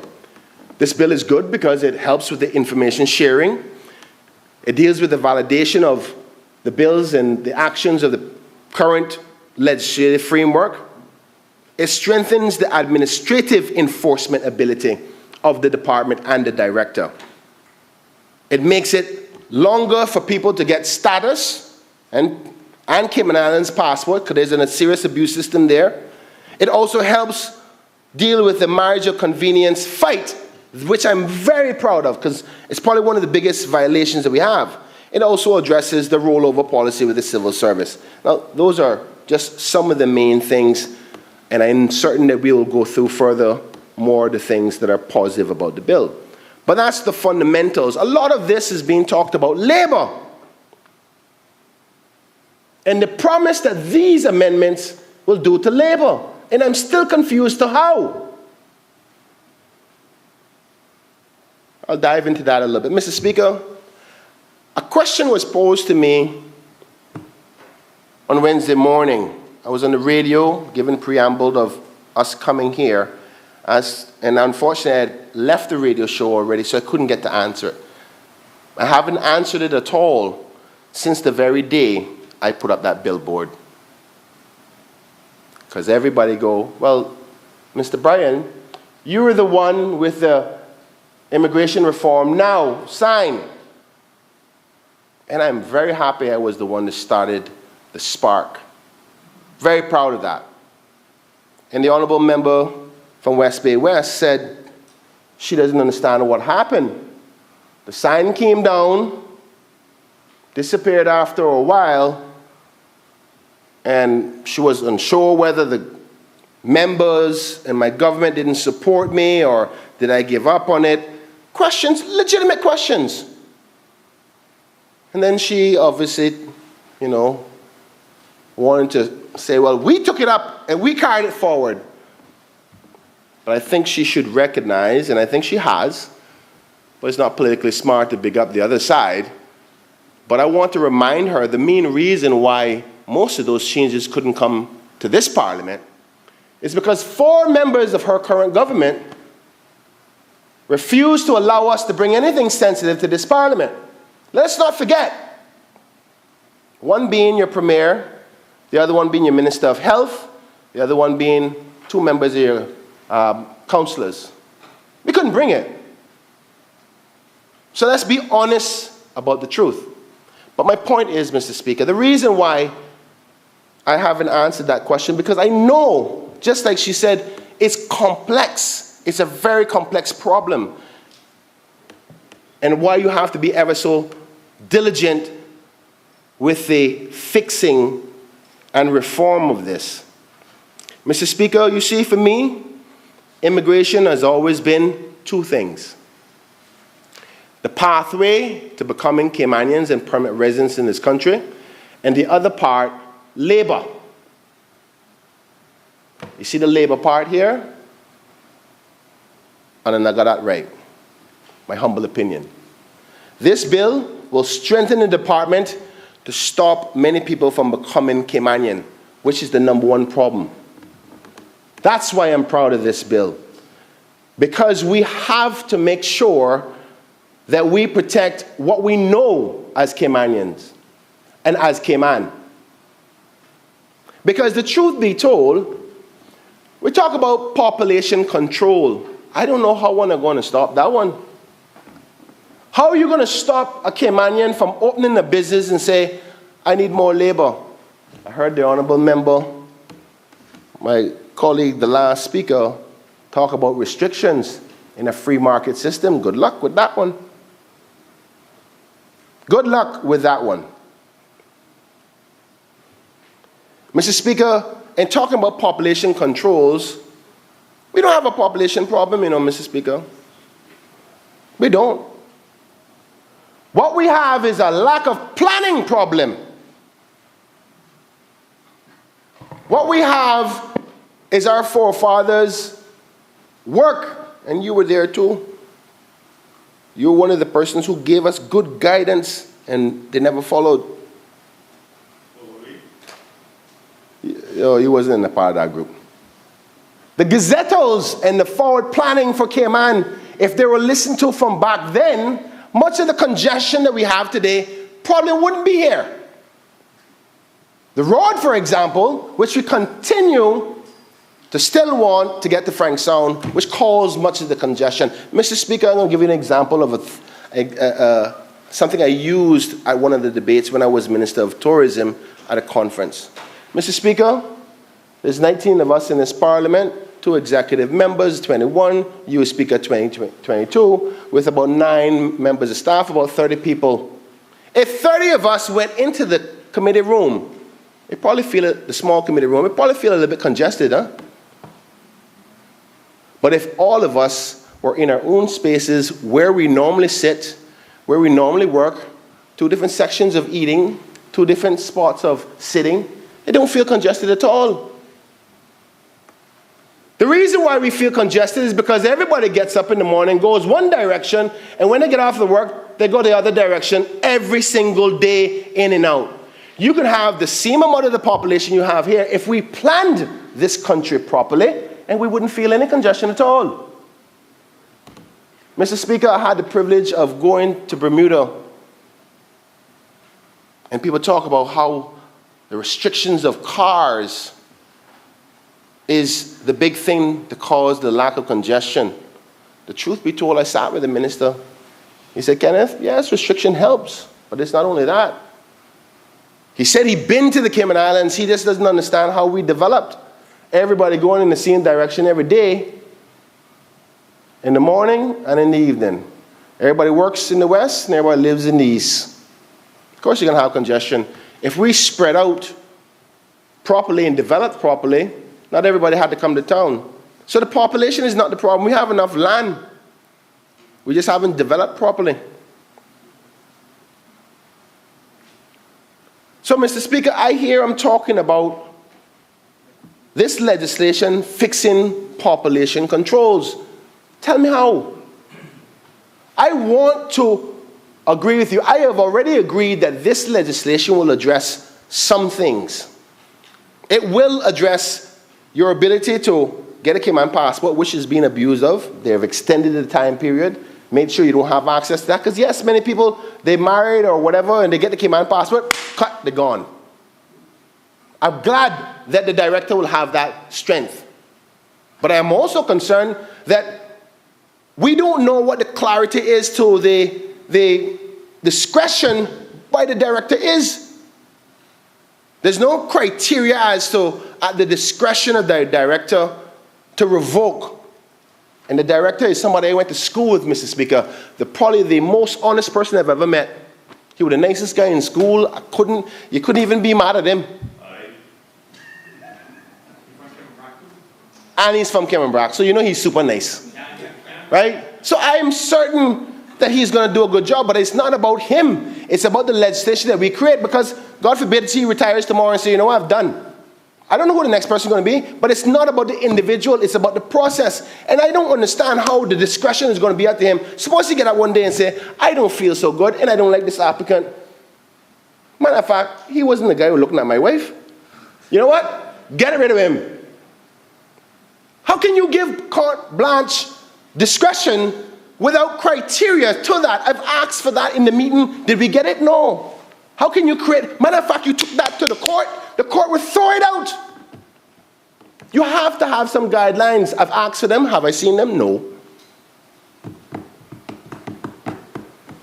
Mr. Speaker, it's not that this bill isn't going to pass. We're all going to vote for it. No politician in this House is going to say no to this. It'll be political suicide. But that's not the point.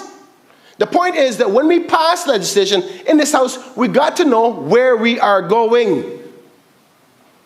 And we have to be honest with ourselves about some of the things that we're promising the people. I am very glad that we are fixing the pathway to Caymanian part. But we're not fixing the Labour part, because the truth be told, no matter how you check it, you have no control over who the business community decides to hire. I've been talking about this from when I came in the very first time in 2017, and I asked that this country needs a national jobs criteria list that is agreed upon by private sector and government, so we can have a harmonious approach to things. Because you think in a free market system that you can tell a business owner, and by the way, just so you know, when you talk about them business owners that you're talking bad about, 95% of them are Caymanian owned. Remember that. How can you go up to them and say, listen, you must hire Mr. Rankine or Mr. Bryan or Mr. Markfield? He's going to say, you can't tell me. Now, you can say, I won't get the outside labor. You can do that. But you cannot mandate them to hire Caymanians. So I'm still waiting for you to tell me how you're going to force them to hire Caymanians. The truth be told, Mr. Speaker, what you need is an incentive program, and I'm going to use a very interesting word, an ability to inspire the business community to partner with you and incentivize them to be more focused on Caymanians. That's what you need to do. You need to create an environment where the business is successful, because whether we believe it or not, if the business community suffers in any capacity, you think jobs for Caymanians hard now? You think jobs for Caymanians hard now? And we're not even going to get into the tax revenue fees yet, that my good friend can't wait for that debate to come.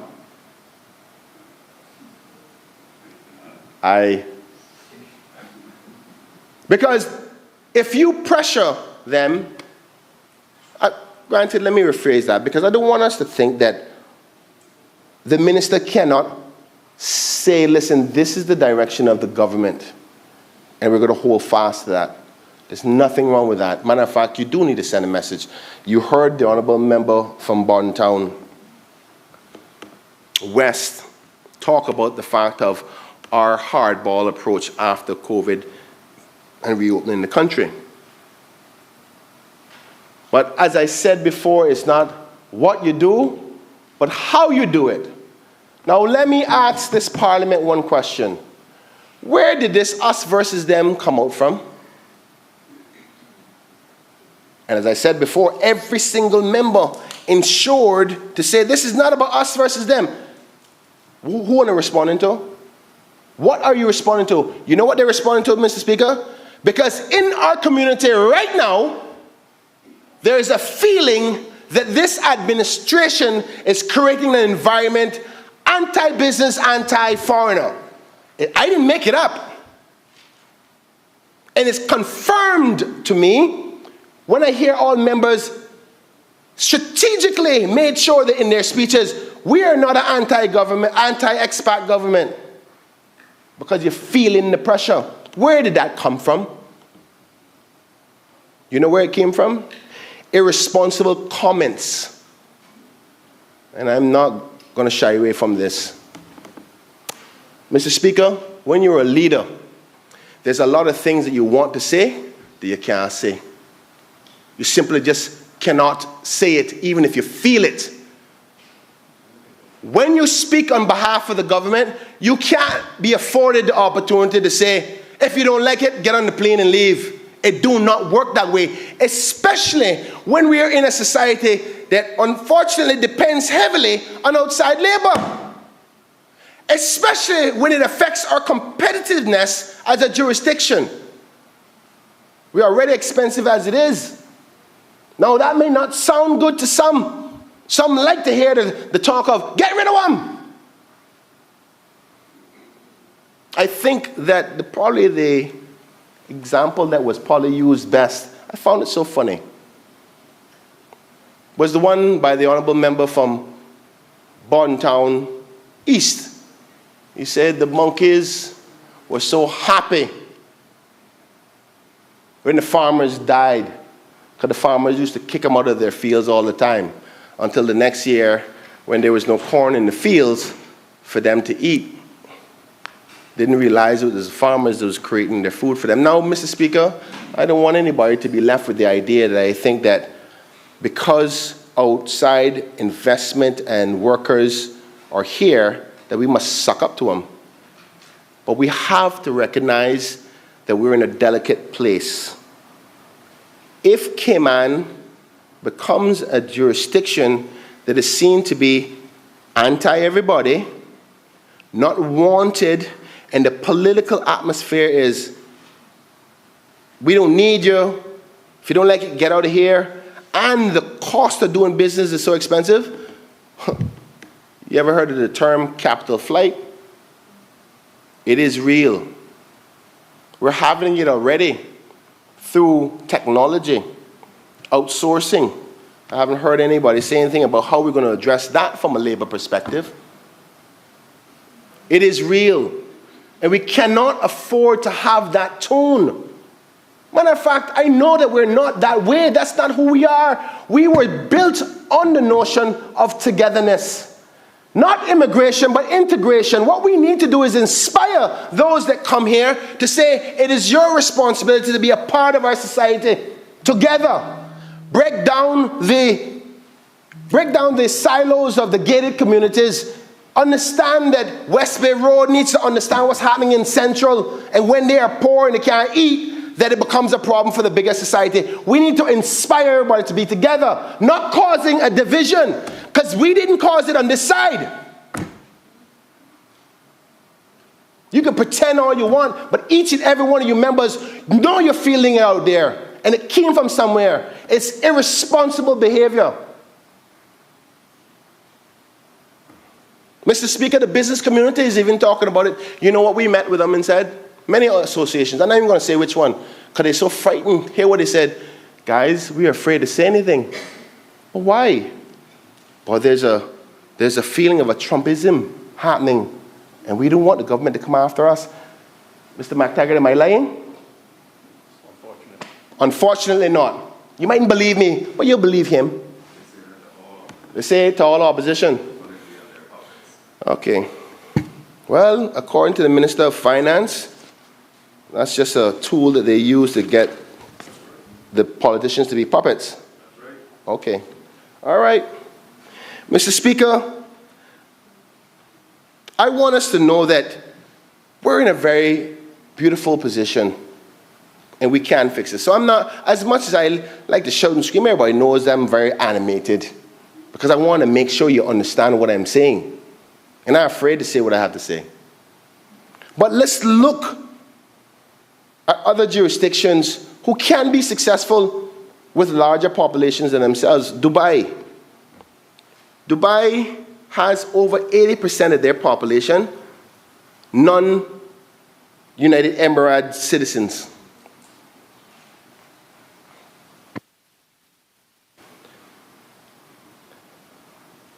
Sorry, the United Emirates, the United Arab Emirates. Emirates. Sorry, thank you. And over 80% of them are non-national. So this idea that our population concern, I don't think that we, let me rephrase that. I don't want people to take it out of context. I'm not saying that we shouldn't be worried about our population growth, but that's not where the fundamental problem is. The problem is how many people becoming Caymanians. That's why I said, why are we not focusing on the point system first? When are we going to hear about the point system, Mr. Speaker? We're selling this vision and dream of the future, but yet still we haven't heard even the draft of that. We haven't seen the regulation that would support this current set of amendments so we can understand what the ultimate outcome will be and don't create a pile of legislation that is not supportive of the efficiency to deliver the labor component, because labor is so essential to our service-based economy. And when businesses believe that they cannot get the available labor they need, they get scared, they don't invest, they don't expand, and things happen. Plus, it's going to get a little bit more expensive starting January 1st for them. Now, yes, we have to make sure that the labor that they're getting, that they sort out the Caymanians component first. But they're also, but let's speak about that for a minute. They also want them to sort out the Caymanian component first. But let's talk about the reality of the unemployment numbers. Because we're selling this idea that there is one pile of hundreds of millions of Caymanians unemployed. I think the best person who highlighted the real problem is the member from Bodden West. That the problem is actually underemployment along with unemployment, where Caymanians are not being given the right mobility up the ladder. Mr. Speaker, according to the ESO stats, now you notice that from the two parts of the immigration concerns I talked about, labor and the other one, path to citizenship, you're not going to have no argument from me on that side. If you can block every single one of them off, outside of being married to Caymanian and born by birth, you got my full approval. But the labor part, which has to do with our economy, has to be managed right. Here's my point. Mr. Speaker, the unemployment rate as per last year was 4.6%. I can't find the numbers, but I know I'm almost off by heart. I'll find it. Which accounted for 1,000 and, I think it was 1,024, here we go, 1,048 Caymanians. And in our labor pool, we have, that are non-Caymanians, of the whole 59,393 persons working, 33,389 of them are non-Caymanian. So let's just say we did resolve the problem of all these unemployed persons. I want to take this opportunity to congratulate the minister for getting 70 people employed through that drive through the hotel industry. We did exactly the same thing. We didn't make as big of a deal about it, but congratulations, keep that commitment on. But if we were to solve the unemployment of those 1,048 people, which is 4.6%, you're still going to have 32,339 people that are non-Caymanian. The reality is that we need that outside labor. And I think the government has accepted that they're not anti-outside labor. But the percentage of persons underemployed is the part that we need to focus on heavily, allowing them to have more money is available to them in this high cost of living. And you cannot force employers. You can say you won't get something, but in a free market system, you can't say, I'm telling you that you must hire this person. As much as I would love to be able to do that, we are not a dictatorship. So you have to do it in spirit, in tandem, together with the business community. Mr. Speaker, here's my question. Who decides who's qualified from who's not? I think that boils down to the crux of the story when we have Caymanians coming back home from school, or Caymanians who are here on island already, or people coming out of high school. Because I've been trying to tackle this issue about employment ever since I got into this house. And the free market system is probably the most difficult one. And I'm going to tell you this, You might not like what I'm saying today, but I wouldn't be surprised 4 years from now when we bring up the numbers in the ESO stats, the figures and the percentages are going to be exactly the same. I'm hoping that I'm wrong. I think the area that you can probably strengthen the best is the underemployment. You could probably bring down the unemployment a little bit. Because to be honest with you, from global standards, that unemployment number is actually pretty low. You will always have some people who don't want to work for one reason or another. Now, that sounds terrible, but I'm quite sure that, and that's why we suggested for the NICE program to be year-round. Because like the good minister said, Honourable Minister Ebanks, J. Ebanks that is, that he was not surprised that 650 odd people showed up to the NICE program, ready to work, young and old. But what would be interesting to see is if it was a year-round program, how many of them would actually stay on the program as opposed to those who want to come for 2 weeks. Can you get somebody to work for 2 weeks? Oh, yeah. But this is what employers keep on talking to us about. You hear it, Mr. Ruddy. Oh, they come to work for 2 weeks and they're gone. Do you think I like to talk about these uncomfortable things? No. But it's a reality, and as a former business owner, you know this is what you have to deal with. And as Caymanian business owners, and we're talking about it, yes, we want them to play their part, but it's not like some of these business owners aren't out there trying to give them opportunities. Matter of fact, Mr. Ruddy, I know that you've done it and you've had experiences where persons have come and you said, "Boy, I trained with this person, you know." Member for Georgetown Central, this is the 4th time now you referred to another member by his name. You have to address them by either their ministerial status or their constituency. Thank you. Mr. Speaker, I do apologize. You're 100% correct as per the standing orders. And I apologize to the member as well, the Honourable Deputy Premier. Yeah. Mr. Speaker, my example was that the Honourable Deputy Premier is a person who understands fully what I'm talking about. Right, it isn't good to say, but it's something that we have to recognize is truthful. Are there malicious employers out there? Yes. Yes, they are. And I hope that the enforcement arm can go find every one woman and lock them up. Find them to pieces. You have my full support. But Mr. Speaker, I ask the question this.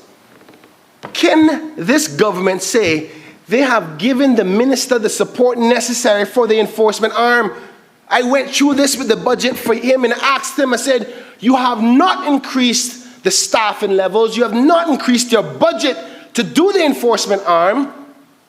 How are they going to fix it? The business community, you know, the number one concern was with these changes? Fees put aside. Fees put aside. Wasn't that there were going to be changes, you know? Whether they're going to be efficient enough to deliver them. But now, we're going to ask for all of these changes, expecting the hard-working staff at work to deal with potential challenges, new operational systems, when they have a software system right now that is not even working. And I asked the minister to reflect on his ministry and ask his team what I am talking about. Because what's going to happen, Mr. Speaker, without the support necessary, you're going to find yourself in the same problem 8 months from now. And I'm going to bring it up in the floor of Parliament to say, has your efficiency increased at all by these new changes? And I'm going to say to you that they won't. Because there's no budget. I can understand that they don't want to expand the civil service any further with any other members. Fine. Put them on contract until we at least get through the ironing of the kinks of this new legislation, and then you can release them in a year. But you cannot say to me that with these changes, you're not going to have little bumps and so forth throughout the implementation of these. I asked the minister specifically, I said, Minister, do you think that you're going to have enough to deliver this? Because the efficiency of the labor market is a key component to success of the market, which hires Caymanians as well. And those business owners, 95% of them are Caymanian. We may like, well, sometimes I know that we don't like the rich ones. Oh, he rich, he do that. But he still Caymanian, or she still Caymanian. And by the way, 60-odd% of our businesses in our society are small business owners.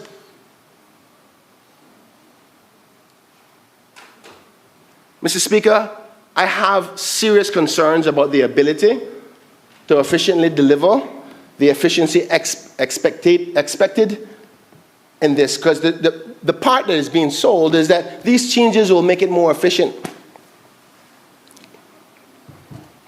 Mr. Speaker, forgive me one second.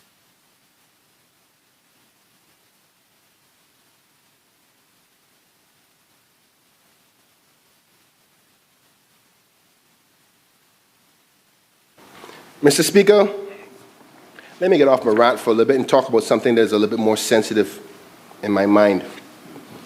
Mr. Speaker, there's one section in this bill that I brought to the attention of the Minister and his support team, and it is on page 22 of the bill. And I see members are suggesting that they're in full support of all parts of this bill, and I will be calling for a division when we get to committee stage on this section, because I do not support it, and I am speaking for Kenneth Vernon Bryan.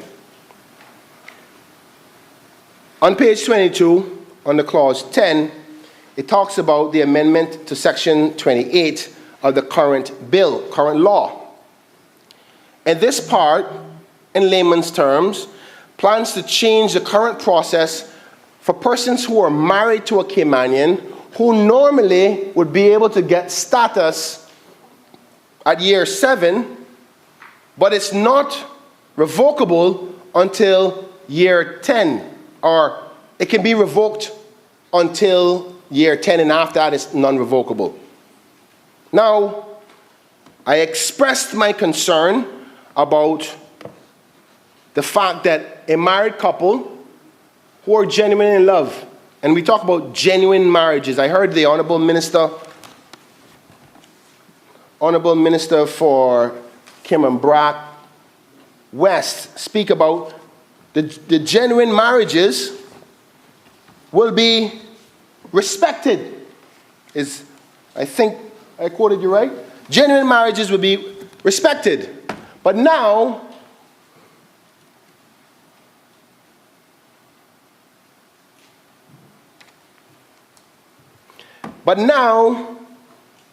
we're about to say to persons who are married, your partner cannot get status until year 15. Currently, it's at year 7. Now, I know some people, if you're not in a marriage with a non-Caymanian, it don't bother you. But I want the Honourable Deputy Premier to examine this for a minute, because he made a very good example just last evening. He gave us the wonderful examples of his marriage to his amazing wife, who I know, and a very sweet, loving person, and has embraced Cayman as her own. Can't get any more Caymanian than that. Sometimes I wonder if she wasn't born in East End. She grew up there. But I wonder how the Honourable Deputy Premier would feel if, when he married her, his country, his government said, she can't be a part of this family until she's been here married to you for 15 years. You know what bothers me the most, Mr. Speaker? Not the partner, you know.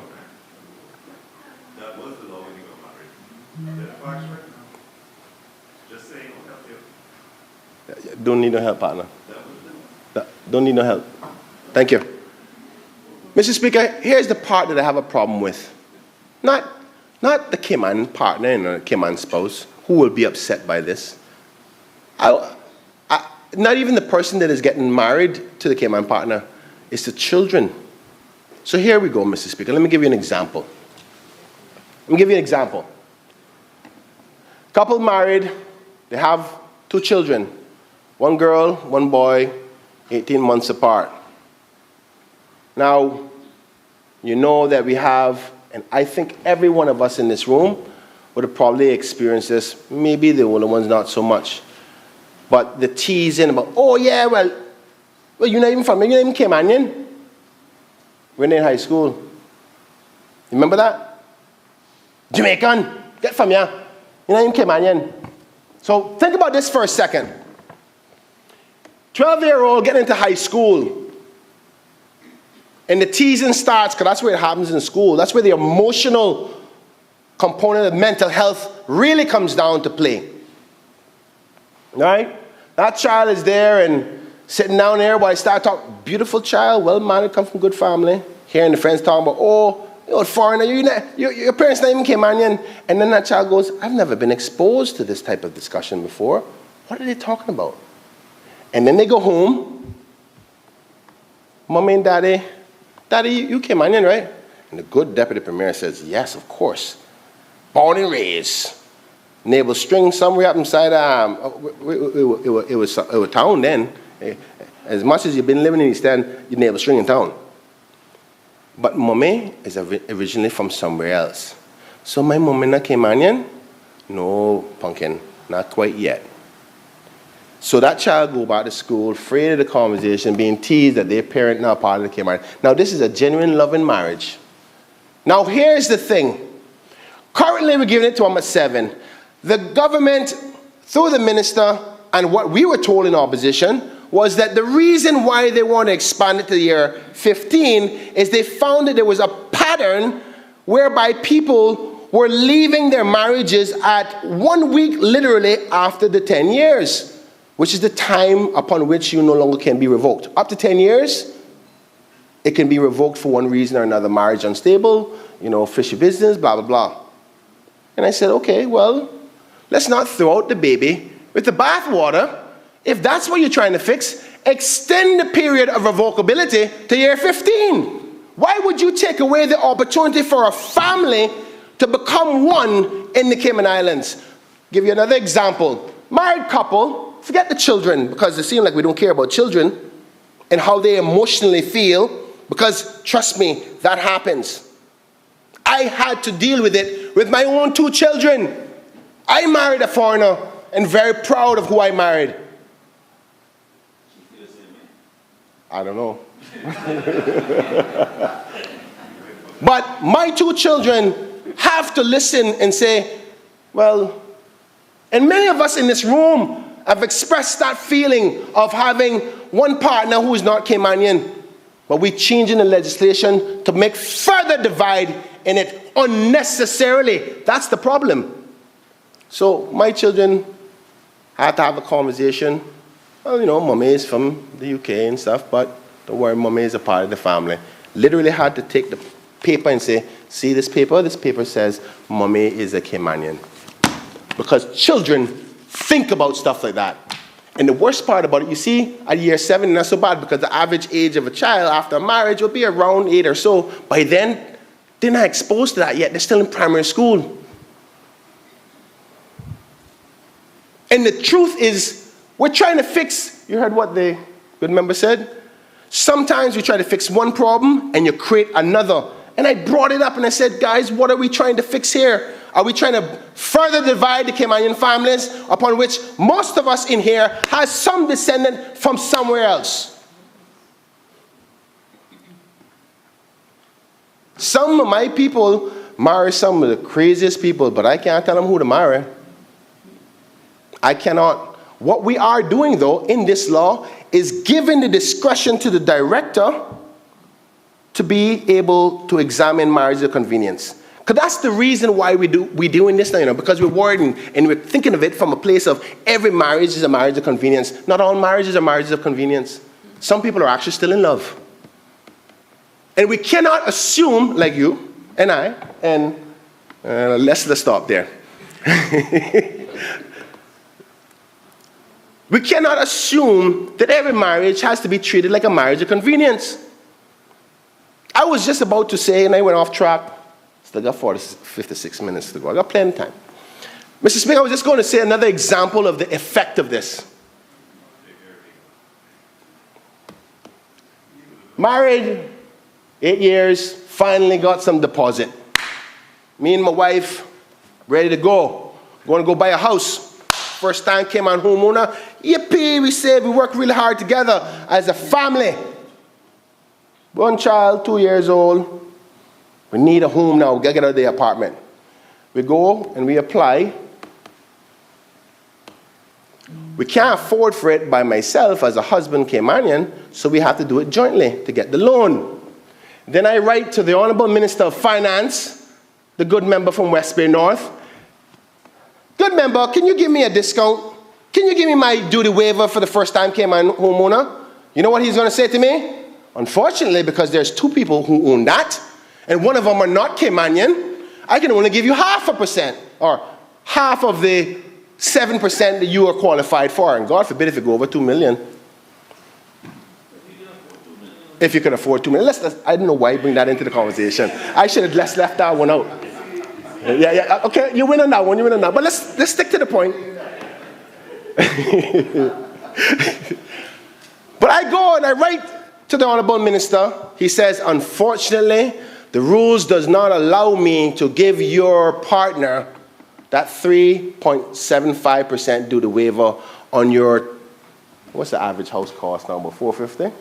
About that 450, 750,000? 750,000, give me a calculator. Tell me how much that is. That's 3.75%. How much money it will cost them? Plenty of money. Because we have decided to fix a problem, that there's another way to fix it. Can somebody, Minister, this is a genuine request now, in your wrap-up. I know you're going to beat me to death when you come back. That's okay. I can take the licks. But can you just answer that part for me? Could we not solve this problem by simply extending the revocable period? The truth be told, people who are in good marriages, that know they're in love with each other, you can say to them, listen, make it revocable till 20 years. I am in love with my partner and we're going to be together. What's your point of not wanting to give them the status? You have the right under law to make it revocable for however long you want to. If you're worried that you're trying to catch those who are marriage convenience, fix the problem in a different way. Mr. Speaker, as you say, repetition, I got to be careful of that, so I'm going to stop there on that one. I can hear him talking to me in the back of my mind. So I am asking the government to reconsider that section.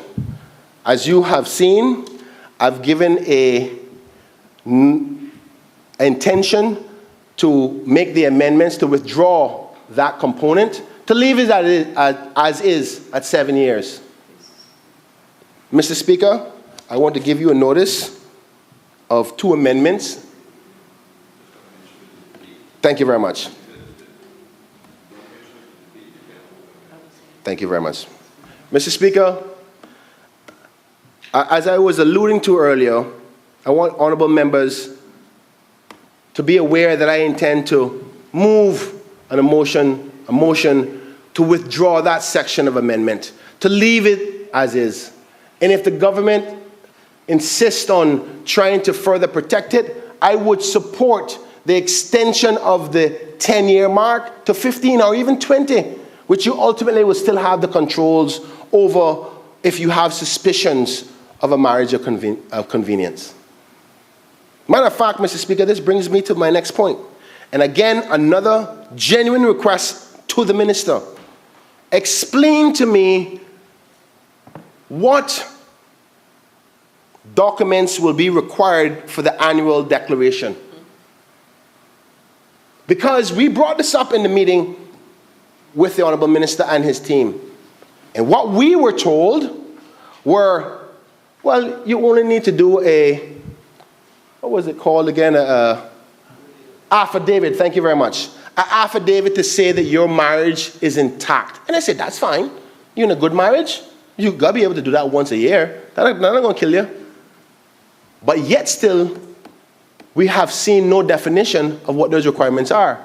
Now, what a requirement for annual declaration is for a person who have permit are totally different story. You can ask them for anything you want. They're not Caymanian yet. But if they are Caymanian, particularly that is married to a genuine Caymanian, how dare you ask for anything more than just the declaration of that? And there needs to be clarity of what an annual declaration needs to be. This is the problem that we have with the bill, and we ask the minister, explain these things. Oh, it will be in the regulation, so I must approve it and don't know what you're going to ask them for? Process is what the problem is, not the bill. Every one of us in here want us to strengthen the reform on immigration to protect the country, but you have to do the parliamentary process correct.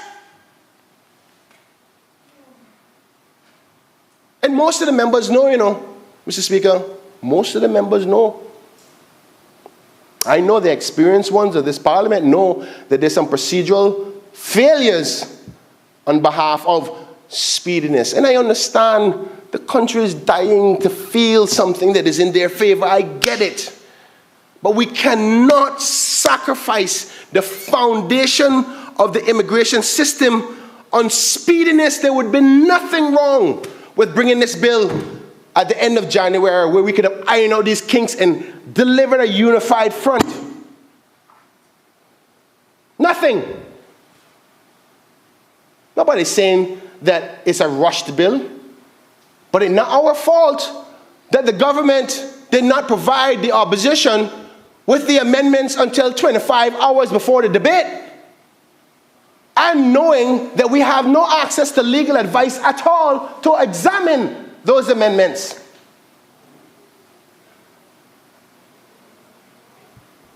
But now I have to be the bad guy to talk about due process. And the average person that may be listening may not even understand what Kenneth is shouting about again. But I know, Mr. Speaker, good men like yourself, members like the members who have been here for a long, long time, like the Honourable former Premier Juliana O'Connor-Conley, even the good Minister of Finance, who've put years into this House and understand the parliamentary conventions and why they were established. Scrutiny is a key component to governance, especially when the government has said that they promise to be transparent and different. And we ask for the stuff.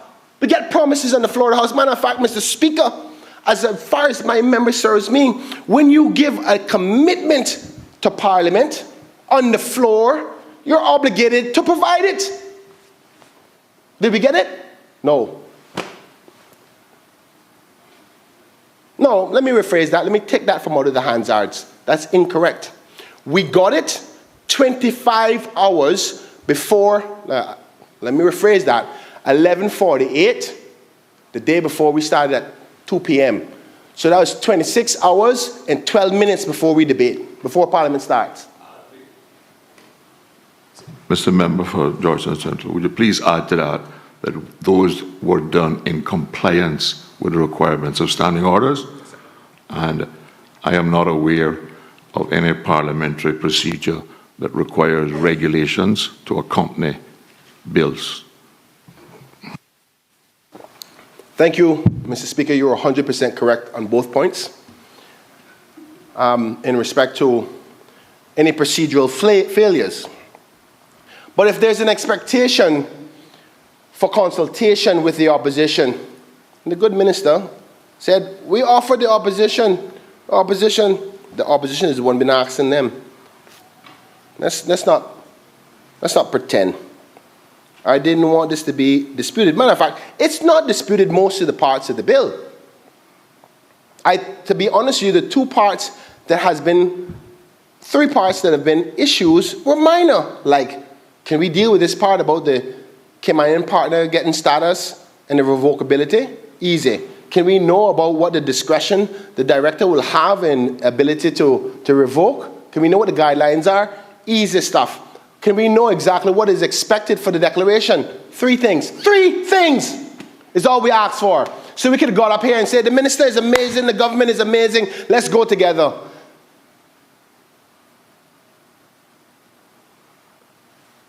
Couldn't get that. Now we have these bills proposed to us, these amendments to the amended bill, and we don't know what they mean. We can interpret it, but I can promise you that each member on that side needs legal advice for the sentence structure and what it will deliver in any amendment. Matter of fact, Mr. Speaker, I want to propose to this Honourable House, and I hope the Premier is somewhere listening. Deputy Premier, you were in charge while he's out. We need to start providing red line documents to this Parliament. I'm not going to pretend to be a legal drafter or a lawyer, but it's not a requirement, but we need to start changing that. Here's what I have for the complexities of things. I got a bill, really amendments. Anybody got a law itself, the immigration law itself? Just give me an example. So here we have the law. We got the amendments to the law. And then we got a set of documents amending the amendments to the law. And it's written in legalese that half of these members in here, outside of the Attorney General, the good lawyer, former Premier Wayne Panton, the Honourable Premier, Honourable former Premier who was from a longevity perspective, most of us, you learn it by experience over time. Even you, Mr. Speaker, over time, you start to get to understand. But drafting is a skill set that needs the support for members of Parliament to understand what is in it, because that's where the mistakes happen. When it goes to court and the judge says, if they intended X, they should have written it by Y.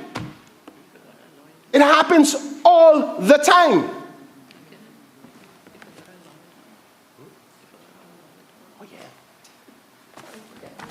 My good Honourable former Premier reminded me she's also a lawyer.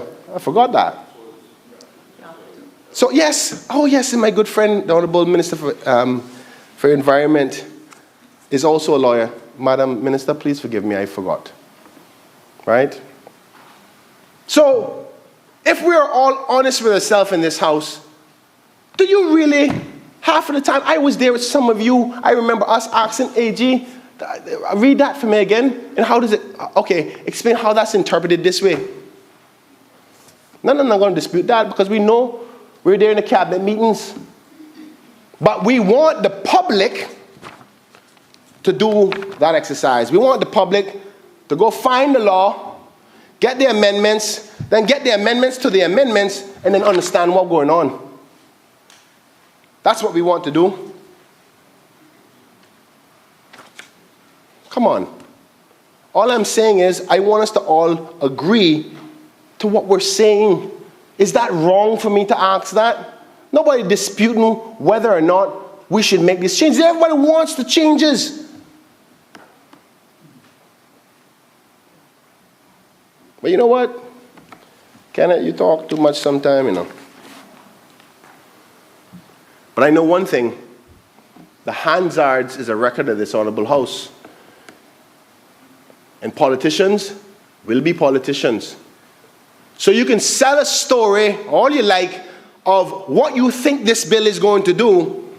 Maybe you don't understand what the context of the bill actually means and what it's going to solve. But I can promise you, time will tell.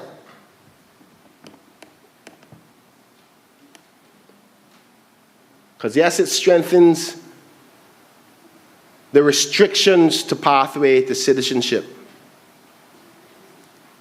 There's a lot of that in here. It strengthens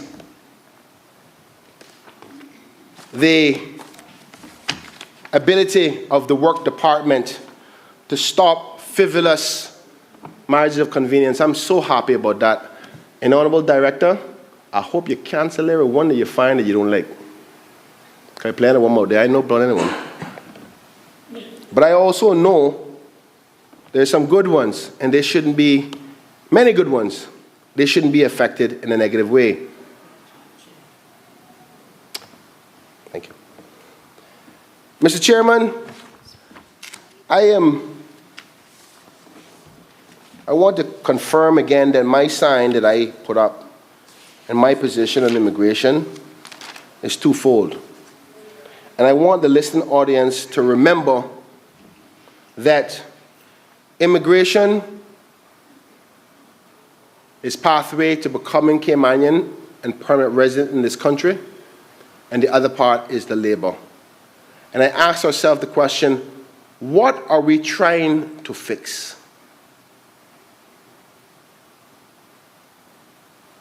What are we trying to fix? Until you can outline that and show the pathway of these changes in collaboration with the other ones that are coming to fix it, because we keep on throwing out these comments. Yes, it's sensitive to say, a Caymanian that went away to school can't come back and get a job. Yes, that is true. Caymanians being mistreated in the job force. Yes, that is true. There is unemployment over 1,000 Caymanians. Yes, that is true. There's underemployment problem. Yes, that is true. But tell me how you're going to fix it. Stop repeating the problem. Tell me how this bill, specifically, clause by clause, is going to give me the example. Mr. Speaker, you know what I hate? People that get up and read clause for clause. The public does not understand clause for clause. Your job as a leader is to say, the current law says X, we're going to change it with clause Y, and the result will be clause Z. That's explanation. I can guarantee you 95% of our society is just supporting based on trust. And I think there's good reason for trust. I can tell you this, I have no doubt in my heart that there's any intent, ill intent by the Honourable Minister. But as this old saying goes, not what you do, but how you do it. Because how you do it can be the difference of whether it's effective or not.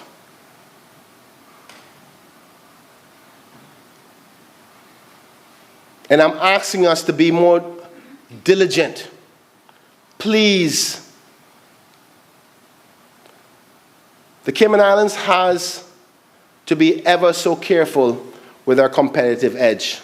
And if we leave a tone out there that Cayman is not a place that is wanting for others, we can find ourselves in serious trouble. And this discussion is going to come back up in the revenue measures. Because not only these immigration changes, because it's not the changes itself that's not so bad, because the truth be told, most people who invest here, as long as they're making money, you think their business about voting? You think their business about your benefits? I mean, for those are lower income.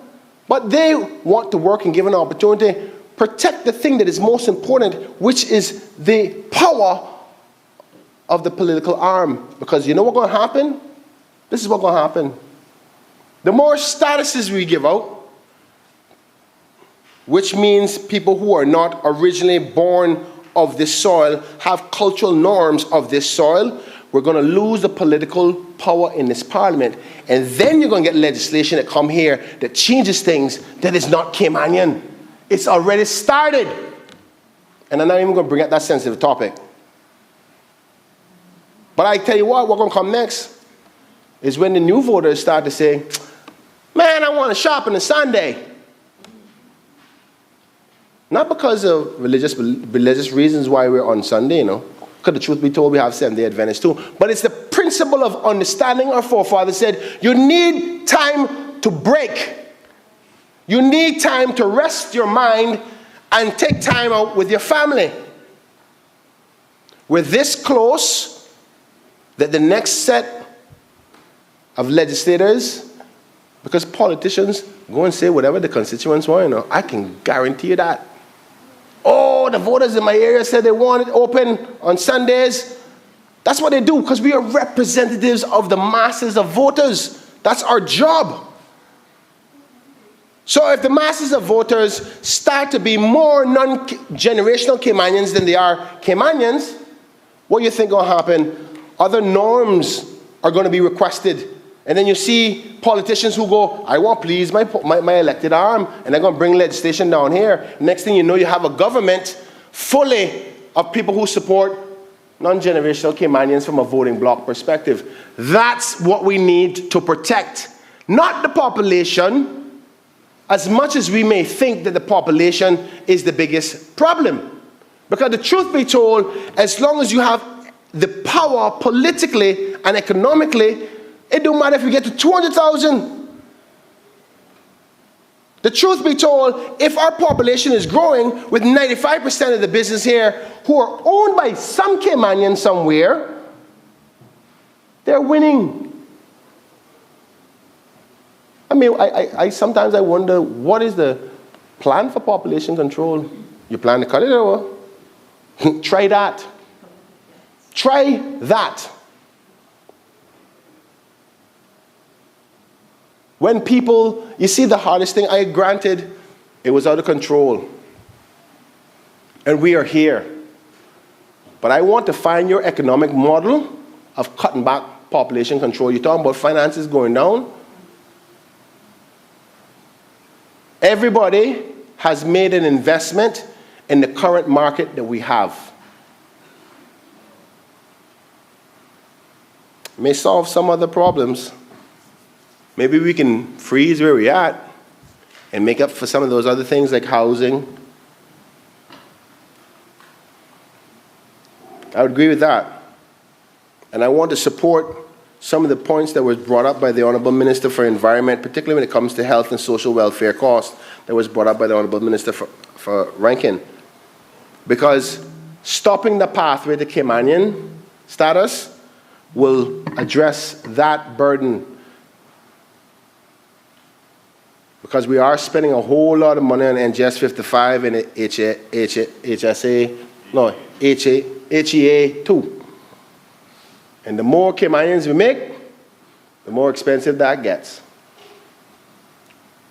So, Mr. Speaker, I would like to say to the members of this House, particularly those on the government side, I think it's your job to inspire an environment where the working business community, which I'm going to repeat one more time, because the sentiment of the business community being the bad guy has to stop. Because most businesses in this country are owned by Caymanians. Are some of them bad players? Of course. There's bad players in every part of the world. But if you can offer them an environment where they can succeed at the same time as do their part to the social labor component, they will do so. Sometimes the reason why they're fighting for cheap labor is because cost of doing business is so expensive. So sometimes I don't understand where they go, oh, can I get somebody with a master's degree and pay them minimum wage? You know what? You know labor is the second most expensive resource to a business owner, is labor. Overhead costs, labor, and cost of products is the three main costs for a business owner.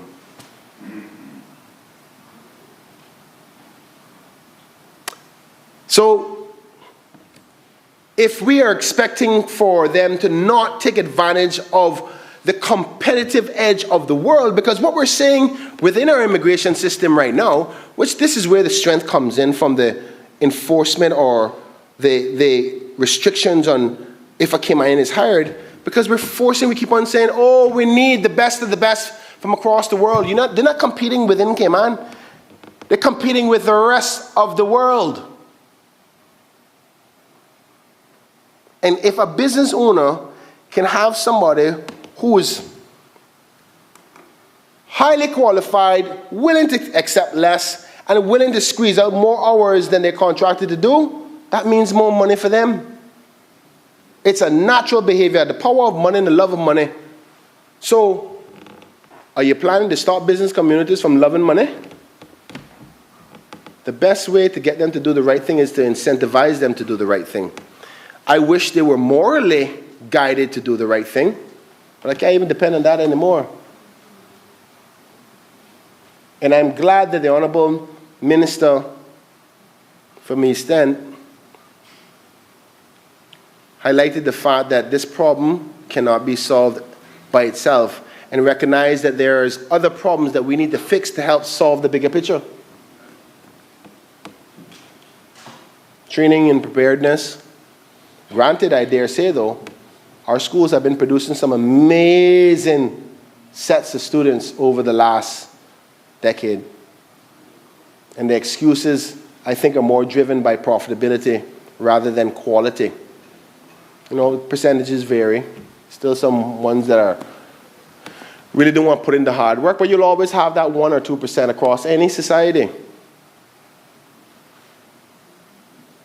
But I think the best way for this administration to deliver the changes upon which the country expects is to work together with the business community by way of incentive, by way of restrictions, and you tighten the knots right where part you need them to be to create a perfect balance where everybody's winning. Because I can tell you that yes, I hear members talk about, well, immigration reform is global. It's happening everywhere. The United States running them, UK running them, everybody running them. But I tell you what, here's the unique thing about the Cayman Islands that is different from those jurisdictions. Their ratios of nationals compared to the economy and the labor force is totally different. In order for our economy to work, we need them. Don't fool yourself on that. How that balance is struck is important. Again, I'm going to repeat because I know they're going to give me licks, but I think over time, truth will prevail. Again, I cut immigration into two parts. The pathway to Caymanian, to becoming Caymanian, I hope you lock it, close it off. Lock, I put a memorandum on it right now. You'll have my full support. But the labor component, you can hurt the market and our economy. You're depending on a well over $100 million in revenue more on top of what you get very shortly. Do this wrong and see if you'll make any money.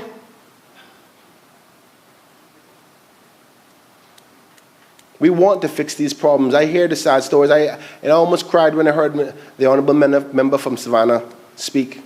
Because she's right. She feels it. She sees it. We all see the stories of young people and what they're doing and what they're going through. But let me tell you something. The wrong tune being delivered in our service-based economy can ruin all of it. The temptation to buy in to the extremism by a few, do not fall for it. You know better. You have to understand how our economy works. You can make the tweaks and do it just as calm as ever, and they will follow suit. You don't need to add to it. Because I know one thing, the current environment out there of us versus them, nobody in here created it. Not on this side. Where did it come from? Why are people saying this government is creating like they don't want us around here or want businesses? Why is it that every member had to specify they're not against expats? Because you know the word is out there, on a feeling it. People call on a hearing it. So something you're doing is causing that to spread. Counteract it. Be inspirational.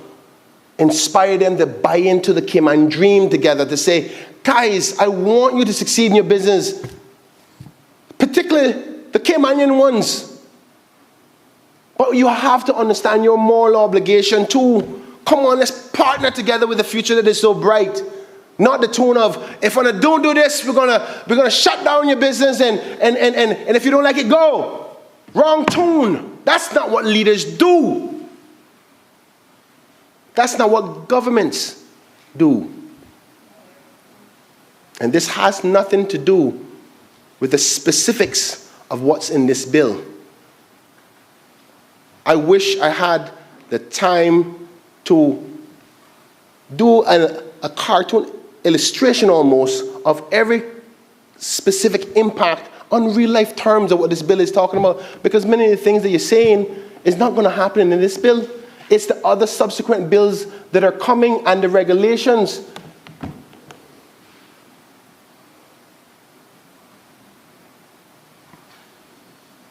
I just want us to remember what we said in this Honourable House, because it's going to come back up again when we come back for a review in a year, because the minister is going to be asked Minister, it's been 12 months. How are the numbers looking? Is the marriage of convenience any different?